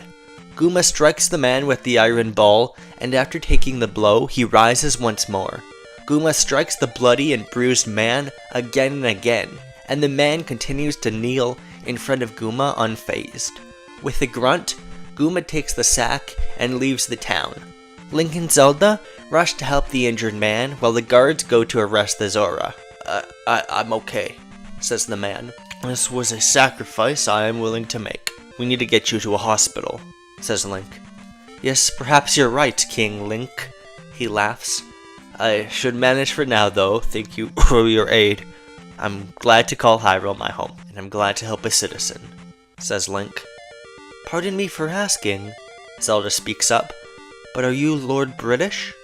"So you've heard of me," he says. After Link asks who Lord British is, Zelda explains that he's the leader of a religious movement with followers all throughout Hyrule. They worship the goddess of light and follow a system of 8 virtues. "That's all correct, I believe," says Lord British. "And might I add that I'm not a real lord, it's just a title. Well, anyways, I was actually hoping to get an audience with you both." "Certainly," says Link, "tomorrow, once you're healed." This movie is half an adaptation of The Legend of Zelda and half an adaptation of another NES game, Ultima Quest of the Avatar. I should explain that. Ultima is a massively influential computer RPG series that influenced the likes of Final Fantasy and Dragon Quest, and its 4th entry, which is technically the 5th entry, Quest of the Avatar, got a release on NES. It was actually good, despite the middling history of Ultima and Nintendo ports. Anyways, Ultima Quest of the Avatar is about a nameless protagonist sent on a mission by a nobleman named Lord British to fulfill the 8 virtues: honesty, compassion, justice, sacrifice, valor, honor, spirituality, and humility. It had no villain, and the game was basically all about self-improvement in an RPG setting, which was revolutionary for the time. If you win the game, your player character becomes the Avatar. This game was the first time that the word Avatar was used in video games or entertainment, meaning Ultima is directly responsible for the plot of the highest grossing movie ever. That's the kind of bucks we need to bring to the Captain NCU. When I was thinking about the kinds of NES games I could include in this phase, I realized that I described the Warriors of Light as being like avatars of light before. Then I realized I can roll with that. Considering where Hyrule and Lana ended up in my pitches before, it makes sense for a Legend of Zelda sequel to embrace themes of belief, and the ideas in Ultima Quest of the Avatar could be a good way for those themes to manifest. This will still incorporate elements from The Legend of Zelda, and I do hope it comes off as, first and foremost, a Zelda movie. This is dumb fan fiction, and mixing different series like this is almost the whole point in making a Nintendo Cinematic Universe. Now, one more thing, I am well aware that Lord British is a silly name. Lord British is basically the self-insert of Richard Garriott, the creator of Ultima. He will not be played by Richard Garriott, because he has played Lord British before, and it was not up to par with a big-budget Hollywood movie. Last fortnight, an apparition of an old, haggard man appeared in my dreams. Guard thy daughter well, it warned, for in fortnight. The next day, a bandaged Lord British is sitting in Link and Zelda's court in front of the royal couple. Some of his followers are waiting outside, and interestingly, the group is made up of not just Hyruleans, but also Zoras and Moblins, 2 races that have historically been persecuted by the Hyruleans. Lord British thanks them for their time and hospitality, then begins to explain. "I know this may sound strange, but us adherents to the values have been waiting for the Warrior of Light for a long time. We believe your daughter is the key to awakening the Goddess of Light. If you have anything to say about Lana, would you like to speak with her?" Zelda asks. Certainly. Zelda asks Impa to summon Lana, and once again, Lana arrives. Lord British explains more about her supposed purpose. According to him, there are 8 shrines around Hyrule, and only the Warrior of Light can access them. If the Warrior of Light prays at all 8 shrines, then enters a place called the Stygian Abyss, the goddess will be summoned to take her place to bring peace to the land. He tells Lana that it's her choice if she believes him, and if she wants to go on the pilgrimage to become the Avatar. She declines. Lord British politely accepts. As he leaves, he tells her that if she changes her mind, he'll be in Moonglow. Lana looks to her parents with essentially a "that was weird" look, and decides to head out to town. In the next scene, Lana is walking through a bustling market. Plenty of people recognize her, but don't really stop to greet her. She hears the cries of a child in the middle of the market, and stops right in the middle of the crowd, going silent. Lana thinks back to when Ganon took over Hyrule. He left everything destroyed, and she was forced to watch him take her family and the lives of all the people in the kingdom she loves. How could she truly live in such a vulnerable kingdom? Lana heads back to the castle. She walks through a mostly destroyed part of the town, a part that hasn't been rebuilt after Ganon's attack. As she gets back home, she starts to pack up her bag. Going anywhere, Lana? Lana turns around to see Impa, the royal advisor. Just a quick refresher, in My Legend of Zelda pitch, Lana spent the first act looking for Impa, completely unaware as to who she was. It turned out Impa was an advisor in hiding, because she had secret knowledge of Lana's destiny as the Warrior of Light. Lana saw that version of Impa die, and this version of Impa has different memories. So seeing Impa is probably weird and traumatic for her. I'm going to Moonglow. You believe that kooky old lord guy? I'm not sure, says Lana, but I don't think I have any other options right now. May I come with you? I think Lord British is full of shit. You're not getting scammed on my watch. The scene cuts to the slums of a village at night, where Guma is walking past criminals and other unsavory types. He says a password and enters into a small meeting room, dimly lit by candlelight. Inside are about 12 strong-looking people or creatures, some of which seem to be from Hyrule Castle and must not be happy with the way Link and Zelda are taking the country. Guma is the only Zora, although one of the soldiers here has a horse for a head. You're late. In the center of the meeting hall is an enchantress, clearly the leader. I got funds, says Guma. Some fool just handed this over. He snorts as he places the bag of coins from Lord British on the table. Good, the enchantress says. Now shut up. The hour of Ganon's return is soon at hand. Lana and Impa say goodbye to Link and Zelda and set off for Moonglow. Since Lana had only met Impa recently, the two aren't super close, so their conversations are a bit brief. Eventually, the two reach a town, and after asking around, they find a shrine on the outskirts. They encounter Lord British, and Lana tells him they don't really believe him or what he told them, but both have decided to come anyway. Lord British smiles warmly, and shows Lana to a spire in the middle of the shrine with an indent in the middle. He hands her a jewel, and explains to her that it is the goal of the Warrior of Light to find all 8 jewels and place them at each pedestal. This here is the shrine representing honesty, and by telling him they're skeptical, they showed they fit the virtue. After Lana places the jewel, she starts to feel some mystical energy and believes it was the goddess. Lord British tells Lana that she and Impa will have to go on their own. There are 7 other shrines, and their jewels are being kept by people in the nearby towns. Lana and Impa's quest of the Avatar begins. Impa would be a wise figure, who expresses a healthy bit of skepticism, but ultimately encourages Lana. Lana has increasing zeal as she goes on her quest, although it seems like she's in it more for exploring rather than this freeing the goddess stuff. The middle section of the movie is some light adventuring, where the two travelers would go to different towns and help out the locals. They'd mostly be self-contained, since meeting and helping people of Hyrule is a big part of Lana's character arc.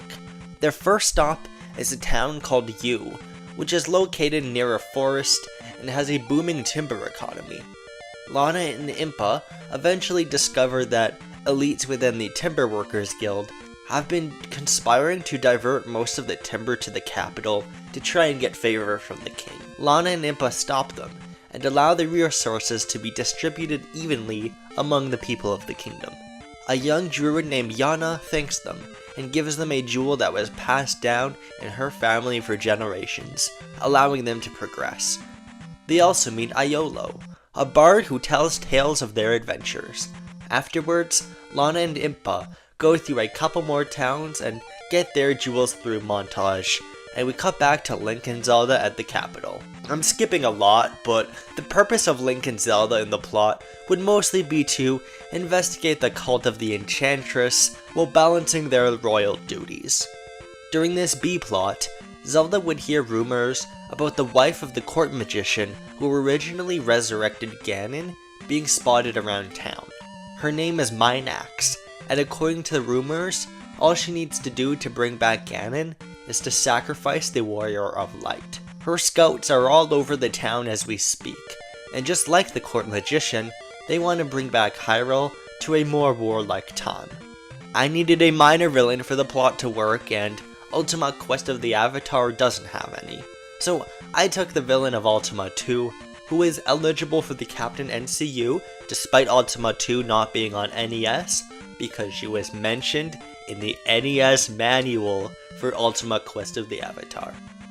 Zelda gathers more concrete information and prepares to take care of this problem. Lana and Impa's last stop is in the mining town of Minok, a town close to the Zora Kingdom.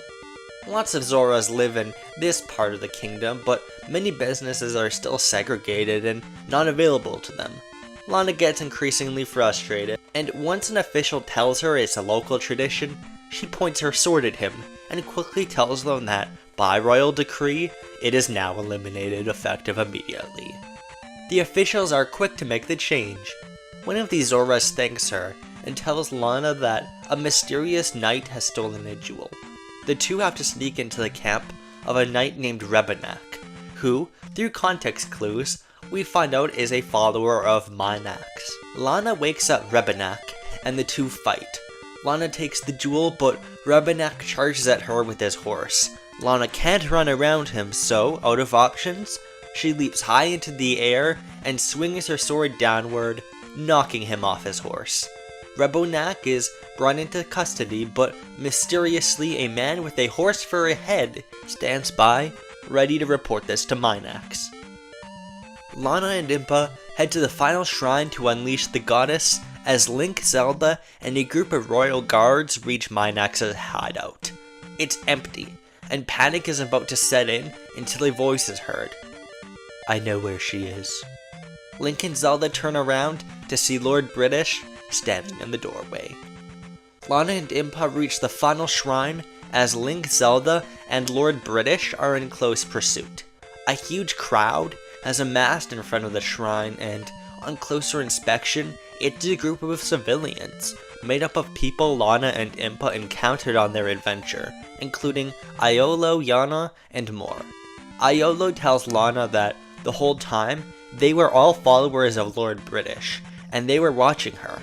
Even Impa was a follower of the virtues.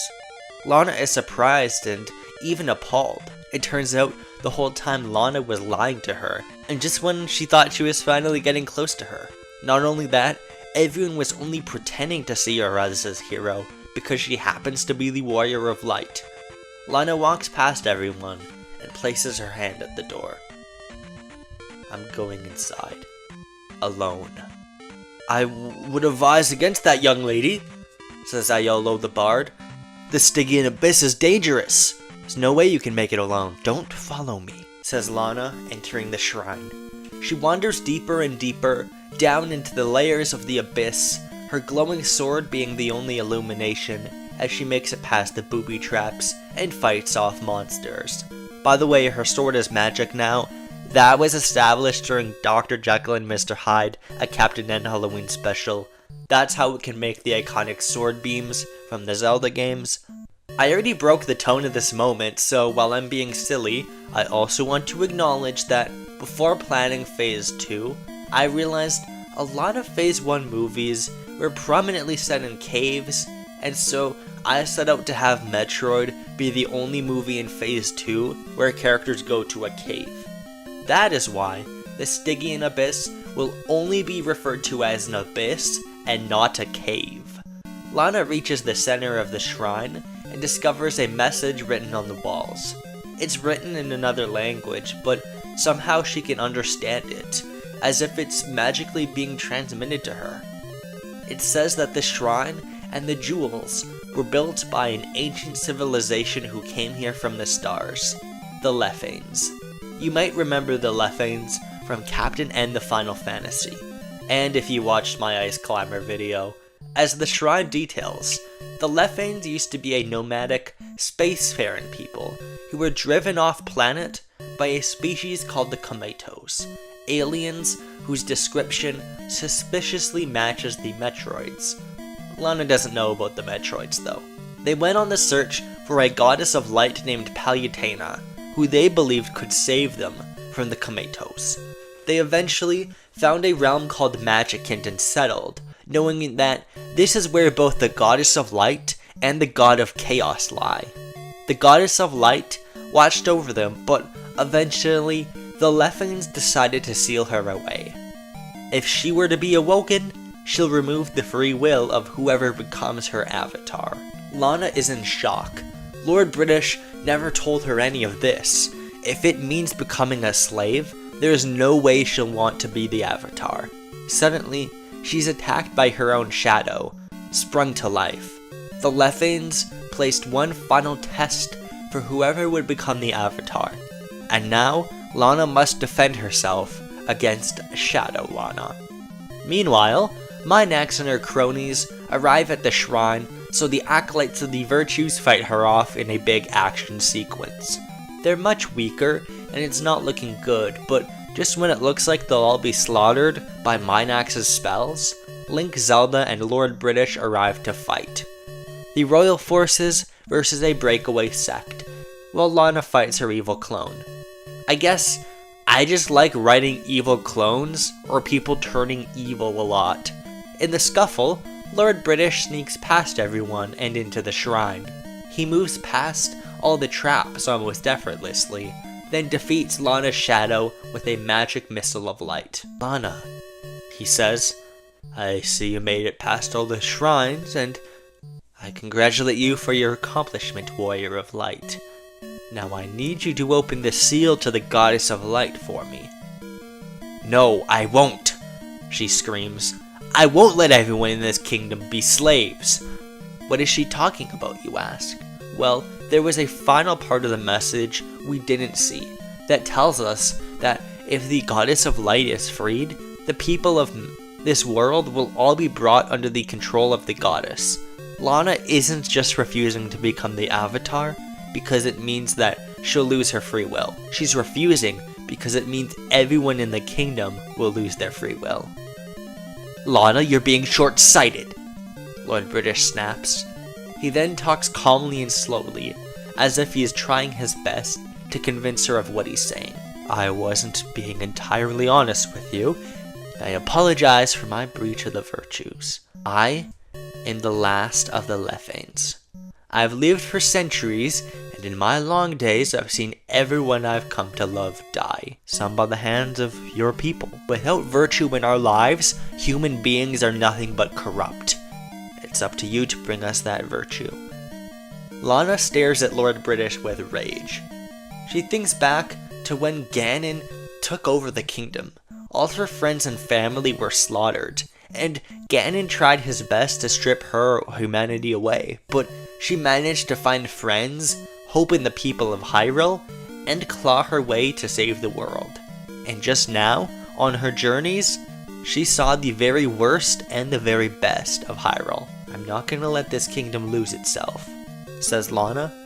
"Now follow me back to the surface and we can forget this ever happened." I had hoped you wouldn't say that. Lord British fights Lana, trying to get her to unlock the seal. On the surface, the royal forces are about to get hit by a powerful thunder attack by Minax, until a crowd of people show up. A young Zora soldier heard tales of Lana's heroics from Iolo the Bard, and he assembled a coalition to make sure she has a safe journey to the shrine. Their help is pretty valuable right now. Everyone who joined this force are people from Hyrule, who were either saved by Lana or heard about her legends, and they're here to help. Against these numbers, Minax's forces start to dwindle. Lord British grabs Lana by the arm and forces her hand against a rock, causing it to be enveloped in a bright flash of light. Lana looks at the goddess in horror, and Lord British somberly steps back as it takes over her body. In the next scene, Lana and Lord British walk out of the shrine. Both have glossed over eyes and an unnatural shine. Lana sticks out her hand, and in flashes of light, everyone around her starts to be taken over by the goddess. They move in perfect synchronicity like clockwork. Lana is the only one who seems to be holding back and resisting against the goddess's control. This scene continues for a bit until there's only one person left, Impa. "I'm sorry," Impa sobs. "I didn't know the goddess would do this, but I never should have lied to you. I'm sorry." As she breaks down in tears, she says, "Look, Lana, you've always been an inspiration to me. I know I'm older and wiser," she chuckles, "but you have such an incredible tenacity and strength. I couldn't be myself if it weren't for you. Just wanted to say that before." Lana hugs Impa as everyone around her returns to normal. Lana was eased by all of this enough for the power to subside for now. The day is saved. Lana greets everyone and tells her parents what happened here. Minax and Lord British are arrested, separate prisons mind you, as the followers of the virtues apologize for their role. They weren't fully aware of just what freeing the goddess entailed. Lana is scared about becoming the Avatar of Light, but Link, Zelda, and the people of Hyrule who fought that day vowed they'll do whatever they can to keep her safe and to stop the curse. Lana is happy and secure, knowing that the people of Hyrule are alright, and even if the kingdom isn't perfect, she's one of the people bringing it to a brighter future. The virtues were a revolutionary concept when they were first introduced to Ultima, but they're quite simple. They work just fine for the point in the series they were introduced, but basically the moment they became a thing, the natural next step is showing how they can be subverted. I hope this movie shows the lesson that the virtues are, well, virtuous and right, but can be twisted. Admittedly, I skipped over a lot of the middle section that would show tales of virtues in action, but I skip over a lot of movie pitches in this project because they're pitches and not full movies. I once again twisted the morality of a character in my pitch by giving Lord British an antagonistic role. He's never really been a bad guy in Ultima, but given his simplistic morality in Quest of the Avatar, I feel like it makes sense in a movie like this where he's not the main paragon of goodness and virtue. And let's be real, his name is Lord British. If anyone would secretly be evil, it's not a British person because they're openly evil. I don't want to upset all the Lord British fans out there though, so I made sure that he's not just outright rejecting the virtues and has genuine reasons behind his twisted actions. He's obviously a parallel to Lana and the shit she went through during the last Legend of Zelda movie, and his backstory as the last of the Leffanes could easily be read as a reference to the first two Ultima games, where your quest involves going to space. Early RPGs just love doing that, and it makes it convenient when I have to bridge fantasy and sci-fi for this project. Remember, we are building up to Mother Brain as the final antagonist of the phase. The Leffanes also have a big role in Pit's potential storyline for the next Captain N movie, since his hometown of Paleopolis shares a connection to them. The last big lore implication of this movie is that Lana is possessed by the goddess of light, Palutena. It functions just like how Simon was possessed in Castlevania II Belmont's Revenge. Who knows what role that will play in the future? Me. I do. I know, but you don't get to yet. This movie overall should give a little nuance to the forces of light that helped our heroes out in previous movies by showing what the Goddess of Light is truly like. Legend of Zelda Quest of the Avatar is a fictional movie about how values are important, but the only just rulers are those who allow self-determination and freedom. Also, don't kill people to bring back pig demons because you like war. Let's get to the mid and post-credit scene. We're taken to New York City, where Lana is joining her possibly boyfriend Kevin to visit his family. Kevin's finished his first year of college, and in the time since we've last seen them, Mario and Luigi have rebuilt their home into a massive headquarters for their plumbing business. It even has a garden on the side where Luigi has taken up a hobby of growing some of the weird red flowers from the Mushroom Kingdom. Also, there's an arcade machine on the side with some game about murdering ducks. Lana enters and greets Kevin's family when a scent hound runs up to her and sniffs her. Kevin laughs and explains that his family adopted Duke recently. Duke is a member of the team from the Captain N show, so it's about time he's introduced into the Captain N cinematic universe. I came up with this plot point while walking my dog. Here's a video of her.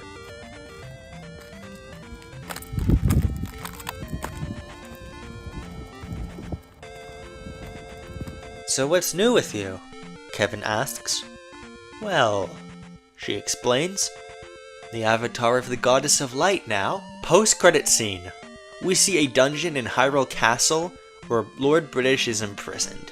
The guards bring a stranger in a white coat and shackles who goes to speak with Lord British. I hear you're one of the Leffanes. Where's Carolus Dream? It turns out that this is Nana, the protagonist of the first guest pitch in the Captain NCU, Ice Climber. In case you skipped that one, boo.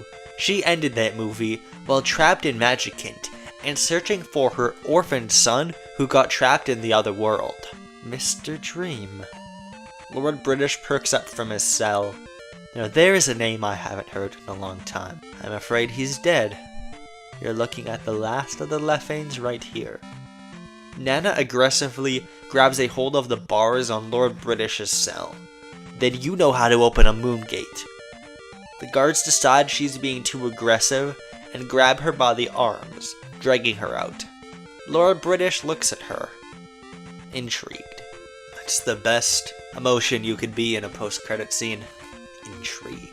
So, my last episode was a guest pitch where my friend Daniel pitched an Ice Climber movie. It featured a warlock named Carolus Dream, aka Mr. Dream, who has retroactively made a Leffane to fit with the lore. This post-credit scene basically establishes that he was a Leffane and is somehow dead now, and the Leffanes, including Lord British, have a spell that allows humans to travel between worlds. Will this factor into Nana's future plotline?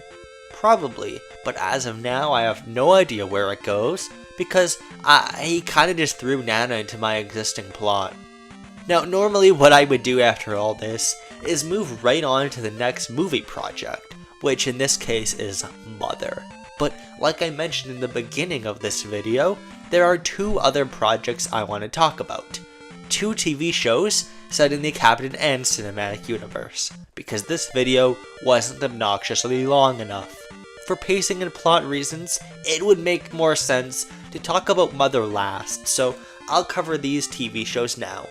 Punch-Out and Galaga. Punch-Out begins in a boxing ring in New York City. This is sometime in the past, when the great boxer King Hippo was at the height of his career, before mysteriously retiring. A boxer named Doc Lewis is up against someone for their title match. Before the bell rings to begin their match, a giant turtle monster crashes through the ring, injuring Doc Lewis. Doc Lewis will never box again. My pitch for the Punch-Out show is what I would describe as Rocky mixed with House MD. The main character is Little Mac, and with the help of his coach and father figure Doc Lewis, he wants to rise through the ranks of the boxing world. Every episode would begin with Little Mac fighting and losing in the ring against a strange new opponent from the Punch-Out series with their own signature techniques.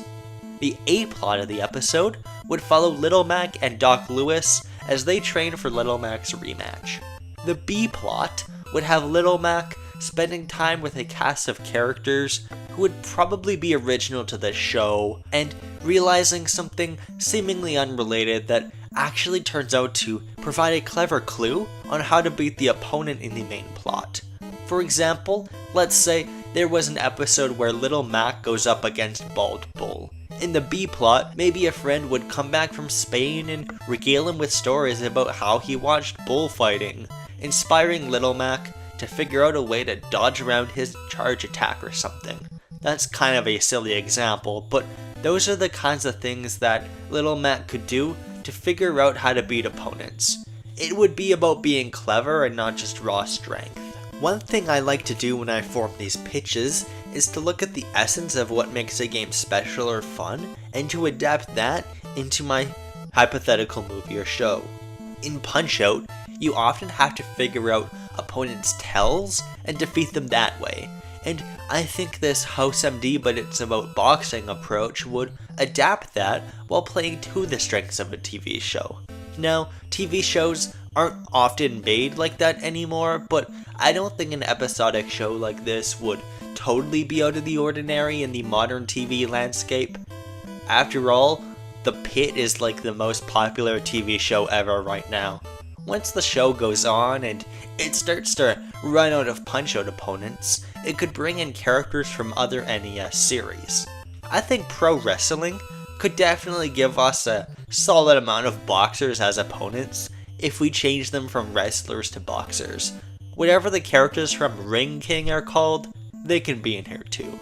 I do want to keep the TV shows away from the main plot so they don't become necessary to understanding the story of the main movies, but since this show would be set in New York City, the Mario Bros could cameo for certain episodes. Sorry, we used all our budget on the Mario cameos, and now we can't get the Mike Tyson cameo. The last episode of the season would break the format by being a title match where Little Mac only gets one shot at winning against his opponent. It's a little silly that Little Mac has to lose once per episode and it's just kinda erased by his final victory at the end, but you know what? That's how it works in Rocky. One interesting question for the show is how it would handle King Hippo. I introduced King Hippo as a future bad guy way back in Captain N the Final Fantasy without any plans to actually include Punch-Out content. In that post-credit scene, it was established that King Hippo is basically on top of the boxing world, to the point that nobody posed a challenge to him. That made him extremely bored, so Eggplant Wizard convinced him to retire. I can't include King Hippo in the Punch-Out show, at least right away, due to future series plans, and for the stakes of Punch-Out, I wouldn't want the entire boxing world to look like chumps who couldn't even handle a hippo-themed boxer. So the lore explanation would be that after King Hippo's departure, a whole new crop of boxers have emerged, all wanting the role of the greatest boxer. A whole bunch of new challengers want to be the next King Hippo of the boxing world. I know King Hippo isn't actually the strongest boxer in the games, but keep in mind, I didn't know I would be doing a Punch-Out show when I first introduced him. Now the elephant in the room here is that Ice Climber, written by someone who is not me and had no idea I was going to do a Punch-Out show, established that Little Mac's mother is Nana, who is trapped in a different dimension searching for him. I don't know how that will be resolved, but it will not be in a boxing TV show because there's no way to seamlessly introduce a long-lost wizard mom in a serialized boxing show. So, with Punch-Out covered, how the hell do I do a Galaga adaptation? Well, Galaga is probably the series in the Captain NCU that I'm making a pitch for, which has the least amount of story within its source material. Fear not, I have a plan. It does involve adding a bunch of shit that wasn't in the original game. Galaga is set in a far-off planet right at the boundary of the Galactic Federation's jurisdiction called Galaxia. Galaxia has a thriving culture and is rich in minerals and other resources. However, their way of life is being threatened by an occupying army backed by the Galactic Federation, intent on colonizing them and taking their resources for the ailing Federation. The Galaxians are all but destroyed in the war until they find a group of bug-like, spacefaring aliens called the Galaga, living in the asteroids around their planets. Before I thought about doing a Galaga adaptation, I knew that I wanted one of the TV shows in the Captain NCU to be set in space. It's an underexplored part of the universe since Metroid was the only movie in space, and I figured it could be a good opportunity to learn a little bit more about the Galactic Federation and the broader lore beyond Earth. I also wanted to have more games based on early NES titles, so that's why Galaga jumped out at me in terms of things to adapt. The main story would follow a big cast of Galaxians as they team up with the Galaga aliens to defend their home. I'm not being too specific about the characters because I imagine there'd be a lot of them, and the show would follow many characters from across Galaxian society to get a full picture of their lives. This does mean that I'm doing my classic morality twisting, and the fighter from the original Galaga arcade game is the bad guy, but also the Galaga aliens wouldn't be portrayed as unquestionably good. They are cruel, unthinking insects who can't even speak and don't care for the Galaxian plight. They just want to kill. By working with them, the Galaxians find themselves influenced in some sinister ways. Their humanity and heart starts to fade as they put their morals aside to defend their homeland by any means necessary. The Galaga show would be a metaphor for the ways in which people, under threat of extermination, have to embrace things they don't like for the very act of survival. The whole setup would carry the theme of a struggle between survival and morality when oppression forces you to make that choice. You can also kind of think of this as Starship Troopers, but with an extra layer of politics on top of it, although I really hope nobody would be siding with the invading army. I trust that I don't have to explain the metaphor of an invading army being backed by the Galactic Federation, a powerful yet fading bureaucratic empire who would support any acts of violence abroad as long as it lines their pockets. We don't like the Galactic Federation in this house after what they did in this show and the Metroid movie. This all probably sounds extremely random for a Galaga TV show. You're right, it's called pulling politics into silly arcade games. You should try it sometime. But seriously, the inspiration behind the Galaxians losing themselves to the Galaga aliens comes from the double fighter mechanic in Galaga. You know how once you get captured by a boss in Galaga, it doubles your firepower? That's literally sacrificing a life for more firepower, and that mechanic is one of the most interesting parts of the original Galaga arcade game. This is loosely adapted by the central conceit of the show when characters are sacrificing their lives for survival. After making so many unexpected and bizarre change to series for this, I've gotta say, I have so much sympathy for Shadow Labyrinth now. I haven't played the game, but I will defend Shadow Labyrinth. Anyways, Galaga would be a pretty serious drama compared to the goofy boxing show. Honestly, I think it's good for a cinematic universe to be able to have vastly different genres and interpretations on a source material, and I hope you're excited for when this definitely happens for real, and Namco will 100% give it the okay. This is the first time Namco is represented in the Captain NCU, which is interesting considering how big it is for the NES. Now, while I'm still interrupting the movie, I have another surprise for you Captain NCU heads out there. One thing I've avoided throughout this entire project is fan casting. I only have a surface level knowledge of actors and didn't want to get too caught up in it at first, but after doing research and looking at some other people's fan casts, I realized something. Deciding which actors would be who in a made-up movie is really fun, and I want to share my fan casts for the major characters in the Captain NCU with all of you today. If you have your own, I would definitely love to hear them, although I would like to remind everyone not to take them too seriously since, with scheduling conflicts, some actors might not be able to make it in these totally real movies that Nintendo will make someday. Anyways, without further ado, here's my cast. The very first thing I decided on for the cast was the Mario family and Kevin himself. The first movie in my Captain NCU plan is Super Mario Bros., so they're kind of the faces of this potential franchise. I cast Asher Angel as Kevin Mario. He's most famous for playing Billy Batson in the Shazam movies, and I kinda just stole them from a fan casting idea I saw online. Although young actors, especially ones who are supposed to play as high schoolers, are really hard to find for fan casts, although I do think he could be a good fit for Kevin's cool yet dorky attitude. I promise, I will try my best to not just cast a bunch of people who are in superhero movies. That's my number one thing I'm trying to avoid, but basically every actor was in a superhero movie, so it's hard.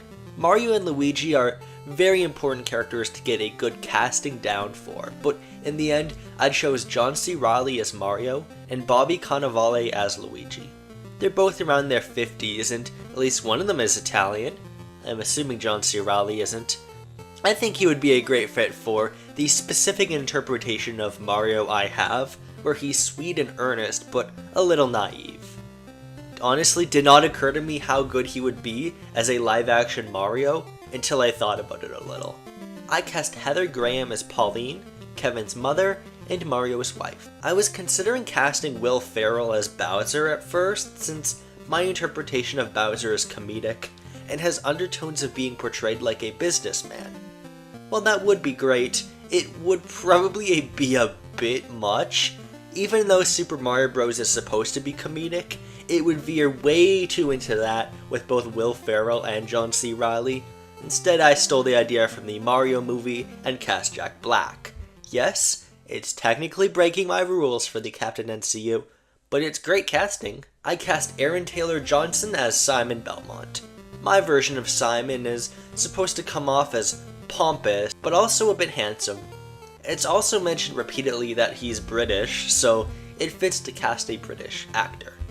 His cousin Soleil would be portrayed by Joseph Quinn, who you might know as portraying Human Torch in Fantastic Four First Steps, and Eddie in Stranger Things. Soleil is supposed to be a character who gives off odd vibes, but is a lot more serious later on, so I think he fits. He's also British. The actor I picked for Simon's ancestor and the protagonist of the first Castlevania isn't, though, Sebastian Stan. However, he is Romanian, which I think is good since that movie is mostly set in Transylvania, even if his character is technically supposed to be English. The villain of that film, Dracula, would be portrayed by Sacha Baron Cohen. Might be a little strange for Borat to play Dracula at first, but he does have a history of dramatic roles, especially ones set in historical time periods. And the version of Dracula in Castlevania would be a bit more of a playful character. That brings us to the Mega Man side of things. The robots would probably be voice acted, so I want actual voice actors to play them, and not just celebrities. For Mega Man himself, I cast Alex Lay. You might know him as Luke from Street Fighter, or Daredevil from Marvel Rivals. Does Street Fighter 6 even exist in my timeline, considering Street Fighter 2010 is an NES game? Let's stop thinking about that. He's done protagonist roles before, and is a very prominent voice actor. Role would be played by Haley Steinfeld, who I'd argue counts as a real voice actor and not just a celebrity. They make do voice roles. And then Matthew Mercer is who I picked for Proto Man. He's known for playing badass lone wolf types, like Cassidy from Overwatch or Jotaro from JoJo's Bizarre Adventure. As for the humans, Bryan Cranston would play Dr. Light. He's most known for the iconic role of Fei Long in the dub of the Street Fighter II movie, but that doesn't exist, so I guess Breaking Bad would be his most popular role in this timeline. I think he's got that nerdy but welcoming feel. I chose a kind of obvious option for the villain Dr. Wily, Willem Dafoe.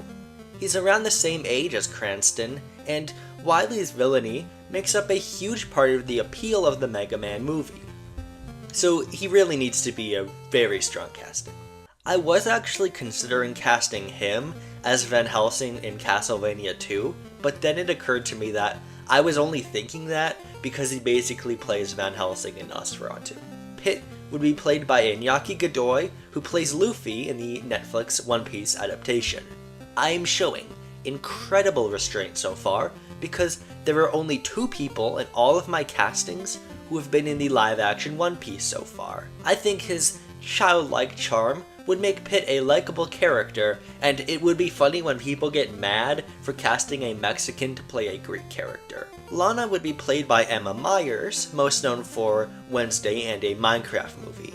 I admittedly came up with this choice mostly because I had already cast Kevin, and I wanted her to be portrayed by someone around his age. Not that many popular young actors. I chose the one actress I knew around his age, who I think could fit. Her father Link would be portrayed by Oscar Isaac. That might seem odd, but remember that this is an older version of Link, who is a wise king figure.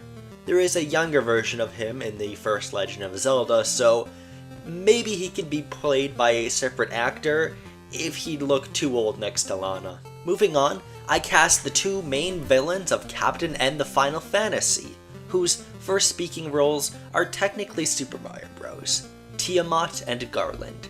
Tiamat has a raspy, snake-like voice, and so I cast famed Venom 2 and Animal Farm director Andy Serkis. Garland would be portrayed by Keith David. That leaves one major role, the last of the Game Masters, Samus Aran. Most obvious pick is Brie Larson, but I already stole a role from the Mario movie. I cast Sophie Turner, who is most known for some Game of Thrones shit. She just fits the image of Samus well, and I found out while researching her that she's also gonna play Lara Croft, which is perfect. I'm making an executive decision and saying that Tomb Raider does exist in this universe where Nintendo games stopped after 1991. In addition to those casting decisions, previous movies have also had rare castings. David Dastmalchian as Dr. Jekyll and Mr. Hyde, James Rolfe as generic angry villager, and Vanilla Ice as the polar bear from Ice Climber. We have fun here, and doing all this casting was fun. I might not have picked a bunch of obscure actors here, but I do think it seems realistic for a hypothetical big budget movie franchise. Feel free to go back and watch my past videos, secure in the knowledge that you can picture every character's faces a little better. Make sure to not skip ads and also possibly fall asleep to let my other videos queue up on autoplay. Yeah. In future videos, I will share my casting decisions as new characters come up. I have castings planned for the 3 antagonists of the next movie who have already appeared technically. Eggplant Wizard, King Hippo, and Mother Brain, so look forward to those in the next video. For now though, let's move on to the actual movies. This next one is the penultimate film of Phase 2, and the last one in this video, Mother. If you're watching this far into my project, you probably know what Mother is. It's become a pretty big cult classic series, mostly due to the 1994 sequel Earthbound, and all the indie games it inspired, so I feel like I must remind everyone that the existence of a Mother movie within the Captain NCU would be a massive what the fuck moment, considering its obscurity in the West at the time. It would be like if Nintendo made a cinematic universe now and had a movie based on Famicom Mukashibanashi Yuyuki. That's why I would want this movie to really win over skeptical audiences by having an emotional storyline and deal with the realities of growing up, while also having the typical absurdity of the game and, at this point, the Captain NCU itself. The creator of the Mother series, Shigesato Itoi, is something of a celebrity, even outside of video games in Japan, so I could absolutely see him playing a role in the creation of this movie, even if just a consultant on the script. I could see 1,000 online articles titled something like, "Here's why Nintendo is adapting an obscure game made by this Japanese celebrity," to catch people up on who Itoi actually is. Now, the storyline of Mother might not be as complex as that of Earthbound or Mother 3, but it is probably the game with the most fleshed out story that I'm adapting to this universe so far. So I think it should be adapted fairly closely, only changed to a movie format. Even if you are familiar with the story of Mother, I'd pay attention though, because a lot of changes are meant to set up future plot developments. Now, before I get into the script's contents, There's one more big thing I want to mention. In an ideal world, this would be an animated movie. Specifically, a stop-motion animated movie inspired by the clay models of characters and enemies used during the development of Mother. It would have a stylized and bright aesthetic inspired by 1950s and 60s Americana imagery. Admittedly, all the stop-motion I've seen has had characters be spindly and the exact opposite of those rounded clay models, but I think I can just give this to the stop-motion team and tell them you'll do great, have fun. I think an animated movie would be best suited for Mother because some of the very stylized character and enemy designs, and because the whole plot could probably benefit from a little abstraction to make it work better in the eyes of an audience.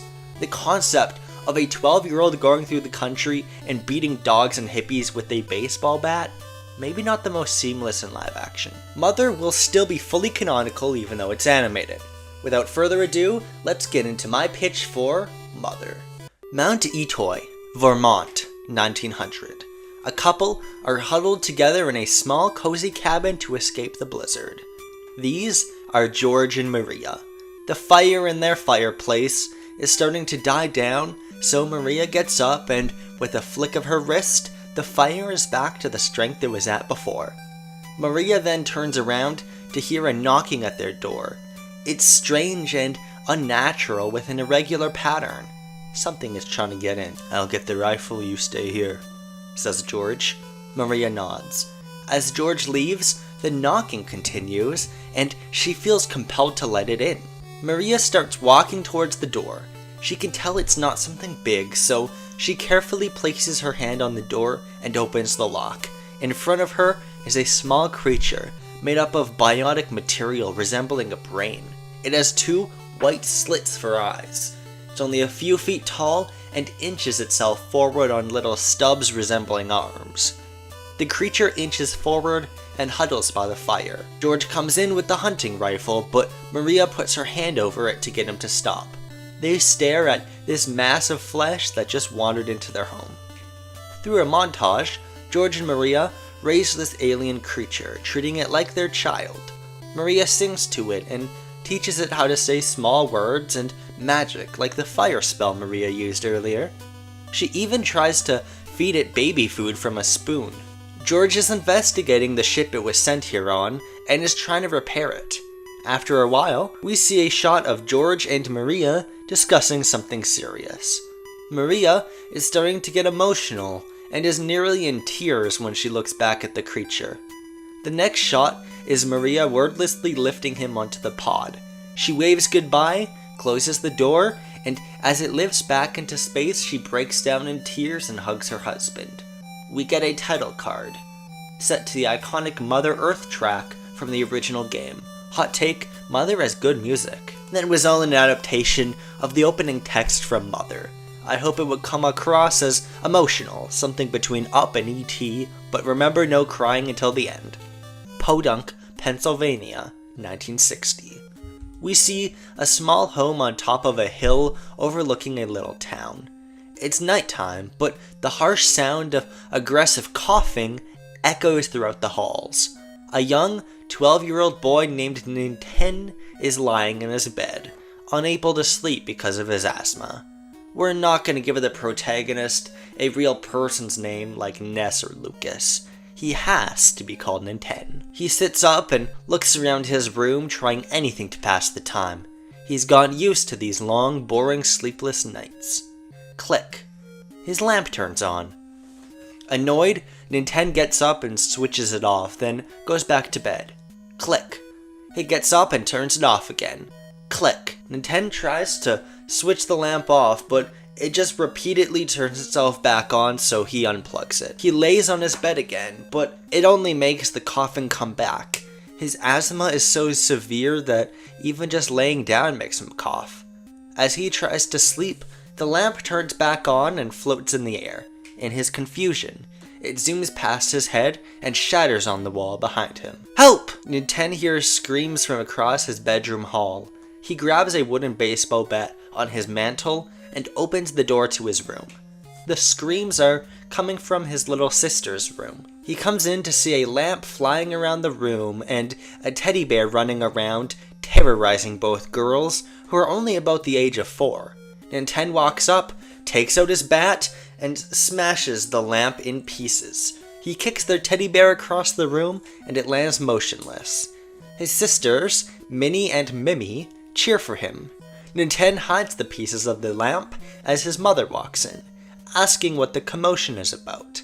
The twins tell her that a ghost came into their house and possessed those objects. She rolls her eyes and tells Ninten that even though tomorrow is his last day of 5th grade, he still has to get up early. Ninten goes back to his bed, completely gobsmacked as to what just happened. Ninten wakes up the next morning, eats cereal for breakfast, says goodbye to his mother Carol, and walks to school. Ninten feels something is off the entire walk home, especially after last night's incident. The birds and dogs are aggressive, and weirdly enough, there's a hippie yelling at people.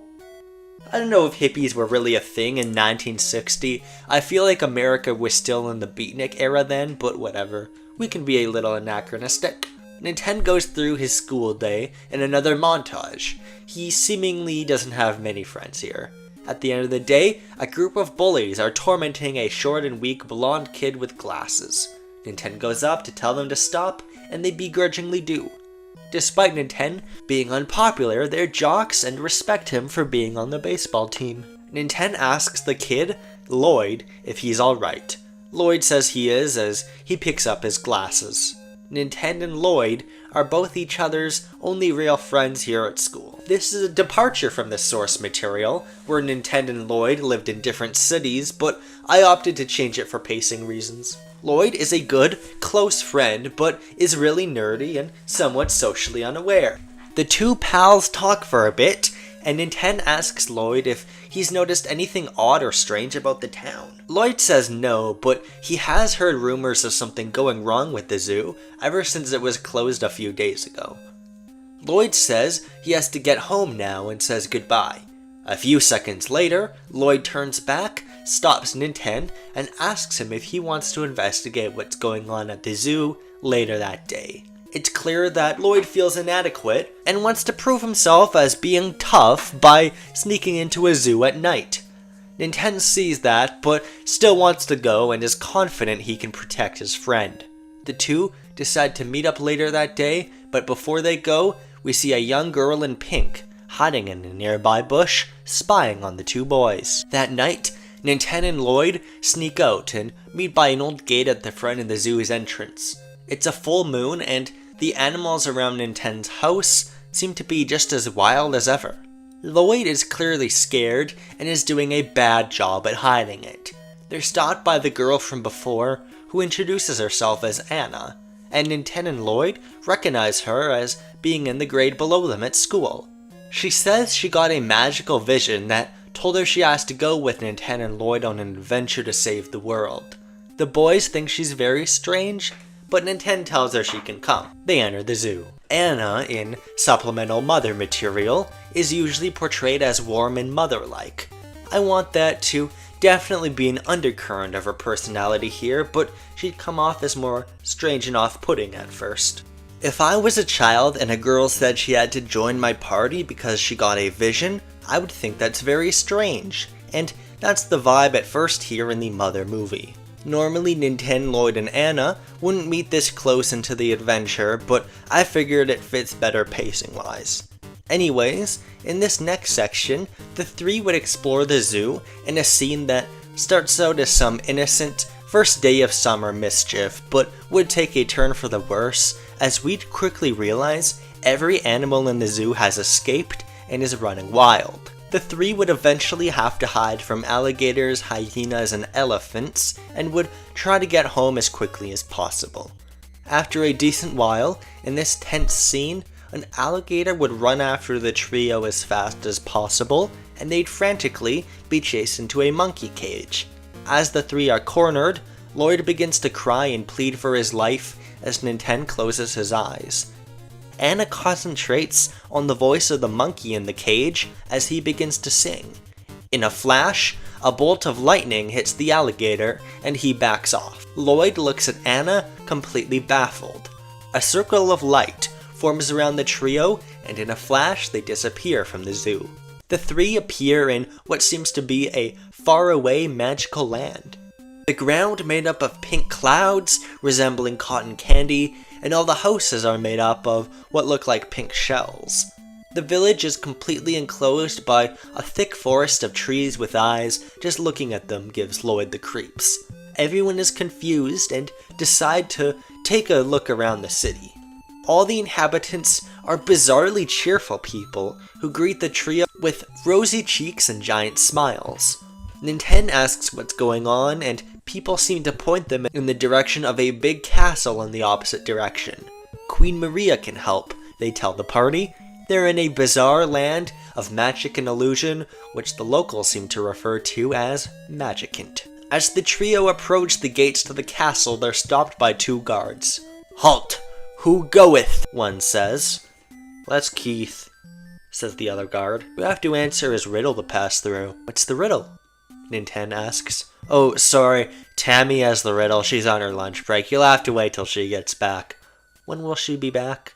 "About 127 years. 127 years? Lloyd exclaims.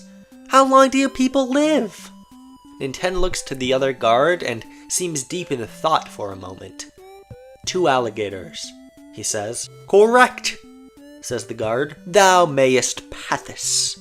What the fuck did I just say? "Thou mayest passeth." The guards move on to allow the party to move forward. Lloyd asks Ninten how he knew the answer, and Anna asks him if he is a PSI user, but Ninten doesn't know what that is. He just intuitively knew the answer. They enter the castle and are greeted face to face by a bunch of castle guards who politely escort them to a large throne room. Inside is a blonde woman sitting on a throne who greets the party. "Hello, young ones. My name is Queen Maria, and you three are in my kingdom of Magicant. Was the trip through the moon gate all right?" "The moon gate?" Ninten asks. "The moon gate that saved you three from the alligator?" The three stare blankly. I have some explaining to do. She explains that Magicant is a kingdom of magic and dreams in a different dimension from Earth. You can only open a portal between the dimensions every full moon, and she saw through the veil that the three were in trouble and decided to help them out. "Thank you, Maria," says Ninten. "I'm Ninten. These are my friends Lloyd and Anna. I'm aware of your names," she says. "I think you three are very special children indeed. I'm sure you three have noticed strange happenings in your world, no?" Ninten nods his head. "Afraid it's a lot more serious than you might expect. I need your help." Queen Maria explains that their world is under attack by an evil alien named Gigu, who is manipulating the local people, wildlife, and even possessing inanimate objects, all for his goal of world domination. She needs the help of Ninten and his party because she can't move to his world. Lloyd is in disbelief and is trying to tell Queen Maria that there's no way 3 kids can defeat an alien.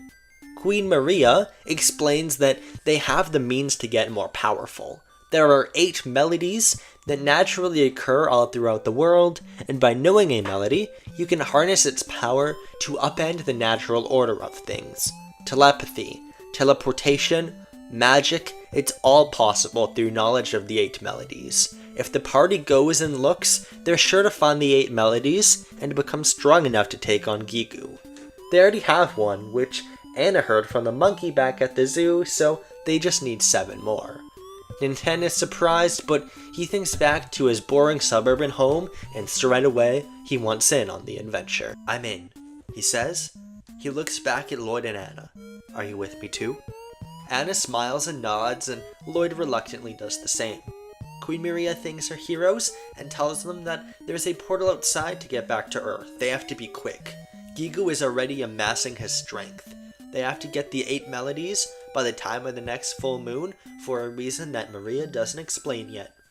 The party thanks Maria and leaves. They're confused as to where the exit is until a giant yellow fish appears from a nearby lake and opens its mouth to reveal a giant white portal. They step in and are back at Podunk. The 3 heroes agree to meet the next day Just set off and the scene ends. So one big thing Mother does is that it actually establishes how magic works in the Captain NCU.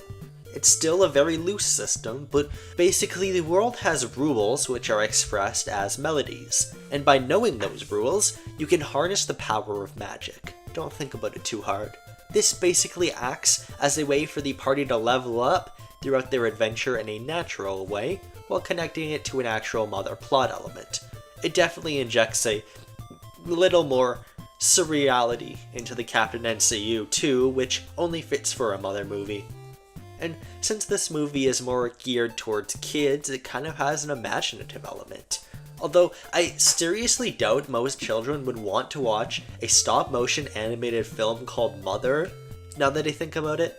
This movie may end up being the black sheep of the Captain NCU, but it also has vital information, which is really funny. As you might remember, Magicant was mentioned way back in Super Mario Land by an alien named Tatanga, as the name of the alternate dimension Kevin and the Game Masters visited in Captain N the Final Fantasy. It's definitely a surreal, fantastical place. Bowser was from there, for example, and he's played by Jack Black now, but it's not quite as surreal as the Magicant Nintendo's party went to. We've never seen Triple T in previous movies set in Magicant after all. Why is Magicant so different in Mother, and what's the deal with it after all? Why have Lana and others from Magicant never heard the word Magicant? Why does Queen Maria have the same name and face as Maria from the prologue? All that and more will be answered by the end of this very video, loyal viewers, except that last one. Pure coincidence. The next day, we see the three heroes packing up at their respective homes to get ready for their oncoming adventure.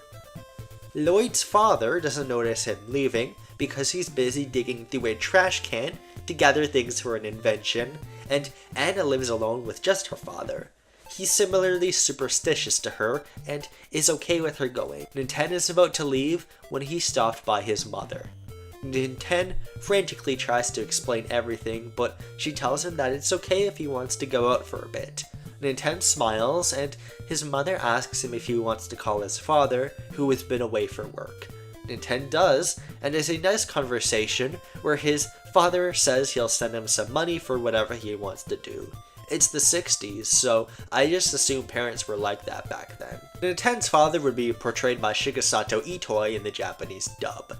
Armed with cash, a backpack, and his trusty baseball bat, Nintendo says goodbye and heads to the town of Podunk. The walk is treacherous because of the wild animals, but Nintendo goes to the city center and meets Anna and Lloyd. So, where are we going? Asks Nintendo. The others don't know at first. I've always wanted to go to Marysville, says Lloyd. I hear they're trying to build robots there. The party stocks up on food, then gets on the next train to Marysville. The structure of this movie would be that the party goes on little mini adventures with each stop, teaching someone a lesson about growing up. This pit stop would be mostly for Lloyd. They reach Marysville and realize that the bullies from Podunk are there. The bullies would try to torment Lloyd again, but Anna scares them off by demonstrating lightning PSI. The party visits a laboratory where a young scientist, just slightly over their age, named Professor Hector, is building prototypes for sentient robots. His father, Dr. Distorto, runs the lab, but is away now for work. Dr. Distorto does not appear in this movie, but if he was, he would be voice acted by a cameo role from Dr. Dementum. That guy's still alive. Hector has a very simple robot in working order called Rob, but he's not ready to show the public. Audiences with a good memory might remember Rob and Hector from Mega Man 2. Lloyd is amazed and offers to help him out.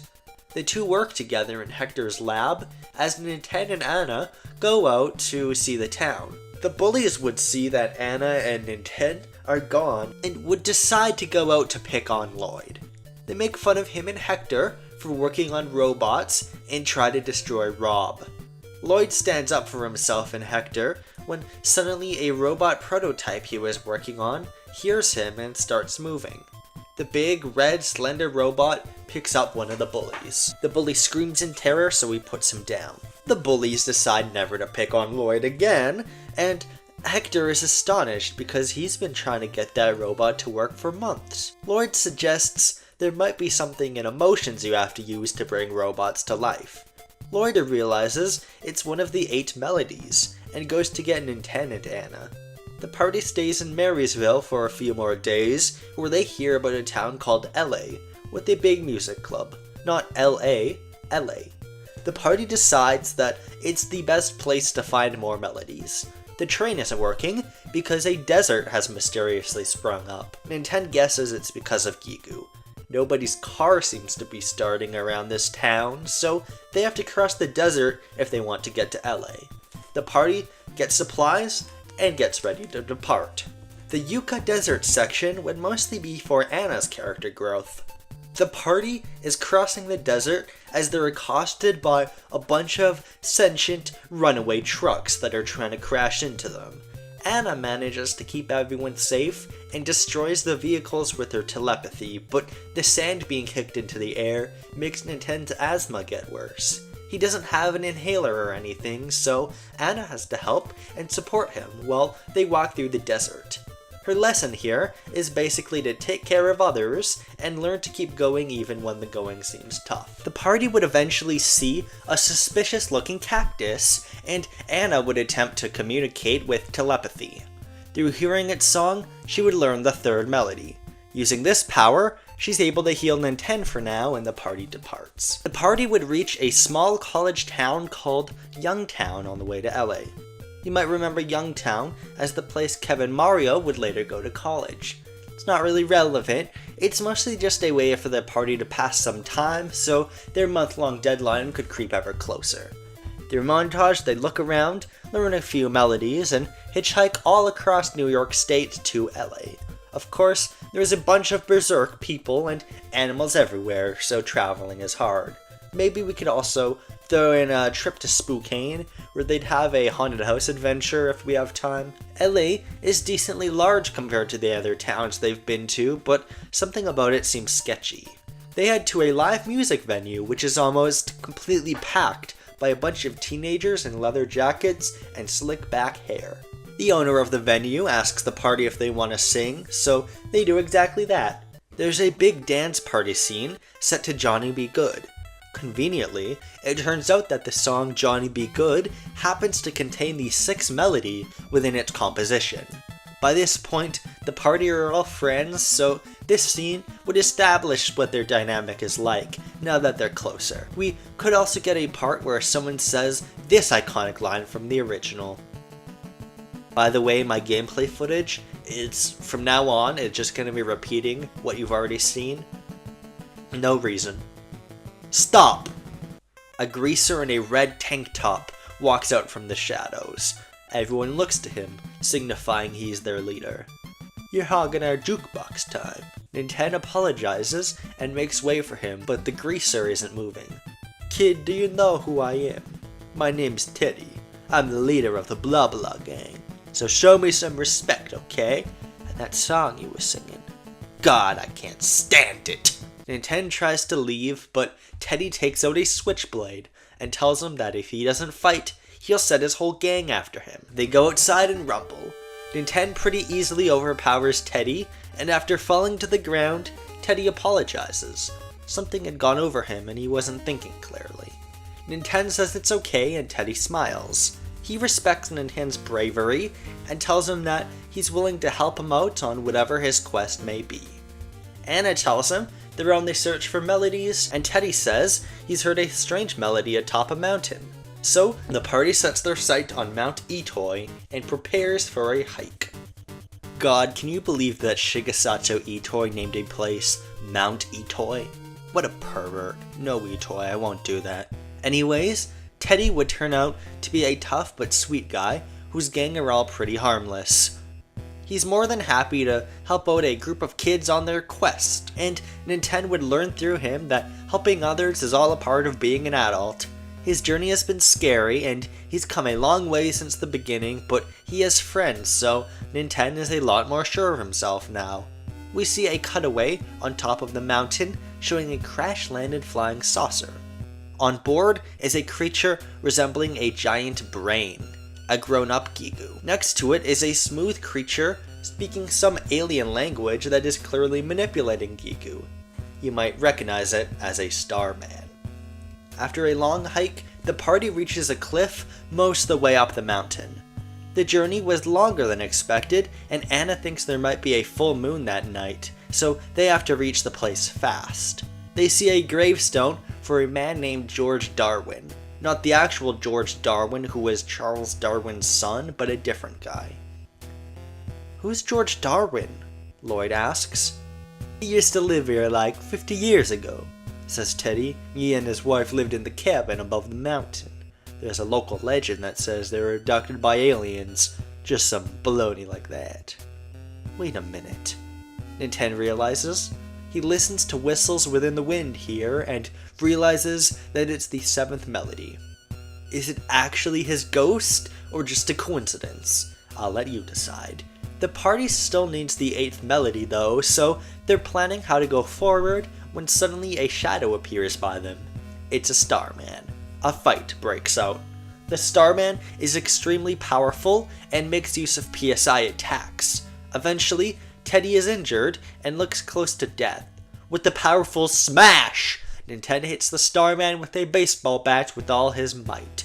And yes, it makes that exact sound effect, complete with the text, "Smash!" going above the screen. It barely phases him.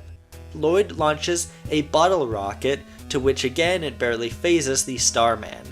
In case it's not clear, this is basically an adaptation of the R7033 fight from the source material, because eventually a familiar robot climbs up the cliff and blocks Starman's PSI beam. It's Eve, who punches Starman right in the face. "Eve, you're here!" Lloyd exclaims. "How did you get here? Did you walk?" Eve nods. "Your creator must be worried about you," Lloyd says. After this line, Eve just points their finger to Lloyd's chest, showing they think of Lloyd as their creator. Aww. Anna looks at the Starman for a moment and then realizes something. She can hear some kind of melody. She copies it, then shoots a beam right at Starman, knocking him off the cliff and saving the day. As the sun starts to set, a circle forms around everyone. They go through the portal and are back in Magicant, right in front of Queen Maria. "Whoa, the heck is this place?" asks Teddy. "Queen Maria," says Nintendo. "We've done it, we have the 8 melodies." Queen Maria smiles and asks them to play. Nintendo and Anna hold hands and sing every melody one after another. This would be a big, beautiful moment, but as they sing, the area around them would slowly start to disappear. Magicant's bright pink clouds would go away, and it turns out this whole time, Maria was in an abandoned castle in the middle of an ordinary looking empty field. All of this part of Magicant was an illusion. "Well, I have some explaining to do," she says. This is the lore dump part of the pitch. Maria explains that she is actually the descendant of an alien species called the Lephanes. They came from the stars to escape an alien threat called the Komatos and settled in a world of gods parallel to Earth they call Magicant. Magicant is real, but all the guards, the trees with eyes, fish, and pink clouds were an illusion created by Maria. The Lephanes can live much longer than humans, but are now all but exterminated. Years ago, an empire called Hyrule feared their power and sent their magicians to kill them all. Only 3 survived by traveling to Earth. Maria fell in love with a man called George Darwin on Earth and lived in a cabin on Mount Etoy. Eventually, an alien from space came to their cabin, and Maria realized it's part Komato. It must be from her planet. So, she and George raised it as one of her own. Now she's nearing the end of her life and just wanted to hear the songs she used to sing to her son Gigu one last time. Mother seems self-contained at first, but as you've just seen, there are a lot of connections with past events. For one, there are the Lephanes, who've popped up in multiple movies by now and are pretty vital to the latter half of this phase. We also get some information on why the Lephanes went extinct. and it ties into the court magicians who popped up as villains in Zelda movies in the past. I hope these lore connections don't feel too forced, and the lore is getting pretty complicated at this point, but I think the vital information to the story is told effectively enough. Anyways, Queen Maria isn't finished. Eventually, George fixed Gigu's ship and sent them to a different planet. But now they're back, alongside a group of aliens Maria thinks must have been the ones who created Gigu. Gigu wants revenge on Earth for some reason, and is being manipulated by the aliens. Maria can't bear to kill Gigu herself, so she taught the party the melodies so they can defeat them. She apologizes for manipulating the party like this. Nintendo thinks for a moment, then goes up to Maria. He grabs her hands and tells her that she saved their lives so they're friends. He and his party would gladly save the world for her. Maria thanks him and tells the party they should treat Teddy's wounds quickly, because Gigu's power is increased by the full moon and he'll likely attack now.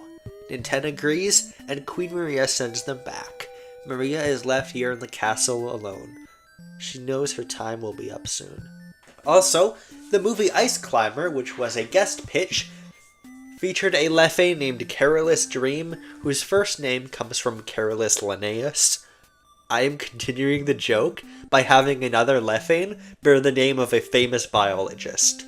I didn't have Maria be Nintendo's great-grandmother like the game for plot reasons, but if it were true, it would mean that Nintendo's last name was Darwin, which makes sense because it means his name kind of sounds like Nintendo Win. Back on Mount Etoy, Teddy says goodbye to the party as Eve picks him up and takes him back down to the mountain. The only place for the party to go now is up.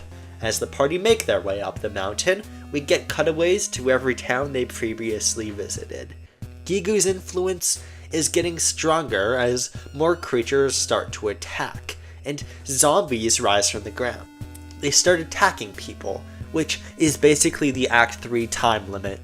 The party makes a dangerous climb up the mountain, and after the treacherous trek, they reach a flat peak with a cabin. Suddenly, 3 starmen surround them. They fight, and it looks like the starmen are about to defeat the party when a voice cries out, "Stop!" From within the snow, an alien makes itself known. It's Gigu. "Where is George?" Gigu asks. "George?" Nintendo asks. "You mean George Darwin?" "He's dead." Gigu, angry, hits the party with a psychic blast as the blizzard begins to rage. "You lie. George is bad. He stole our property." "Wasn't George your father?" Anna asks. "Not anymore. George should not have rebuilt my spaceship. The Nora Science Academy's technology is not for you lowly humans. You 3 will die." Anna looks to the Starmen and realizes they must have manipulated Gigu in their time away from Earth. Gigu starts to attack the party using all the PSI they've learned throughout the movie, and the Starmen attack too, making this basically an objective survive situation. Lloyd tells the others they should look in the cabin to see if George wrote down the secrets to Gigu's technology so he can give them back their secrets. They try to hide, but Gigu simply burns it down. In their moment of desperation, between coughs, Nintendo begins to sing. Gigu screeches, No, that song! Stop singing!" Anna and Lloyd join in and begin to sing the 8 melodies.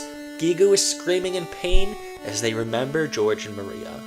Gigu thinks back to their warm childhood and all the years since they spent being experimented on. One of the aliens in their flashback is a familiar short purple one. As the kids escape the burning cabin, Gigu stops screaming and is completely silent. In an instant, the Starmen go quiet and fall to the ground, killed instantly by Gigu. "Humans were supposed to be weak. You weren't supposed to." Gigu starts to cry. The party doesn't know what to do. "Maria, George, I love them so much. Anna hugs Gigu when they're quiet for a moment. I'm going back to Zebes. Will you help me back on my ship? Gigu asks. The party loads Gigu back into their spaceship and presses a few buttons to send them back. Gigu swears to be back one day, and the party can't tell if it's a threat or a promise to a friend. The party stands atop a lonely peak as the blizzard gives way. They look down from the mountain at how far they've come and sit together. You may now cry. The party depart from the mountain and go meet Teddy, recovering in the hospital. Is the, alien gone? Nintendo nods. Teddy smiles. I knew you could do it, kid. Hey, if you're ever in town again, you reach out to me, okay? Me and my boys will be glad to help you out any way we can. Nintendo hugs him, and everyone else joins in one big group hug. I realize that Teddy is probably the first gangster to ever live in Vermont. So, what happens now? Lloyd asks. We go home, says Nintendo. There's a montage of the party being carried by Eve as they run through all the places they previously visited. They say goodbye to all their new friends one last time as they are on their way home. This would be set to the lyrical version of Pollyanna, sung by Catherine Warwick, from the original Mother soundtrack. Eventually, they all reach Podunk late at night and hop off Eve's back. Man, Lloyd starts to cry. I'm gonna miss you all. I can't believe I'm just going home after all this. Don't be silly, Lloyd, says Nintendo. We still have all summer to hang out together. Lloyd sniffles and wipes the tears from his eyes. I'm really glad to have met you two, says Anna. You're the best people who possibly could have saved the world with. Everyone hugs. They want to see each other more, but for now, they have homes to get back to.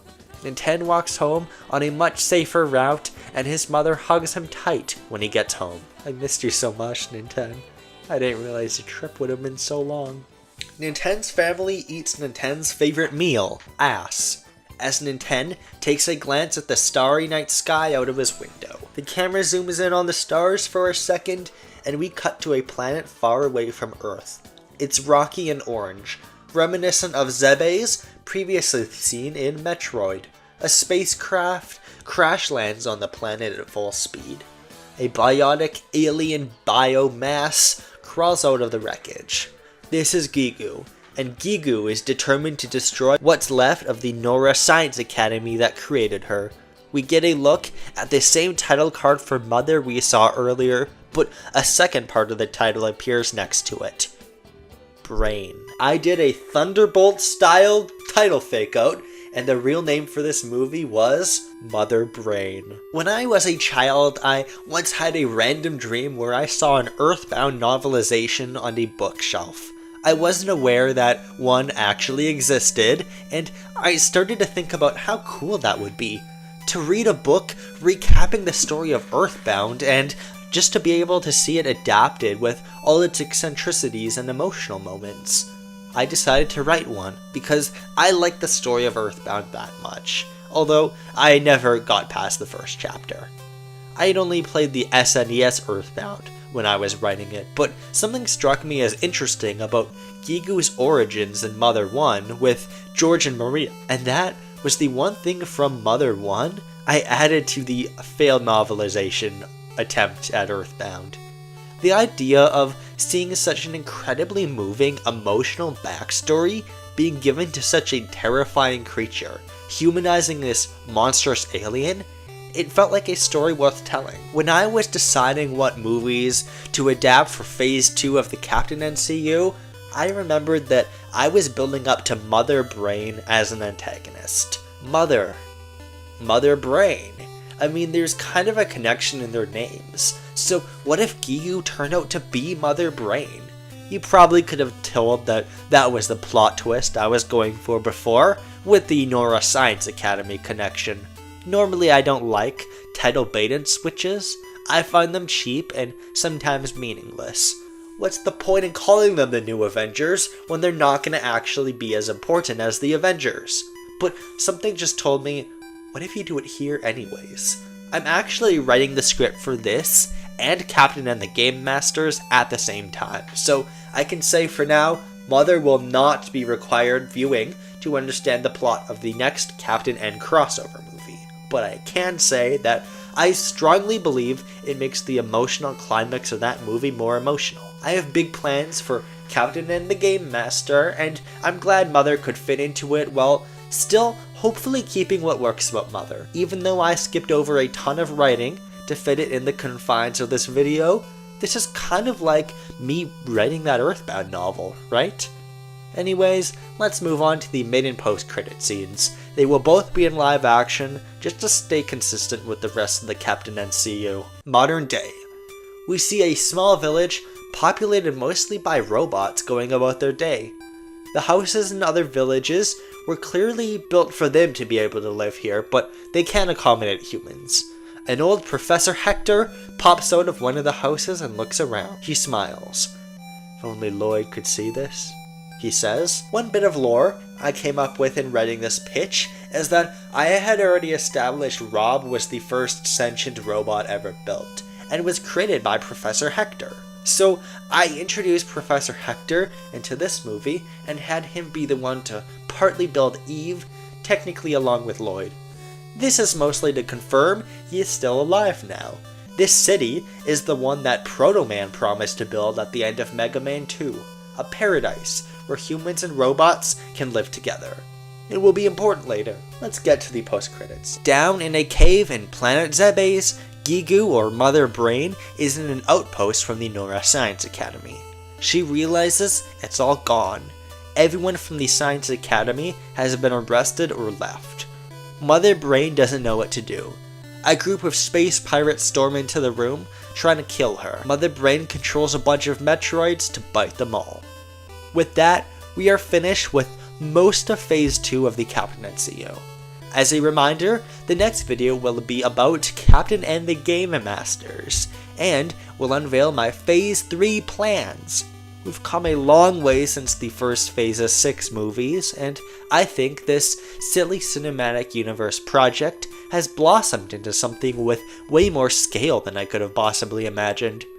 This video in particular had a lot of pitches where I felt like the emotions got focus in a deeper way than I was able to do before. If you're still watching and are paying attention to these silly videos, I really appreciate you. I'm gonna be so for real. Some of the parts of that Mother movie, when it sounded like I was fake crying, there was a little bit of genuine tears there.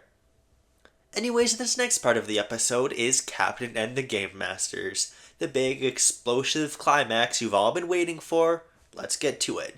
This is the last interlude with me you're gonna see, so goodbye. Say goodbye to present day me. Say hello to past me, who is also... Let's get to this stupid video already.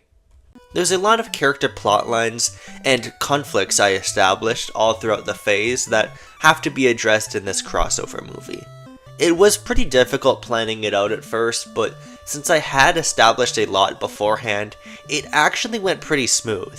I kinda just needed a whole day or so to hash out my writer's block and get a coherent pitch made. There will be plenty of surprises for sure though, and I do hope I managed the amount of characters pretty well. If there's anything else to cover, I'll get to it when it's relevant, because I have a long movie pitch, and I don't want to waste your time any more than I have to. But I do want to say that this script will be divided into 3 acts. In between each act, I'll talk about some other fun thing that will happen on the side of the Captain NCU. You'll see what I mean when we get to it. At the end, I will announce my full slate of movies for Phase 3, so look forward to that. I am very excited for the future of this project once this movie is done. I've been planning some of the movies since around December of last year, so it will be fun to finally put them to paper. I guess that's it, so let's get into my pitch for Captain N, the Game Masters. We begin in a humble little village in Paluopolis, the island where Pit lives. In my ideal fan cast, Pit would be portrayed by Iñaki Godoy. Pit leaves the Paluopolis library and makes his way down a path where villagers meet him with smiles. "Are you done studying in there yet, Pit?" a villager jokes. "You must have been in that library for months." "I'll never be done learning about our people," Pit says, "but I have been reading a while today, so I can get some fresh air for now." We zoom out on the scene to see that the whole thing is projected through what looks like a crystal ball. It's an illusion, being conjured by a long-haired, blonde man in fancy dress. He has a scornful look on his face. This is Soleil Belmont, the cousin of Simon Belmont, who was last seen in the film Castlevania II Belmont's Revenge. He would hypothetically be portrayed by Joseph Quinn if this were a real movie. He's sitting in a small, rundown inn that looks to be somewhere in Eastern Europe. He closes the illusion and looks at his map, tracing a route he'll need to take to get to Paluopolis. He smiles.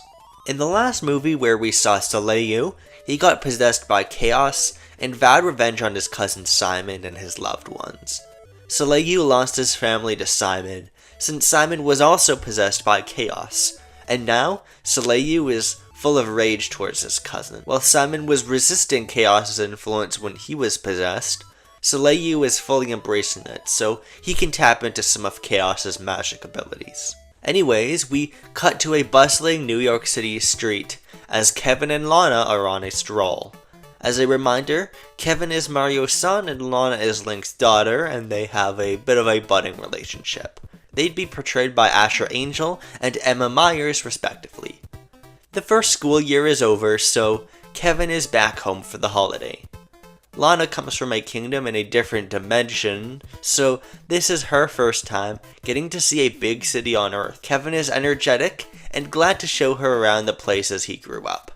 After a long day, the two grab bagels and sit at a park bench. You know, now that we have time, there's so many places I've been I'd love to show you, says Kevin. Vermont, Philly, even Niagara Falls. The whole world's basically open for us. Are they more beautiful than Greece? Lana asks. Lana laughs and scoots closer to Kevin, their hands just about touching. Kevin awkwardly breaks the silence. Oh hey, Simon's moved to Youngtown. Maybe he'll know how to help you with the whole Goddess of Light thing. Maybe, says Lana, but I think we're safe for now. Kevin smiles. Yeah, you're strong. He takes a bite out of his bagel. Wonder what Simon's doing now. Just as Soleil is possessed by the god of chaos, Lana is possessed by the goddess of light. Ever since the Legend of Zelda Quest of the Avatar, we don't yet know exactly what the mechanics of the possession are. On the topic of chaos, I made a whole bunch of fan casts in my last video, and one of them was fan casting Keith David as Garland, the antagonist of Captain N, the Final Fantasy. Turns out, Keith David already plays Chaos in the Dissidia Final Fantasy games. I did not know that, and it's pure coincidence that I decided to cast him as Garland, who is related to Chaos. Garland is portrayed by a different actor though, so I guess it's fine. We cut to Simon, lounging on a couch as his girlfriend Daisy is at a table working on a grant application. Simon would be portrayed by Aaron Taylor Johnson, and I honestly can't think of anyone to play Daisy.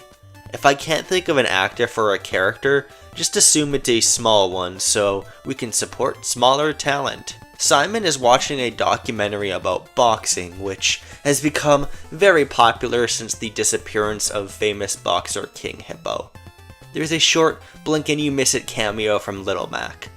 Little Mac would be portrayed by Lane Factor, but he does not have any lines here, so it's not important. The documentary is a lot more interested in the tabloid side of King Hippo's disappearance than the actual sport, so Simon gets bored and turns off the TV.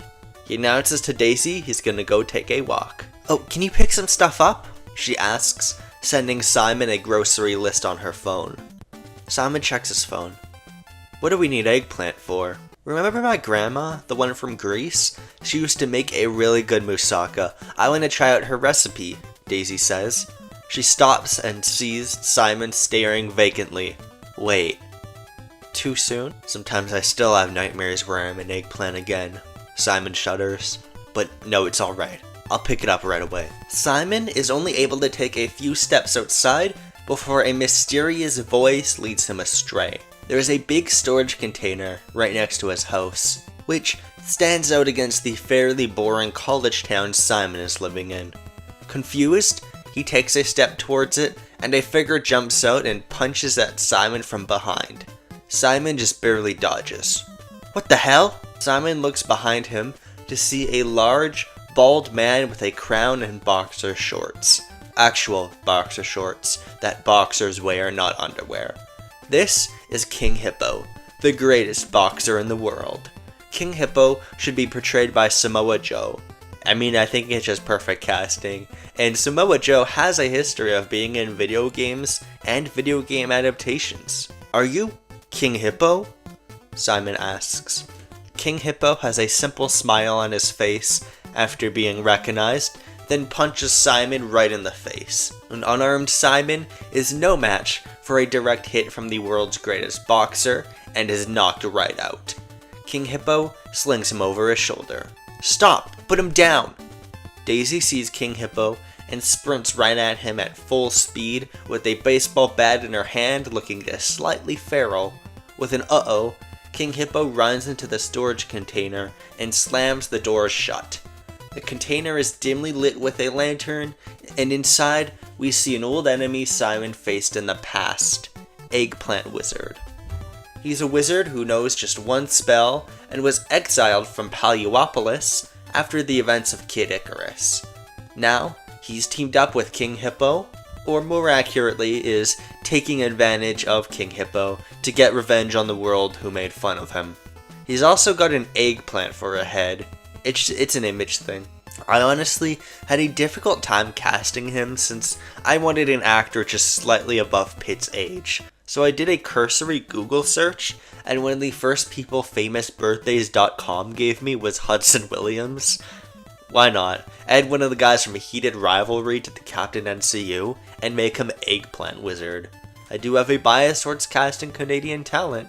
I also like the idea of having a young, popular, handsome actor, and making him this petty, mean, and vindictive character like Eggplant Wizard. Someone saw me! King Hippo cries. Eggplant Wizard rolls his eyes. Steps out of the container and immediately casts a spell on Daisy. Daisy is turned into a big, walking eggplant with legs. Eggplant Wizard smiles and takes her in. This is Simon Belmont. He's a warrior of light. He motions to Simon as he addresses an unseen figure hidden in the darkness in the back of the storage container. If anyone can lead you to chaos, it's him. He'll just need some convincing. Good. As long as your end of the bargain is complete. We see that the voice is coming from a giant, pulsating mass. This is Mother Brain, the antagonist of Metroid, who found her way to Earth after stealing a Galactic Federation ship. Why is she here, and why is she working with these two chuckle fucks? We don't know quite yet. Mother Brain would be portrayed by Sigourney Weaver, which is basically just a reference to Alien. To be fair though, Sigourney Weaver has done voice roles and villains in the past, so there's merit besides just the reference. Mother Brain strains herself a bit and teleports everyone in the container across the world to an underground bunker. We've seen this place a couple times before in post-credit scenes, but it's basically a giant science bunker with walking eggplants working computers and moving things around. This is where Eggplant Wizard and King Hippo have been conspiring together since the events of Captain N the Final Fantasy. It's also where he used his technology to notice Mother Brain's arrival in the first place. Eggplant Wizard grins as the next step of his plan comes to fruition. Bam! Kevin is playing an arcade machine at the newly built Mario Bros. Plumbing building. It's multi-storied and pristine, with good reviews printed all along the walls, and the key to the city the Mario Brothers got during the events of Super Mario Bros. Is displayed in a frame on one of the walls as well.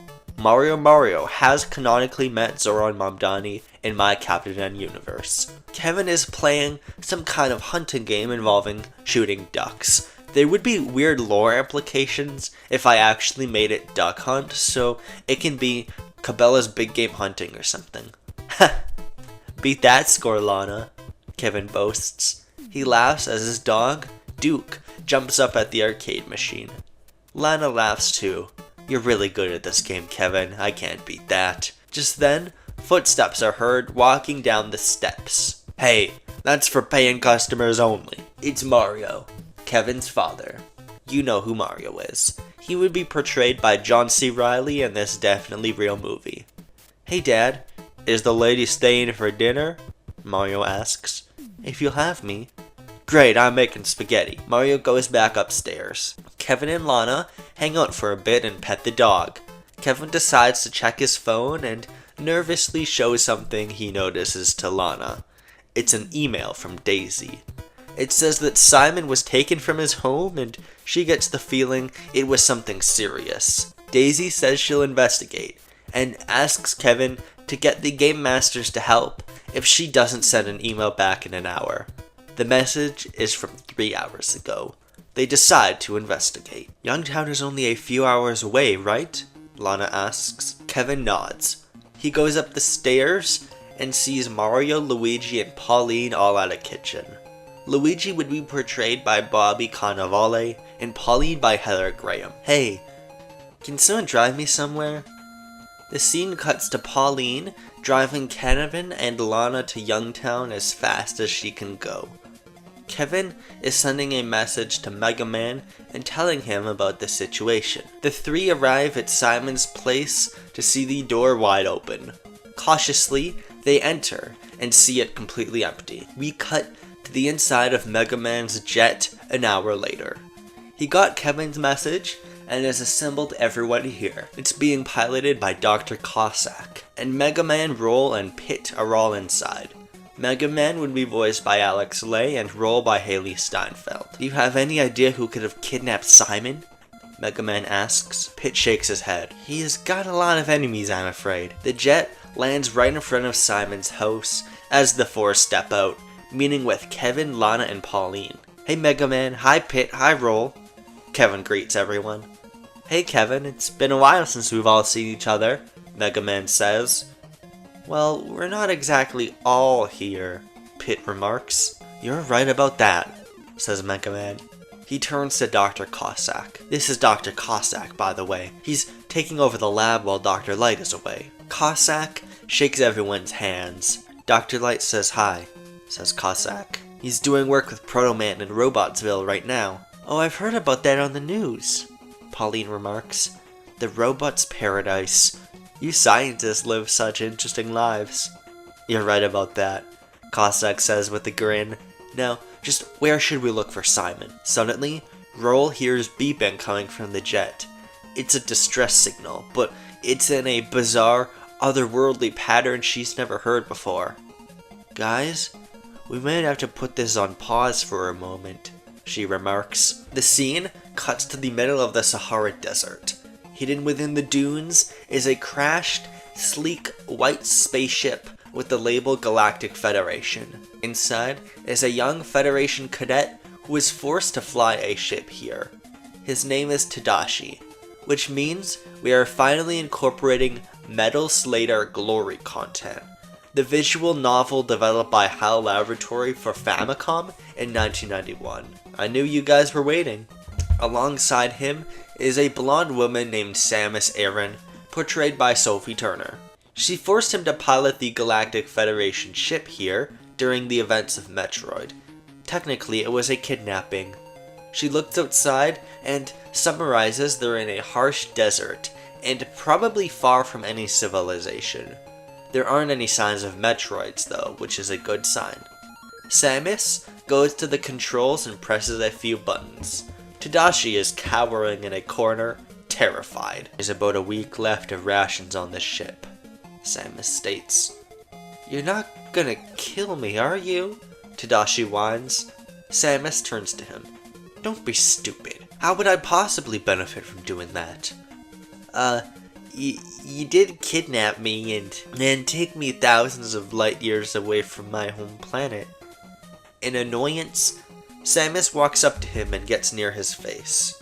I kidnapped you because nobody in the Galactic Federation wants to address the problems they know could be the galaxy's downfall. Mother Brain and her Metroids could already be on planet by now.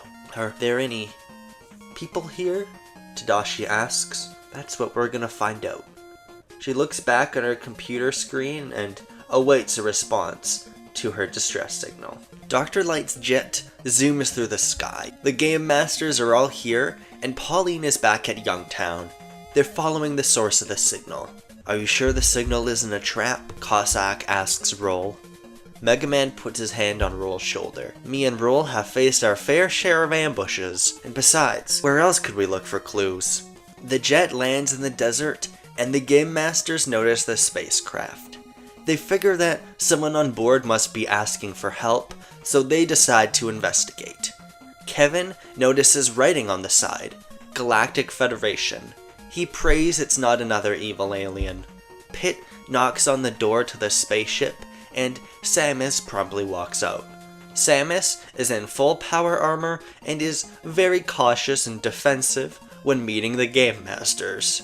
Are you from this planet, or are you with the Federation? Samus spits. Pit stares blankly. We're from this planet, alright. We're the Game Masters, and we're here to help anyone in need. Is something going on here? Samus ignores his questions and steps forward. How many of you are left? How many people? Everyone has a similar reaction to Pit, as if it's slowly setting in that this stranger is truly from another planet. There's 8 billion people on Earth, if that's what you're asking. Mega Man responds. Samus breathes a sigh of relief and begins to audibly take note of the situation. No major extinction events, and judging by the amount of space junk in the atmosphere, likely spacefaring. We go to space every once in a while, Kevin remarks. I mean, not us, but us as a species. Samus takes a moment to look up and down at everyone, sizing up the situation. She goes back to the ship and looks towards everyone. You may enter. I have a message to impart. Everyone enters the sleek gray Galactic Federation ship and sits around in various places. Roll and Cossack are back at the jet in case they need to make a speedy getaway. Kevin takes note of an ice ray on the ship behind a breakable glass. Samus takes off her helmet on her power suit and talks to everyone on board. My name is Samus Aran. I come from the capital city of the Galactic Federation. The organization was supposed to bring peace throughout the galaxy, but after a threat set its eyes on Earth, they refused to help. I had to go rogue. What threat? Mega Man asks. Mother Brain. She's a biotic entity, created by an organization called the Nora Science Academy. I don't know why, but she's hell-bent on making it to this planet no matter what. If she makes it, it could spell doom for your entire species. The Galactic Federation? The Nora Science Academy? Kevin thinks. Tatanka mentioned both of those things. How can you speak to us if you're from another planet? Mega Man asks. Samus shows her some kind of babble fish mechanism thing. I don't know, science fiction stuff. Originally, I had Lana say this line, but how does she speak English? I don't know. Let's move on. Mother Brain controls the Metroids. Small, flying, blob-like creatures with beaks. If they bore their teeth into you, it plants acid right into your heart and kills you from the inside. We already lost one planet to them. Metroids. Pit starts to think, can you draw one for me? Samus is a bit confused, but sketches a very basic drawing of a Metroid, and Pit recognizes it right away. My home, Paluopolis. It used to be settled by a race of wizards called the Lephanes. They have documentation of exactly those things, only they call them the Kometos. Is that why Mother Brain wants to go to Earth? All I know is that her sights are on this planet, says Samus. Why didn't the Galactic Federation want to save us? Lana asks. They didn't think anyone lived here, says Samus. I thought it was a risk worth taking. Lana is shocked. You must have given up so much. Samus ignores her. Is there anyone who can help us? Any leaders to talk to? I think we're your best bet, says Mega Man. The leaders on this planet aren't the most useful either. Right. If you see any Metroids, inform me immediately, Samus says. And if the worst comes to pass, their weakness is ice. Any freeze blast can stop a Metroid in their tracks. I have an ice cannon installed on my arm, and there's a ray gun on this ship. One of you can take it. Mega Man smiles and flaunts his own arm cannon. If that's all it takes, I might have us covered too. I'm Mega Man, by the way. I'm a robot. We have robots on Earth. Everyone else introduces themselves one by one. Last but not least, Tadashi comes out of hiding to awkwardly introduce himself, then go back into hiding. He came with the ship, Samus dryly remarks. Roll runs right onto the ship as she says this. You guys might want to see this. She shows everyone news footage on the TV. King Hippo was spotted recently in both Youngtown and an island in the Pacific called Hippo Island. In both pictures, he's carrying an unconscious Simon over his shoulder. Roll says they should go look for him in Hippo Island, although they'll have to be careful because it's ruled by a notoriously cruel dictator named Chief Capicola. His name is actually Coral Cola, but I'm a hack who doesn't know the Star Tropics lore, so I flip-flop between like 3 different ways of saying his name that none of them are even correct. I'm tired. Samus adds that Mother Brain has powerful teleportation magic and can circle a globe in seconds. It's a long shot, but if anyone could take someone across the globe in a second, it's her. The Game Masters chart their course for Hippo Island with a new ally alongside them. In the next scene, Eggplant Wizard splashes a bucket of cold water over Simon to wake him up. Simon is bound by chains to a wall and is unable to escape. Ah, for fuck's sake. It's you again, Eggplant Guy? I thought we got rid of you. Shut up! Eggplant Wizard slaps him across the face. You think you and Pit can laugh at me? Huh? Well, it's gone on for too long. I am the great Eggplant Wizard, former wielder of the 3 sacred treasures and the greatest wizard in all of Paliopolis. You know, for a psychopath, you got a lot of self-awareness. Simon jeers. You're so much of a dickhead you made your head a dick. King Hippo! On command, King Hippo punches Simon in the stomach. Simon coughs blood. Now, Simon, you're going to answer my questions, or I've got more punches coming your way from a world-class boxer. What happened to the power of chaos? Chaos? Simon asks. Didn't you watch the news, buddy? He disappeared. Went poof right out of the sky. Lies. Eggplant Wizard signals for King Hippo to punch him in the gut again. According to my detections, it's still here. So either you fess up, or she gets it. King Hippo walks in with a giant eggplant in his hands. Simon can tell right away it's Daisy. King Hippo opens up his mouth and prepares to take a big chomp when Simon yells, "Stop!" It's my cousin Soleil. The power is with him. Eggplant Wizard smiles. Thank you.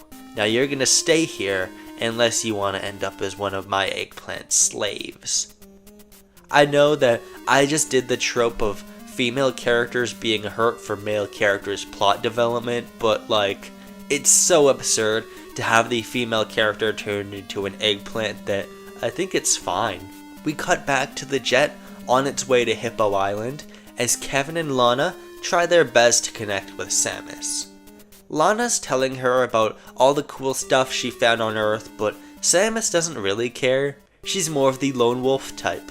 The plane touches down, and that is the end of Act 1. A big trend for Captain and the Game Masters is that it's the entry where I get to finally start introducing a lot of elements from the show or comic that haven't gotten to be in any of the movie pitches yet.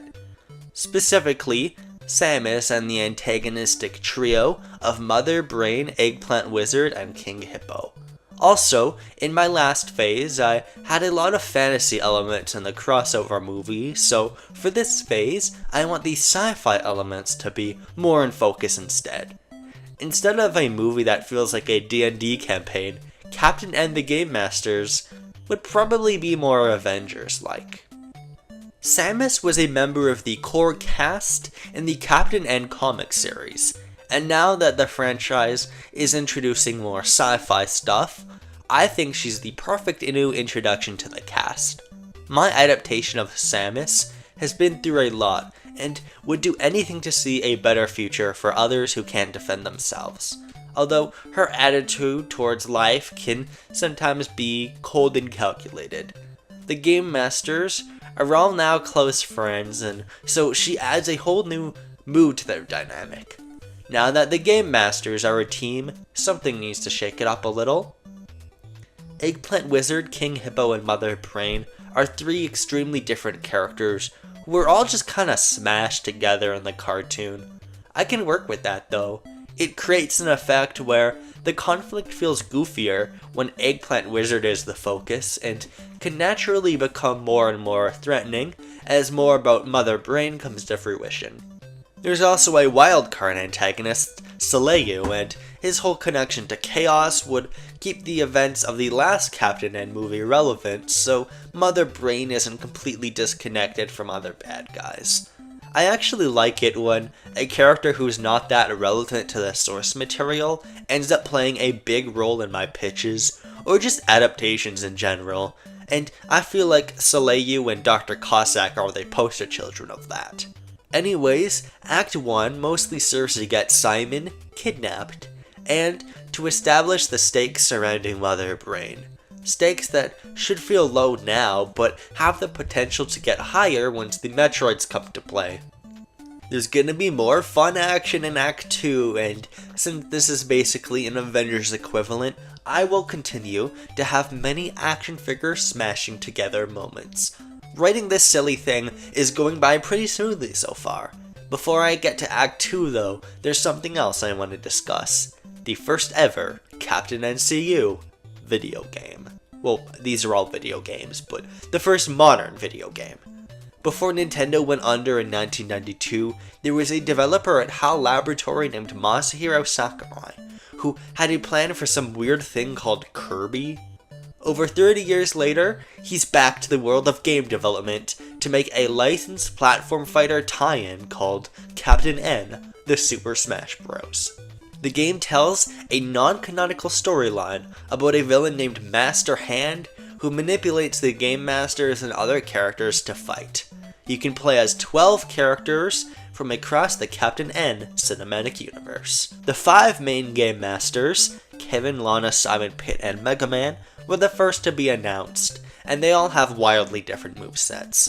Lana is a sword fighter, Simon and Mega Man are projectile-heavy zoners, Pit is a floaty character with the occasional spell, and for his neutral special, Kevin uses Gun. Samus is also on the roster. She's more of a heavyweight, and Proto Man is here too with the same stats as Mega Man, but different specials since he has the powers of different robot masters. He's more of a rushdown character and can make use of his shield. Well, according to rumors, Trevor Belmont was planned as a clone of Simon, but was relegated to a costume midway through development. Mario and Luigi are also in the game as a duo fighter. There are 4 villain characters who are unlockable through beating the game's classic mode: Bowser, Garland, Eggplant Wizard, and King Hippo. They roughly match onto both Captain N movies, with Bowser and Garland repping the first one, and Eggplant Wizard and King Hippo repping the second one. Eggplant Wizard would probably be the most annoying character to fight, and King Hippo could not recover. Garland would be the highest on the tier list and completely break the competitive scene. Well, that is until people discover you can wobble as Mario and Luigi. Captain N the Super Smash Bros. Is purchasable on Sega Jupiter consoles at a Walmart near you. The Game Masters land on Hippo Island and exit the jet. Roll, Cossack, and a terrified Tadashi stay behind, so maybe we can get a couple of comedic scenes with them. We also get a scene of Simon being thrown in a prison. He begs to see Daisy, so King Hippo tosses a walking eggplant inside. Simon hugs the eggplant. The Game Masters discover that Hippo Island is a beautiful paradise with bright blue beaches and quiet locals. Those locals, however, seem to be afraid of something and won't disclose much about the place. The Game Masters collectively decide they have to ask Chief Coca-Cola and head straight to his palace. Coca-Cola's palace is a huge compound that towers over the comparatively modest houses. There's a huge fountain in front of it, and it's guarded by 2 men with AKs who refuse to let them in. "State your business," one of the men barks. We were wondering if you had any information on where King Hippo is." Mega Man asks. We're fans. We came all this way for him. The guards' demeanor changes, and they smile at the Game Masters.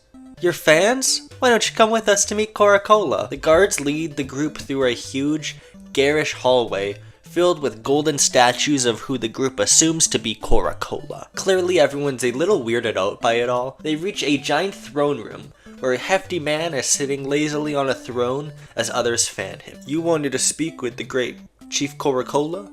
He asks. The Game Masters reading the room bow down in front of him. Samus does not. We're looking for King Hippo, Great Chief, says Lana, putting her diplomatic skills to the test. He has something of ours we would like to get back. Ah, King Hippo, the great boxer. Coca-Cola smiles. He then shifts to a serious look. Are you saying he's a thief? Lana is flustered. No, I... Only kidding, Coca-Cola chuckles. He told me he's hiding in our military bunker for the time being. Military bunker? Lana asks. I can tell you exactly where that is, if you do something for me. You must defeat my warriors in a joust. The Game Masters stare at each other in shock. They immediately understand this is their only way forward. Coca-Cola grins. He leads the Game Masters down a long hallway. Everyone's cautious, but accepts that it's just what being a Game Master entails. That is, except for Samus. Are you sure this is what we should be doing right now? She whispers to Lana. Mother Brain could be gaining strength as we speak. Lana smiles. It's okay, Samus. Have a little faith. She gestures towards everyone walking ahead. Samus doesn't seem to understand what she means. As they move forward, the terrain starts to get darker and darker and more cavernous until they reach a giant chamber. The center appears to be a huge obstacle course made from stone encircled by an arena. A few ostriches are in pens off to his side. The rules of a Hippo Island joust are easy, Coca-Cola explains. You get a lance, knock your opponent off their mount, and don't get knocked off yourself. Seems simple enough, says Kevin. As he says this, the ground shakes and the rocks shift around the arena to unveil a pool of lava underneath it all. He gulps. You might recognize that this is basically a recreation of the 1982 Williams game Joust, which indeed received an NES port. I wanted some big set piece for Act 2 that isn't just a fight, so I thought adapting this game could be fun. If you're watching this video, Joust will probably be relevant to you for the fact that Nintendo basically ripped it off and called it Balloon Fight. Kevin nervously speaks up. Hey, do we have to... As per Joust rules, I can select which 3 of your warriors must compete, says Coca-Cola.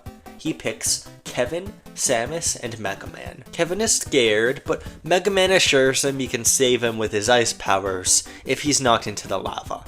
Samus is extremely annoyed, but goes along with this whole thing anyway. Coca-Cola offers them the chance to choose which of his warriors have to compete in the joust, and all his warriors are burly men who all look equally athletic. They pick 3 people at random, and the joust begins, everyone being given a lance to fight with. The people not competing are sitting in an audience at the sides of an arena. The 3 warriors are experienced jousters, and form a strategy where they circle the arena and close in to try and knock their opponents down. The Game Masters are caught off guard and can barely control their ostriches. Kevin sees an opening in their approach and mentally contemplates running forward, but his nerves keep him from controlling his ostrich to the direction of the lava. He's the first to be knocked down, and as he's pulled away to the audience, the joust continues. As Kevin sits down in the audience, he's very disappointed in himself at not being able to do what others can do. He thinks to himself, how is he supposed to keep up when he doesn't have the skills of the other Game Masters? As the joust continues, Coca-Cola's warriors use the same strategy they were doing before.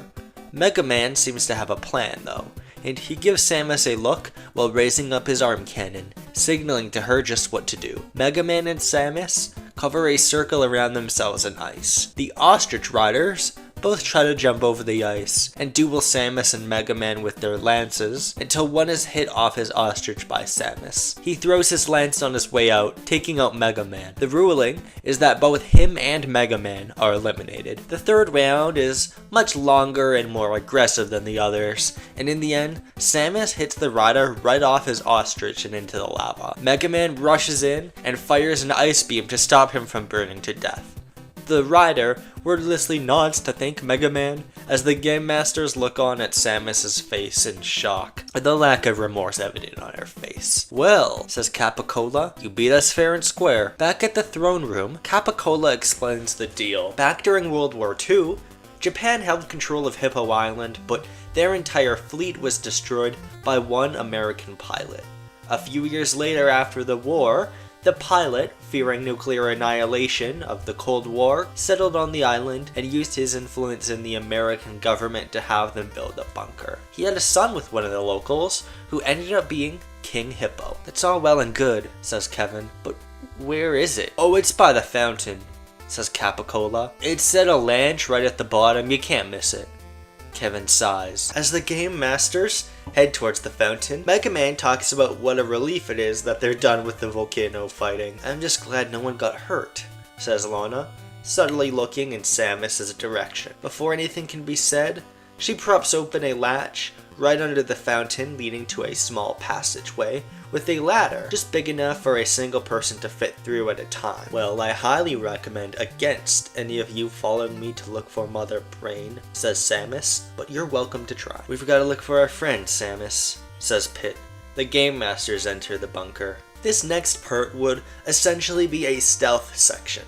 Samus sneaks through the facility to look for Mother Brain, while the others look for Simon. The bunker has long, complicated hallways, and they just have to avoid the gaze of various eggplants who are patrolling around to look for intruders. Pit instantly knows who they're dealing with, and explains to the others who Eggplant Wizard is, and that he's probably teamed up with King Hippo. There's a bunch of stealth set pieces, with crazy Metal Gear Solid-like camera angles, except the Metal Gear franchise stopped with the release of Snake's Revenge in 1990, so I'm not allowed to mention Metal Gear Solid. The main Game Masters team finds Simon Belmont's cell and rejoices. Mega Man breaks the lock to his cell, and Pit hugs Simon. "Pit, old buddy, oh man, it's been a while," says Simon. "I wish I could have made it to your Halloween thing, and I wish we weren't meeting this way too." "Are you okay? You look hurt. What's happened to you?" Pit asks. "A lot, actually," says Simon. "I'll explain later, but first, you don't happen to know the eggplant spell, do you?" He motions to the eggplant in the cell next to him. Pit smiles. "I knew Eggplant Wizard might try to get revenge, so I learned the spell just in case." He casts the spell on the eggplant, turning it back into a human. It turns out to be some guy Eggplant Wizard kidnapped and turned into an eggplant. "What the hell?" Simon yells. "I thought you were Daisy. You mean I've been smooching some guy this whole time?" The man blinks. Excuse me?" Simon looks to the rest of the Game Masters. "I'm glad everyone is here to help me, and I wish I could catch up with you all, but we've got to go rescue Daisy and get out of here fast." "Don't worry, Simon. We'll help you rescue her," says Pit. "We've also got a new ally of our own now." We cut to Samus sneaking through the hallways. She reaches the giant computer room where the main three villains are waiting for the next course of action. She tries to take Mother Brain out when she's hit by a psychic attack and writhes on the ground in agony. She hears a voice in her head telling her that if she leaves Mother Brain alone and just allows her to get the powers of chaos, she won't have to unleash her Metroids and kill anyone. Eggplant Wizard creeps up to her with a "What have we got here?" The Game Masters make a mad dash through the bunker, turning every eggplant back as they go and telling them to get out of there. Simon explains that they have to go to Paluopolis immediately after this. He was tortured into giving up that his cousin Soleil has the powers of chaos. Eggplant Wizard then used the powers of a giant brain thing to locate him. Turns out, Soleil is trying to kill the people of Paliopolis since he knows about Simon's connection to them. The rest of the game masters fill in Simon on all the info with Mother Brain, Samus, and the Galactic Federation. I do hope Simon could be the focus of this part since he's been missing for a big chunk of the movie earlier on. Christ, why can't we just fight a normal villain like Dracula or something? Simon mutters. Eventually, they reach the computer room, which is completely filled with eggplant people and no Samus to be found. Everyone knows what to do and an action sequence plays out. This part would be less of an actual action sequence and more of a mad dash for Pit to rescue as many eggplants as possible, with the others holding off Eggplant Wizard and King Hippo. Simon takes back his whip and is able to overpower both villains a lot more effectively. Kevin's just kinda in the corner, not able to do much, and Lana seems to be fighting with a strange amount of efficiency, like her powers of light are helping her out in some way. About half the eggplant people are saved, so there's a bunch of confused civilians running around who Mega Man is trying to save. Eventually, after Daisy and Samus are freed, Mother Brain appears and envelops everyone in psychic energy.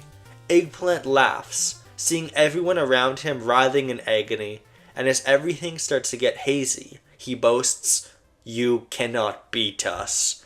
You cannot beat us." Everybody opens their eyes to see beautiful green hills around them, and the scent of salt in the air. This is Paliopolis. The game masters immediately recognize why they've been sent here.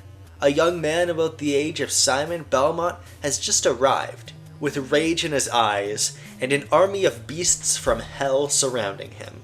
It's Soleil Belmont, carrying a spear and wanting nothing more than the destruction of everyone connected to Simon Belmont. He's surrounded by monsters made from clay, zombies, and fish people. On the other side of the battlefield is Mother Brain, weakened from her teleportation, but bent on capturing Soleil for his powers.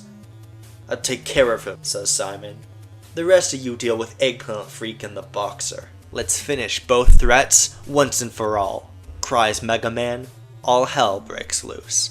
Pit is battling Eggplant Wizard and King Hippo, while Mega Man once again tries to save every innocent person on the island. Samus is looking for Mother Brain. Simon is going to confront Soleil, while the members of the Order of Icarus show up to try to fend off his monsters. Simon demands a fair fight from Soleil as his monsters become overwhelming. I know I tend to skip through action sequences pretty quickly in my pitches, but I need to emphasize that this is a fight involving a bunch of Castlevania monsters, a wizard, and a boxer, so it would be huge in scale and more than the one paragraph I dedicate to it. There's a lot of civilians, and protecting them is the priority for Mega Man, Lana, Kevin, and Daisy.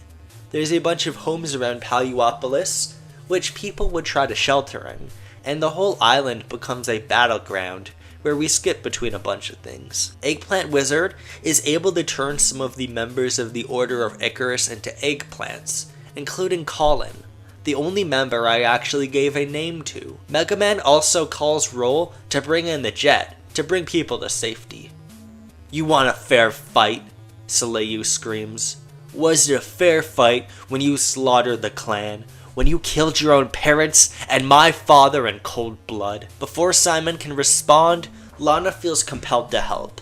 She envelops everyone in a blinding light that makes all of Chaos's monsters disappear. The game masters look towards Lana in shock and fear until Kevin goes up to her and calms her down, saving everyone from a potentially really bad fate.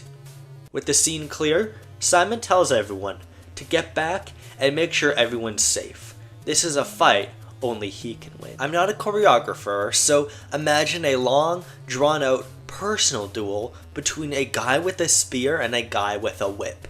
Simon is the more technical fighter, while Soleil is fighting with pure rage.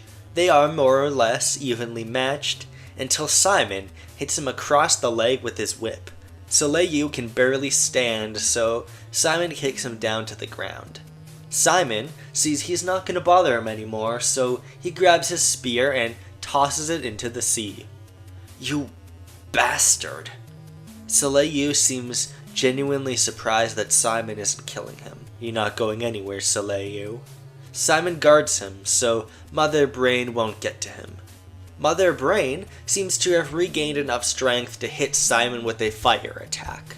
She then hits everyone on the battlefield with a psychic attack that stops pretty much everyone in their tracks. Even King Hippo and Eggplant Wizard are affected, and Eggplant Wizard screams at Mother Brain to stop. Mega Man seems to be especially affected by the psychic attack. His arms and legs start to move on their own, like he's being puppeted. Just when the Game Masters all get up and turn their attention towards Mother Brain, a big splat is heard throughout the island. Every single eggplant explodes in a giant mess of juice, including Eggplant Wizard. King Hippo cowers, horrified at Mother Brain taking out his ally and so many civilians. The Game Masters are equally as horrified at all the innocents being killed. This is a big tonal shift moment, where the conflict becomes a lot more serious than it was before. Pit is in tears at realizing his friend Colin has been killed. Give chaos to me, says Mother Brain. Simon is standing in front of Soleil to prevent just that. Mother Brain wastes no time, and a huge crowd of about 100 Metroids form, ready to kill everyone left on this island. Samus is on the front line, but can't hold off all the Metroids, and Mega Man isn't able to help. He's just slowly walking up towards Soleil. It seems machines like him are susceptible to Mother Brain's control. Just when it looks like the Metroids are about to massacre this entire island, one is shot right out of the sky. It's Kevin, using the ice ray from before, and, as you may remember, he's good at shooting. There's a big set piece where Kevin walks forward and one by one shoots every last Metroid. As he takes them all out, he eventually starts to get more and more flashy with it as the others cheer him on. Samus joins him to take out a few as well. This would be like the big badass needle drop moment in a James Gunn movie, but tonally it would not work to use a licensed song here. When there's just one left, Kevin spins his ice ray around, awkwardly drops it, but still manages to shoot it. Alright! He outstretches his hand, trying to high-five Samus. She's confused. Alright. Alien. As Mega Man nears Simon, he shoots a blast of fire towards him. Simon dodges. Whoa, Mega Man, what's going on? A Metroid squeezes its way outside of Mega Man's body like jelly, showing it made its way inside of him earlier. The Metroid is gonna make its way towards Soleil, but Simon stands in the way and ends up getting bitten. Soleil stands up. You saved me, Soleil says. You may be a fucking prick, but that doesn't mean you deserve to die. Simon clenches his chest in pain. Soleil uses an ice spell to freeze the Metroid and kill it. Mega Man grabs Simon and throws him out of the way, then tries to grab Soleil. Before that can happen, Lana envelops the Game Masters and all the survivors of the island in a flash of bright light, and in an instant, everyone but Mother Brain, Mega Man, and King Hippo are gone. Mega Man tells Mother Brain he knows where they should go next, and the two of them teleport away as well. Actually, three of them. King Hippo is going to, even though he's had a complete mental breakdown by now. That was certainly a lot, so to break the tension, we cut to Pauline and the Mario brothers at their home in New York City. Pauline is starting to worry about Kevin, as the three of them see a news report about Robotsville, a city founded by robots for them and humans to live together. Dr. Light and Professor Hector are visiting. The scene cuts to Hyrule Castle, where the survivors are teleported. They all catch their breath for a moment. What the hell do we do now? Simon asks. We can rest here, says Lana. But we need to figure out what's going on fast. I think I need to get help too, says Simon as he clenches his chest. Samus runs up to him. You were bitten? If you are bitten, then there's no way to survive. The Game Masters are in shock. Daisy runs up to him and hugs him. Their weakness is ice, right? Soleil asks. I can use ice magic to heal the wound. That would only delay it by a few hours, says Samus. I've seen hundreds of people bitten by Metroids and it's the same every time. There's no way around it. If I don't shoot you now, you will die of pain. No! Lana runs up to her. Look, Samus, here on Earth we don't kill each other no matter what the circumstances are. You're not gonna shoot Simon. You will die a prolonged death over the course of a few hours. It will be the most pain you've ever experienced in your life. I have a future, Simon says as he looks at Daisy. If there's a small chance I can live to see another day, I have to take it. If there's a weakness, I can't just let myself die. I brought us here so Mother Brain won't find Soleil, says Lana. You all can rest up. Tell my father Link I brought you here. Samus, why don't you join me and Kevin? We're gonna look for Mother Brain. We'll come back once we found her. Samus nods. Lana, Samus, and Kevin teleport to Earth while Soleil, Simon, Daisy, and Pit stay behind in the castle. We get a scene where these four decompress and meet the king and queen, Link and Zelda. Link would be portrayed by Oscar Isaac, and Zelda by whatever suggestion in the comments I like the most. Daisy is devastated at Simon being bitten, but Simon assures her that Mega Man will have enough ice power to freeze him, which he thinks can stop it. They just have to snap Mega Man out of his mind control. Pit explains to Link and Zelda what's going on, and Link says they can use the Royal Army if they need additional forces. Unfortunately though, there won't be enough room in the jet. The villagers of Paluopolis and other survivors who Eggplant Wizard kidnapped take refuge in bedrooms around the castle, and the village elder takes a moment to remember Colin and the other members of the Order of Icarus they lost. So Soleil, Simon says, had a change of heart? Soleil stares blankly at Simon. When you sacrificed yourself in front of that Metroid, it reminded me of my father, that's all. He sacrificed himself for me too, and I only continued the bloodshed. Simon, it's not your responsibility the Belmont clan is gone. I'm sorry. Simon puts his hand on Soleil's shoulder and motions to Soleil, himself, and Daisy. The Belmont clan isn't gone. Meanwhile, Lana, Kevin, and Samus are back in Paluopolis as Dr. Light's jet touches down. Tadashi is still in the jet along with Cossack and Roll and is still terrified. Kevin asks if they can go to his home so he can tell his parents what happened, so the jet takes off. I hope I was useful with the Metroids back there, Kevin says to both Samus and Lana. Are you kidding? Lana exclaims. We would all be dead if it weren't for you. You did great. Kevin smiles. What do you humans do to learn to shoot so well? Samus asks in a rare moment of actually caring about Earth. As the jet lands, Kevin runs to their house and hugs his mother, explaining everything that's been going on. Lana looks at the news report and tells Kevin he thinks he might just know where Mega Man has led Mother Brain, the one place where all the robots have gathered. They take a moment to decompress, but before they teleport to Hyrule Castle, Mario and Luigi stop them and ask if they can help. The two of them have briefcases filled with something they say is their secret weapon. They click open the briefcase to reveal red flowers, the kind from the Mushroom Kingdom Luigi has started to grow here. Perhaps this could help, Luigi asks. Kevin facepalms. Uncle Luigi, those are fire flowers, the exact opposite of what we need. End of Act 2. There's a lot to discuss. This phase had a lot of characters getting possessed, mind-controlled, or have evil clones. It happened with Mario, Lana, Simon, Soleil, Dr. Jekyll, so I figured it makes sense to bring it to its natural conclusion for the final movie, by having Mother Brain mind control a bunch of robots.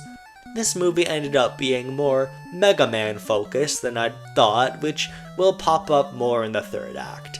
I am glad for that though, because I felt like Mega Man didn't have that big a role in the first Captain N movie, and now that the phase is more sci-fi adjacent, it makes sense for his end of the universe to get more focus.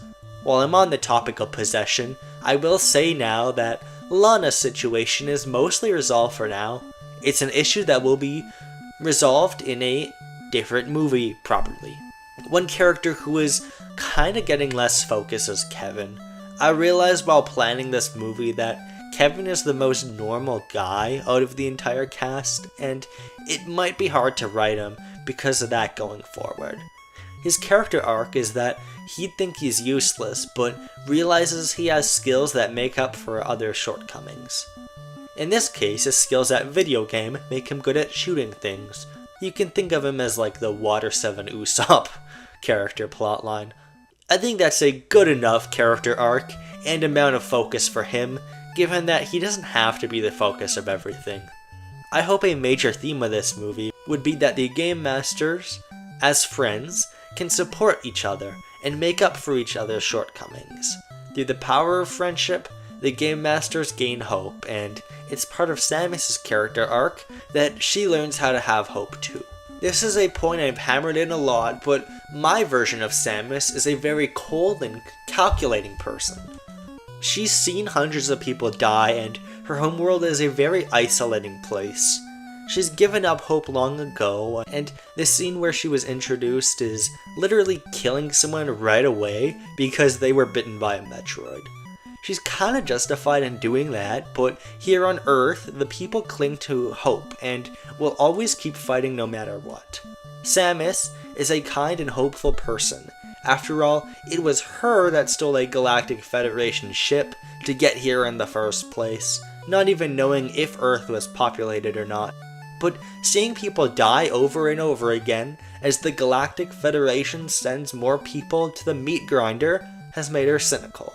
Through fighting with the Game Masters, she'll learn just how to trust others again. Soleil has a bit of a similar character arc, which I don't think I need to explain because it was pretty straightforward. I want him to be set up as a sort of mentee figure to Simon. I still have not explained why Mother Brain wants the power of chaos, but I'll get to it. Also, rest in peace, Eggplant Wizard. It's not really explicit in my pitch, but I think he would believe he's manipulating Mother Brain when in reality it's Mother Brain who is manipulating him. Honestly though, he just doesn't have to be the main villain, and I think him dying so the plot can get more serious makes sense. King Hippo was mostly following Eggplant Wizard out of fear, so he's kinda following Mother Brain for the same reason too. Outside of the Castlevania movies, I haven't had very many character deaths, and you know what? It's kind of fun to kill characters as long as it's got an actual reason and isn't just for cheap shock value. Rest in peace to Colin, the one member of the Order of Icarus I actually bothered to name. He did get to defeat the main army in my Dr. Jekyll and Mr. Hyde pitch though, I suppose. The Game Master's brief pit stop in Hyrule Castle is mostly just because I'm wanting to incorporate Magicant somewhere in this movie. I have big plans for Magicant in the future, but it's not as plot relevant as it was in Phase 1 for the majority of Phase 2. Link has met the Game Masters before technically, but Zelda wasn't in my last Captain N movie, and maybe there could be a brief scene where she'd say hi. I think that's about it, but before I get into Act 3, did you know that another game company is trying their own cinematic universe? That's right, to compete with Nintendo's universe, rival company Sega launched their own attempt at a cinematic universe using their IPs from the Sega Genesis era. It starts with The Blue Blur, a movie about beloved character Sonic the Hedgehog going to Earth and meeting a character named Tom. They had no time to delay it to fix Sonic's design because they had a cinematic universe to get to. It was followed by a sequel called Sonic vs. Knuckles, Genesis of Justice a few years later, which also set up Alicia Dragoon, Rent a Hero, and Echo the Dolphin. And it sets up future plans for a team-up movie. Streets of Rage was next, a spin-off involving Tom leading a team of reformed villains, and then Alicia Dragoon got her own solo movie, which was actually pretty good. The next film in the SECU, Sega Extended Cinematic Universe, was Eternal Champions, the big crossover team-up movie that was intended to compete directly with the Captain N movies. It wasn't a success and was critically panned. Part of that was due to the director leaving midway through the project. Jeff Fowler's Eternal Champions was later released as a Paramount Plus exclusive, and there's still a campaign online to #restore the Fowlerverse. Echo and Altered Beast were the next two films, and were actually seen as pretty good movies. Sega then decided to capitalize on the breakout success of Margot Robbie's character Blaze Fielding in Streets of Rage and released The Crackdown of One Blaze Fielding. It was not a success. Same with Alicia 1992, the sequel to Alicia Dragoon. Margot Robbie would reprise her role a few years later in The Streets of Rage. The next two movies were a spin-off and sequel to Altered Beast. First is Neff, featuring Dwayne "The Rock" Johnson as Neff, and Altered Beast: Rise from Your Grave. Rent-A-Hero was released right afterwards, which attempted to capitalize on nostalgia by featuring the return of Jaleel White as Sonic and Jim Carrey as Dr. Robotnik. It also had Amy Rose show up and really just had fuck all to do with Rent-A-Hero. The last two movies were Shinobi and the sequel to Echo, Echo and the Lost Kingdom. Overall, the SECU had a few good movies, but is mostly remembered as a failed attempt to match the success of the Captain NCU. There are rumors of a new Sonic movie coming out soon, so maybe that's something to look forward to. Let's get back to Act 3. Cossack picks up everyone in Light's jet, and everyone goes to find where Mother Brain is hiding. That's Kevin, Lana, Daisy, Roll, Cossack, Pitt, Tadashi, Samus, Simon, and Soleil. Pitt asks where they're going, and Roll shows a news report about Robotsville. Robotsville is located somewhere in the northwestern United States among the Rocky Mountains. The Game Masters are tense with anticipation for their climactic battle, and everyone's trying to hype each other up. Tadashi awkwardly introduces himself to Cossack in the cockpit of the jet. Cossack asks him if he's really from space, and they start to talk a bit about how Tadashi got here. You know, I thought I would have been in Galaxia around this time. Galaxia is a planet the Federation is fighting. They were gonna stick me there until Samus brought me here. She kidnapped you? Cossack asks. Well, yeah, I suppose, says Tadashi. But, I think it was for a good reason. Samus wants to help people. He looks out at the mountainous skyline. Still though, I miss home. Even if I go back now, so many years will have passed, I won't have recognized anything about it. Do you have a family? Cossack asks. Tadashi shakes his head. No, that's why I became a cadet. He laughs. Do you have anyone? I used to have a wife, but illness took her away from me, says Cossack. Now it's just my daughter Kalinka. She's back at the lab. Everything I do is all for her, for better or for worse. Oh hey, we should be at Robotsville soon. Roll enters the cockpit and grabs Cossack by the neck, throwing him to the ground and smashing the controls. Mother Brain's mind control got to her. Tadashi runs and screams, and the plane takes a nosedive into the mountains. Everyone panics and grabs parachutes, but it's too late, and they're ejected out of the plane. The crew tries to grab onto anything to no avail, and it looks like everyone is gonna die in the fall until Pitt yells, "Zoom!" In the nick of time, their motion goes from falling down to falling up. Pitt, says Simon, any idea how to make us go down? Unzoom! Anti-zoom! Zoom reverse! Pitt yells in desperation. Eventually, he decides to just cast zoom again and it works, sending everyone back to the ground. Huh. I guess that's the way to undo all spells, he realizes. Cossack sees Roll almost destroyed in the wreckage and immediately goes to her side. He tells everyone she will be alright, he just needs to take some time to fix her up. A shuriken flies past his face and the Game Masters look up from the wreckage. They're right in the middle of Robotsville, surrounded by bots. Robotsville is a small village made up of various futuristic-styled buildings. The place is home to about 40 different robots from around the world, and there's currently 20 humans, either visiting or residing here. Now, the place is on flames with humans hiding and trying to run from the robots.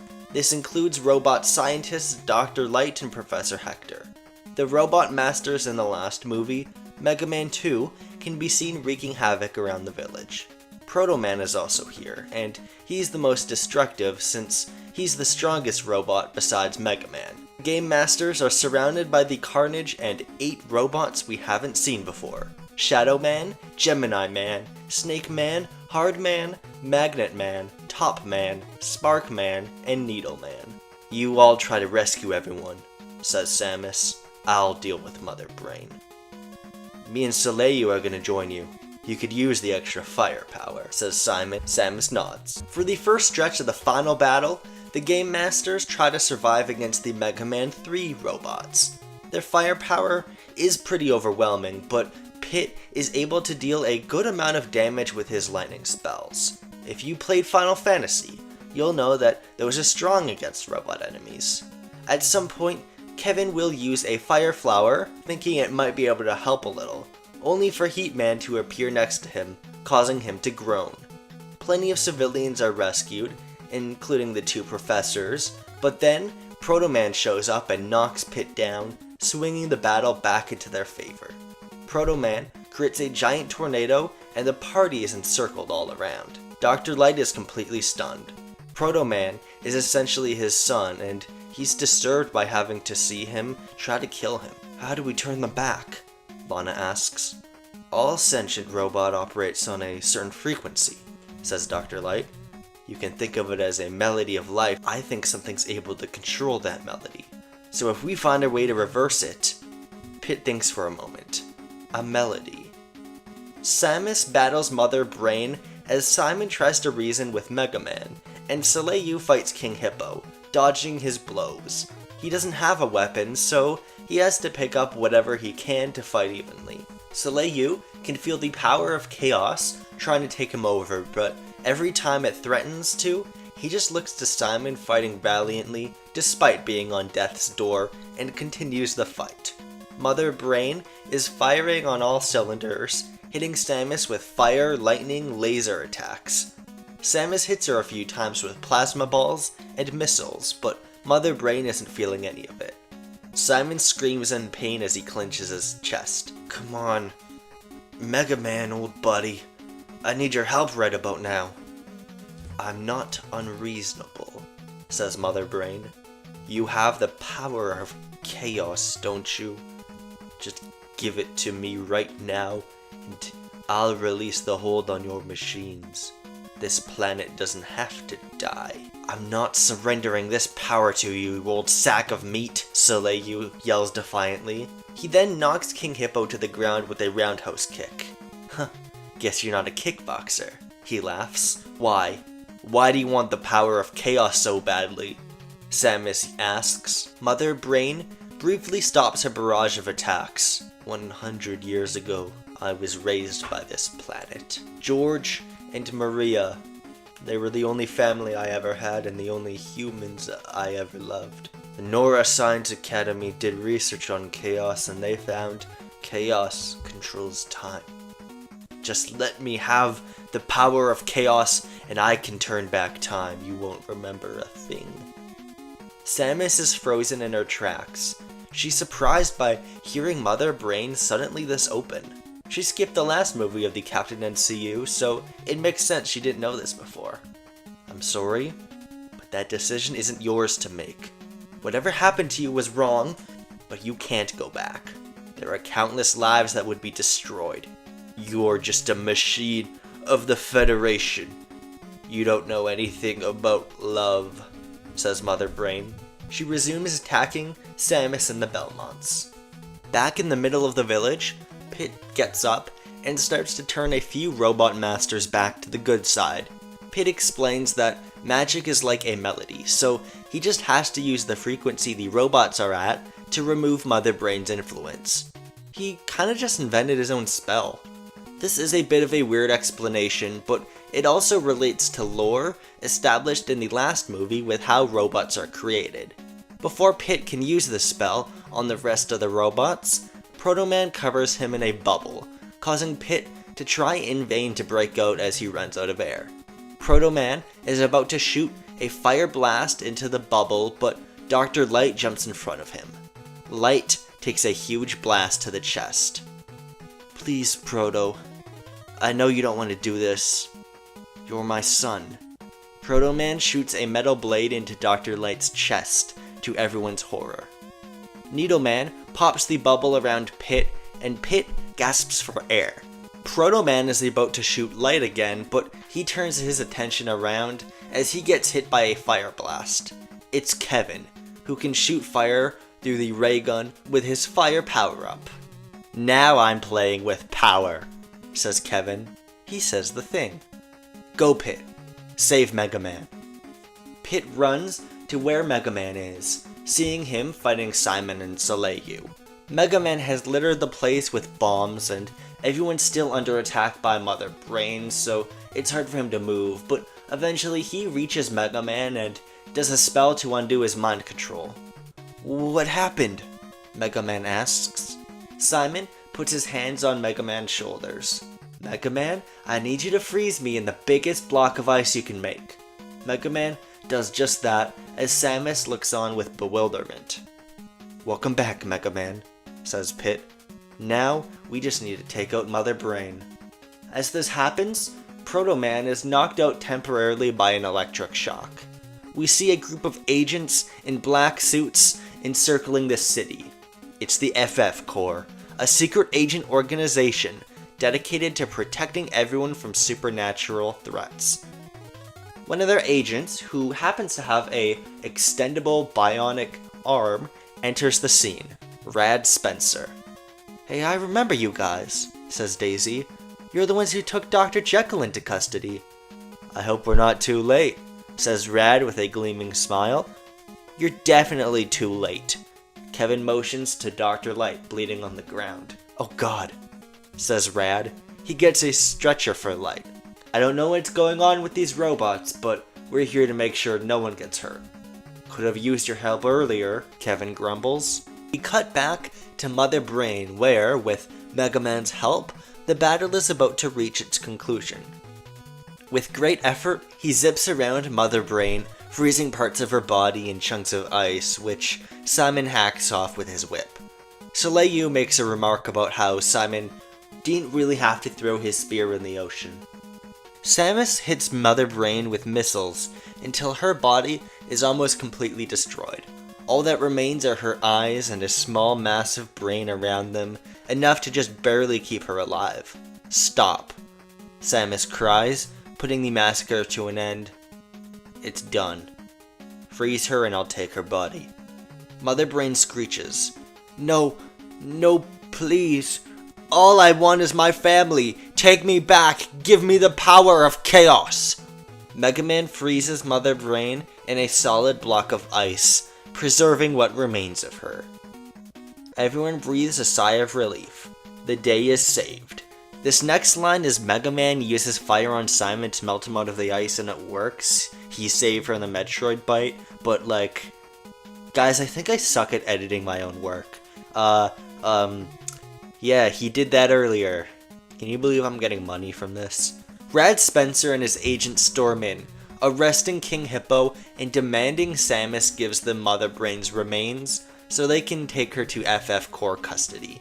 Samus refuses to let Mother Brain be experimented on again, understanding that it's how the whole mess started in the first place. Rad turns to Mega Man.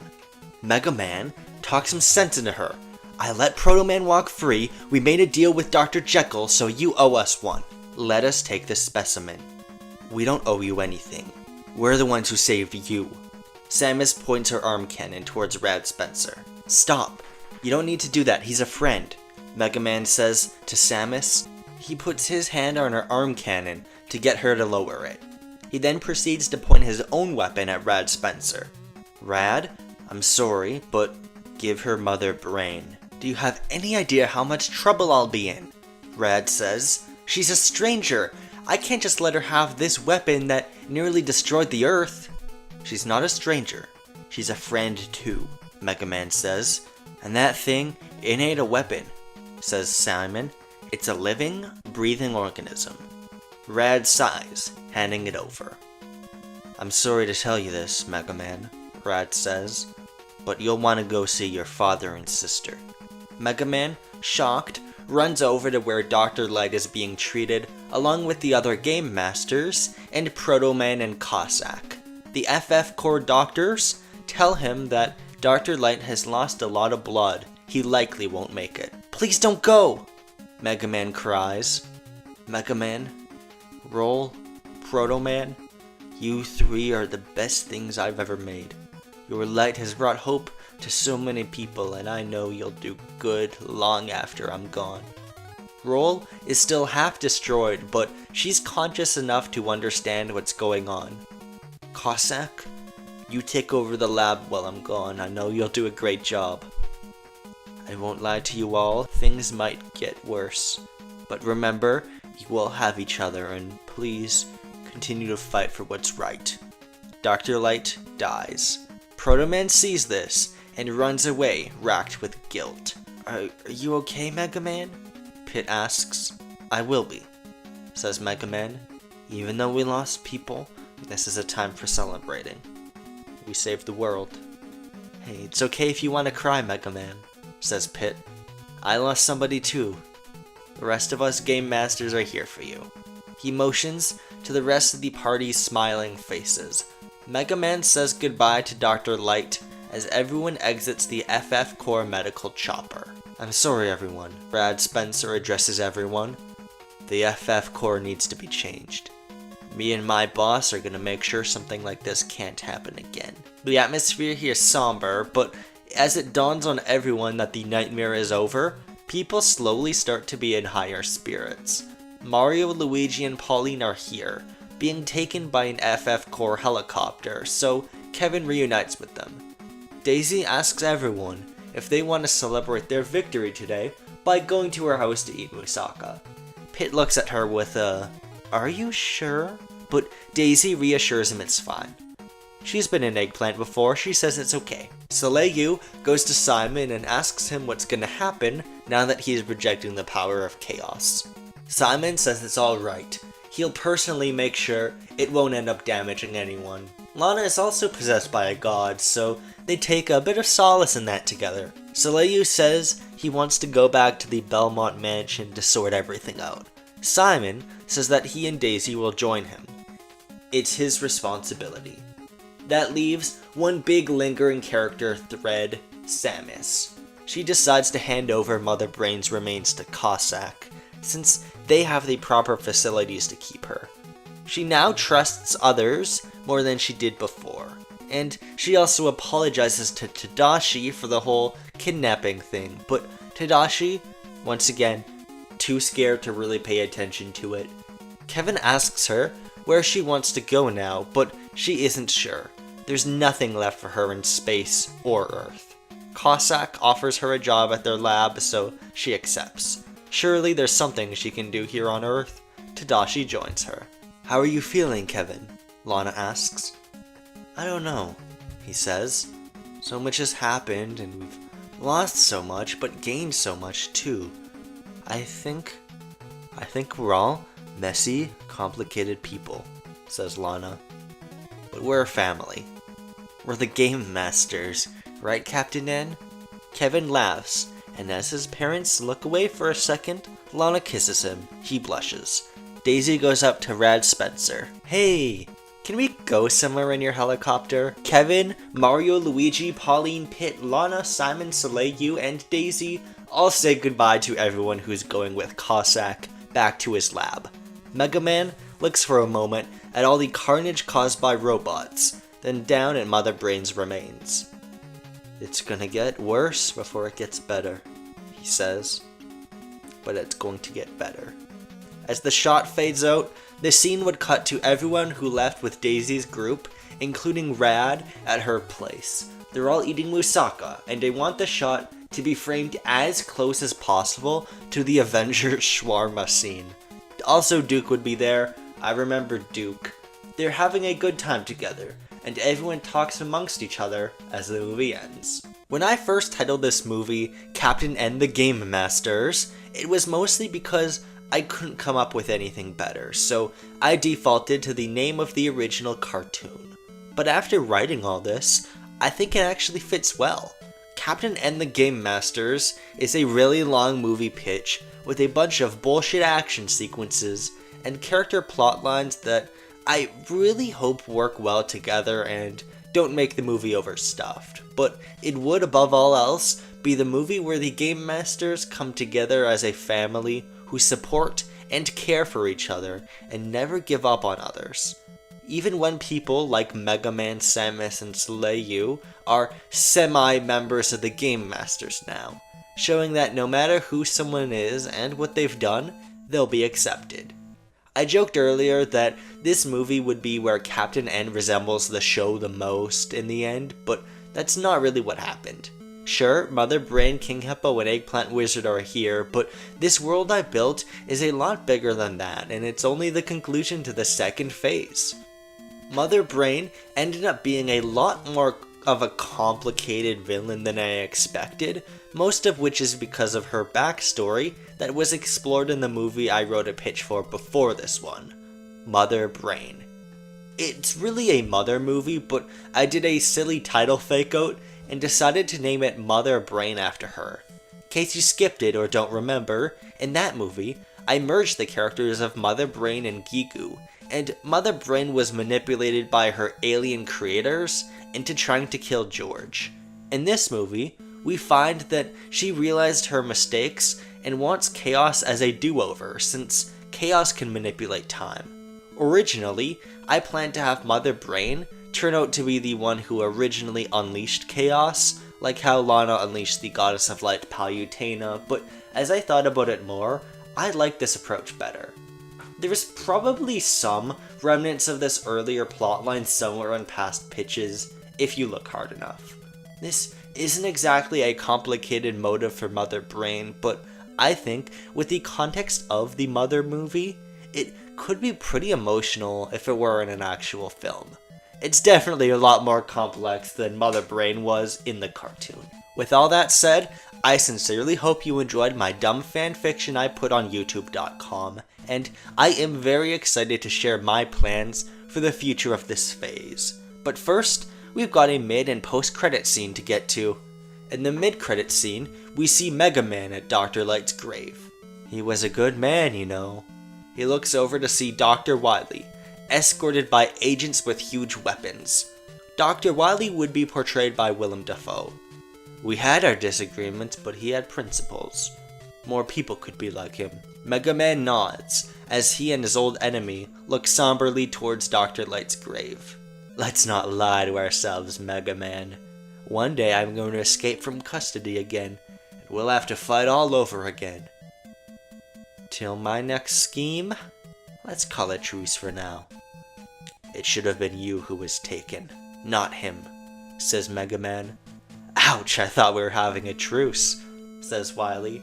But I won't say you're wrong. He was a better man than me. The agents get shaky around Wily after some of his comments there and decide he's had enough time at Light's grave, so they take him away. Wily looks back to Mega Man and says, "Continue keeping the peace, Mega Man," as he's taken away. The purpose of that post-credit scene is mostly just to be a nice wrap-up to Dr. Light and his legacy, and also for Dr. Wily to Aura Farm. This pitch had quite a bit more death than the last Captain N movie, and Dr. Light was a character who, unfortunately, makes a lot of sense to kill.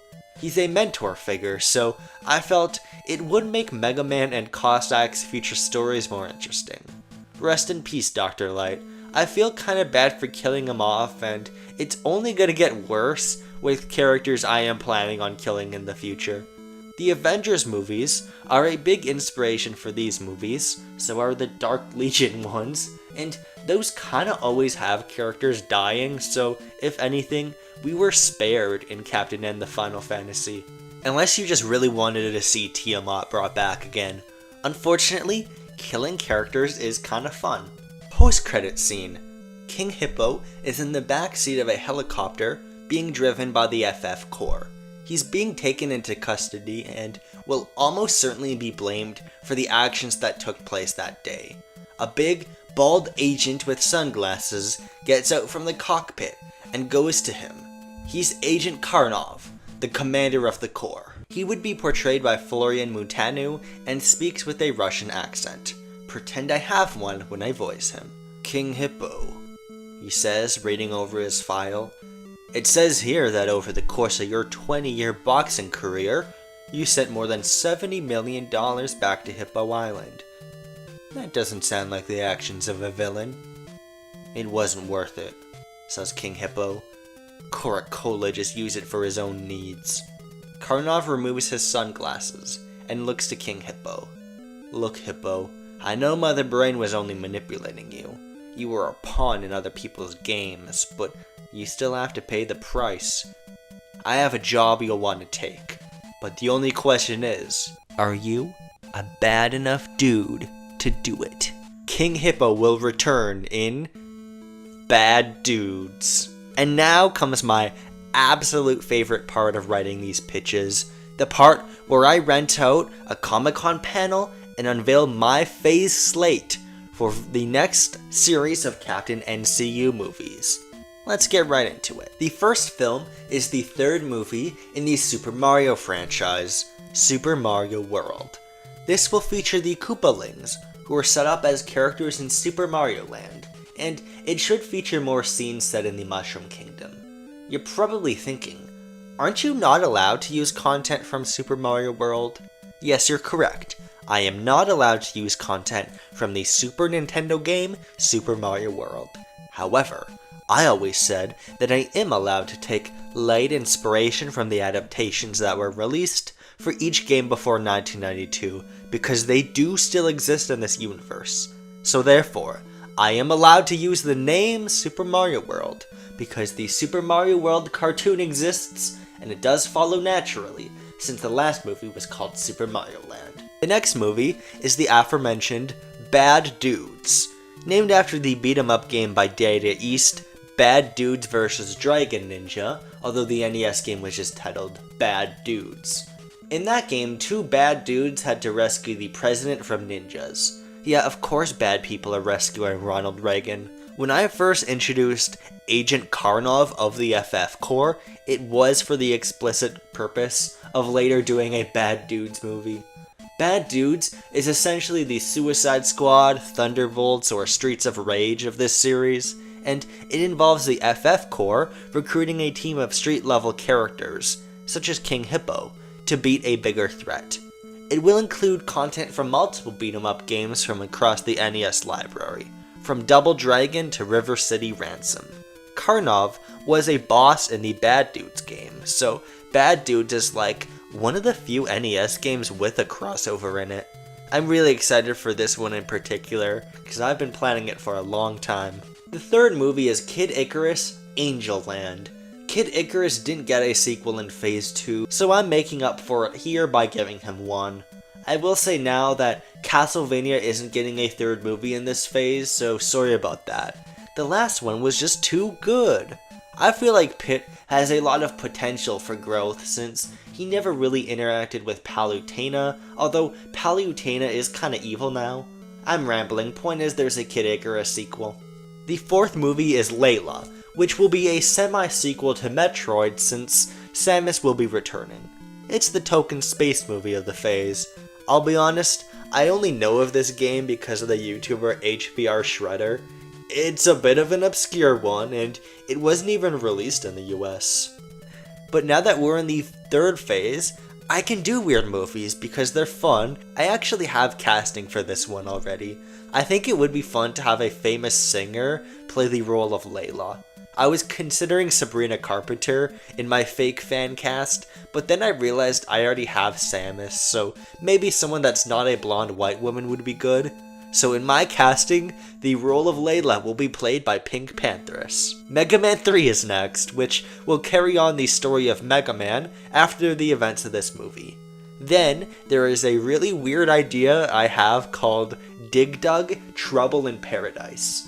Based on the Namco game Dig Dug, which only got a Famicom release and not an NES release. Dig Dug 2 got an NES release though, and that's where the Trouble in Paradise subtitle comes from. In every phase, I try to make at least one movie that's a period piece, so this is the one for Phase 3. It will be set in Las Vegas 1939, and I'm not going to give any more context, so that can just hang in the air. I'm gonna be honest, this is a weird one. People might hate it. I guess I can't make a single straightforward Namco adaptation in my Captain NCU project. I came up with this Dig Dug movie idea while slightly drunk at an improv show after party, so get ready for it. The penultimate movie of the phase is The Legend of Zelda Chapters of the Chosen. In Phase 2, I combined Zelda and Ultima, and now I'm doing it again, but for Dragon Warrior 4, which had the subtitle Chapters of the Chosen in Japan. I've only ever played one Dragon Quest game, Dragon Quest V, and an hour of Dragon Quest XI, which is not past the tutorial, so I am excited to play this one and to see how it can be connected to Zelda, both because it's one of the most influential video games of all time, and because it's got Torneko in it. The 8th and final movie of the phase will be Captain N: Power of Darkness. Unlike this movie, you won't get the pleasure of knowing who the villain will be ahead of time, partly because I have no idea, and it's something I'll have to figure out while planning the phase. I do have an idea, and I know how the movie will end, but no spoilers. And there's my Phase 3 plans. Super Mario World, Bad Dudes, Kid Icarus Angel Land, Layla, Mega Man 3, Dig Dug Trouble in Paradise, The Legend of Zelda Chapters of the Chosen, and Captain N: Power of Darkness. Technically this means that Phase 3 will have one less movie than Phase 2, since Phase 2 had Ice Climber, and so far I've got no plans for guest pitches. I mean, if you've got a really good guest pitch idea, I'll hear you out. My next video will cover the first 3 movies, and then the video afterwards will cover the next 4, before concluding with a video for Captain N: The Power of Darkness. And then we'll be at Phase 4, the last one in this universe. I do actually have all my Phase 4 movies lined up, but you don't get to know them yet. With all that said, I think it's about it.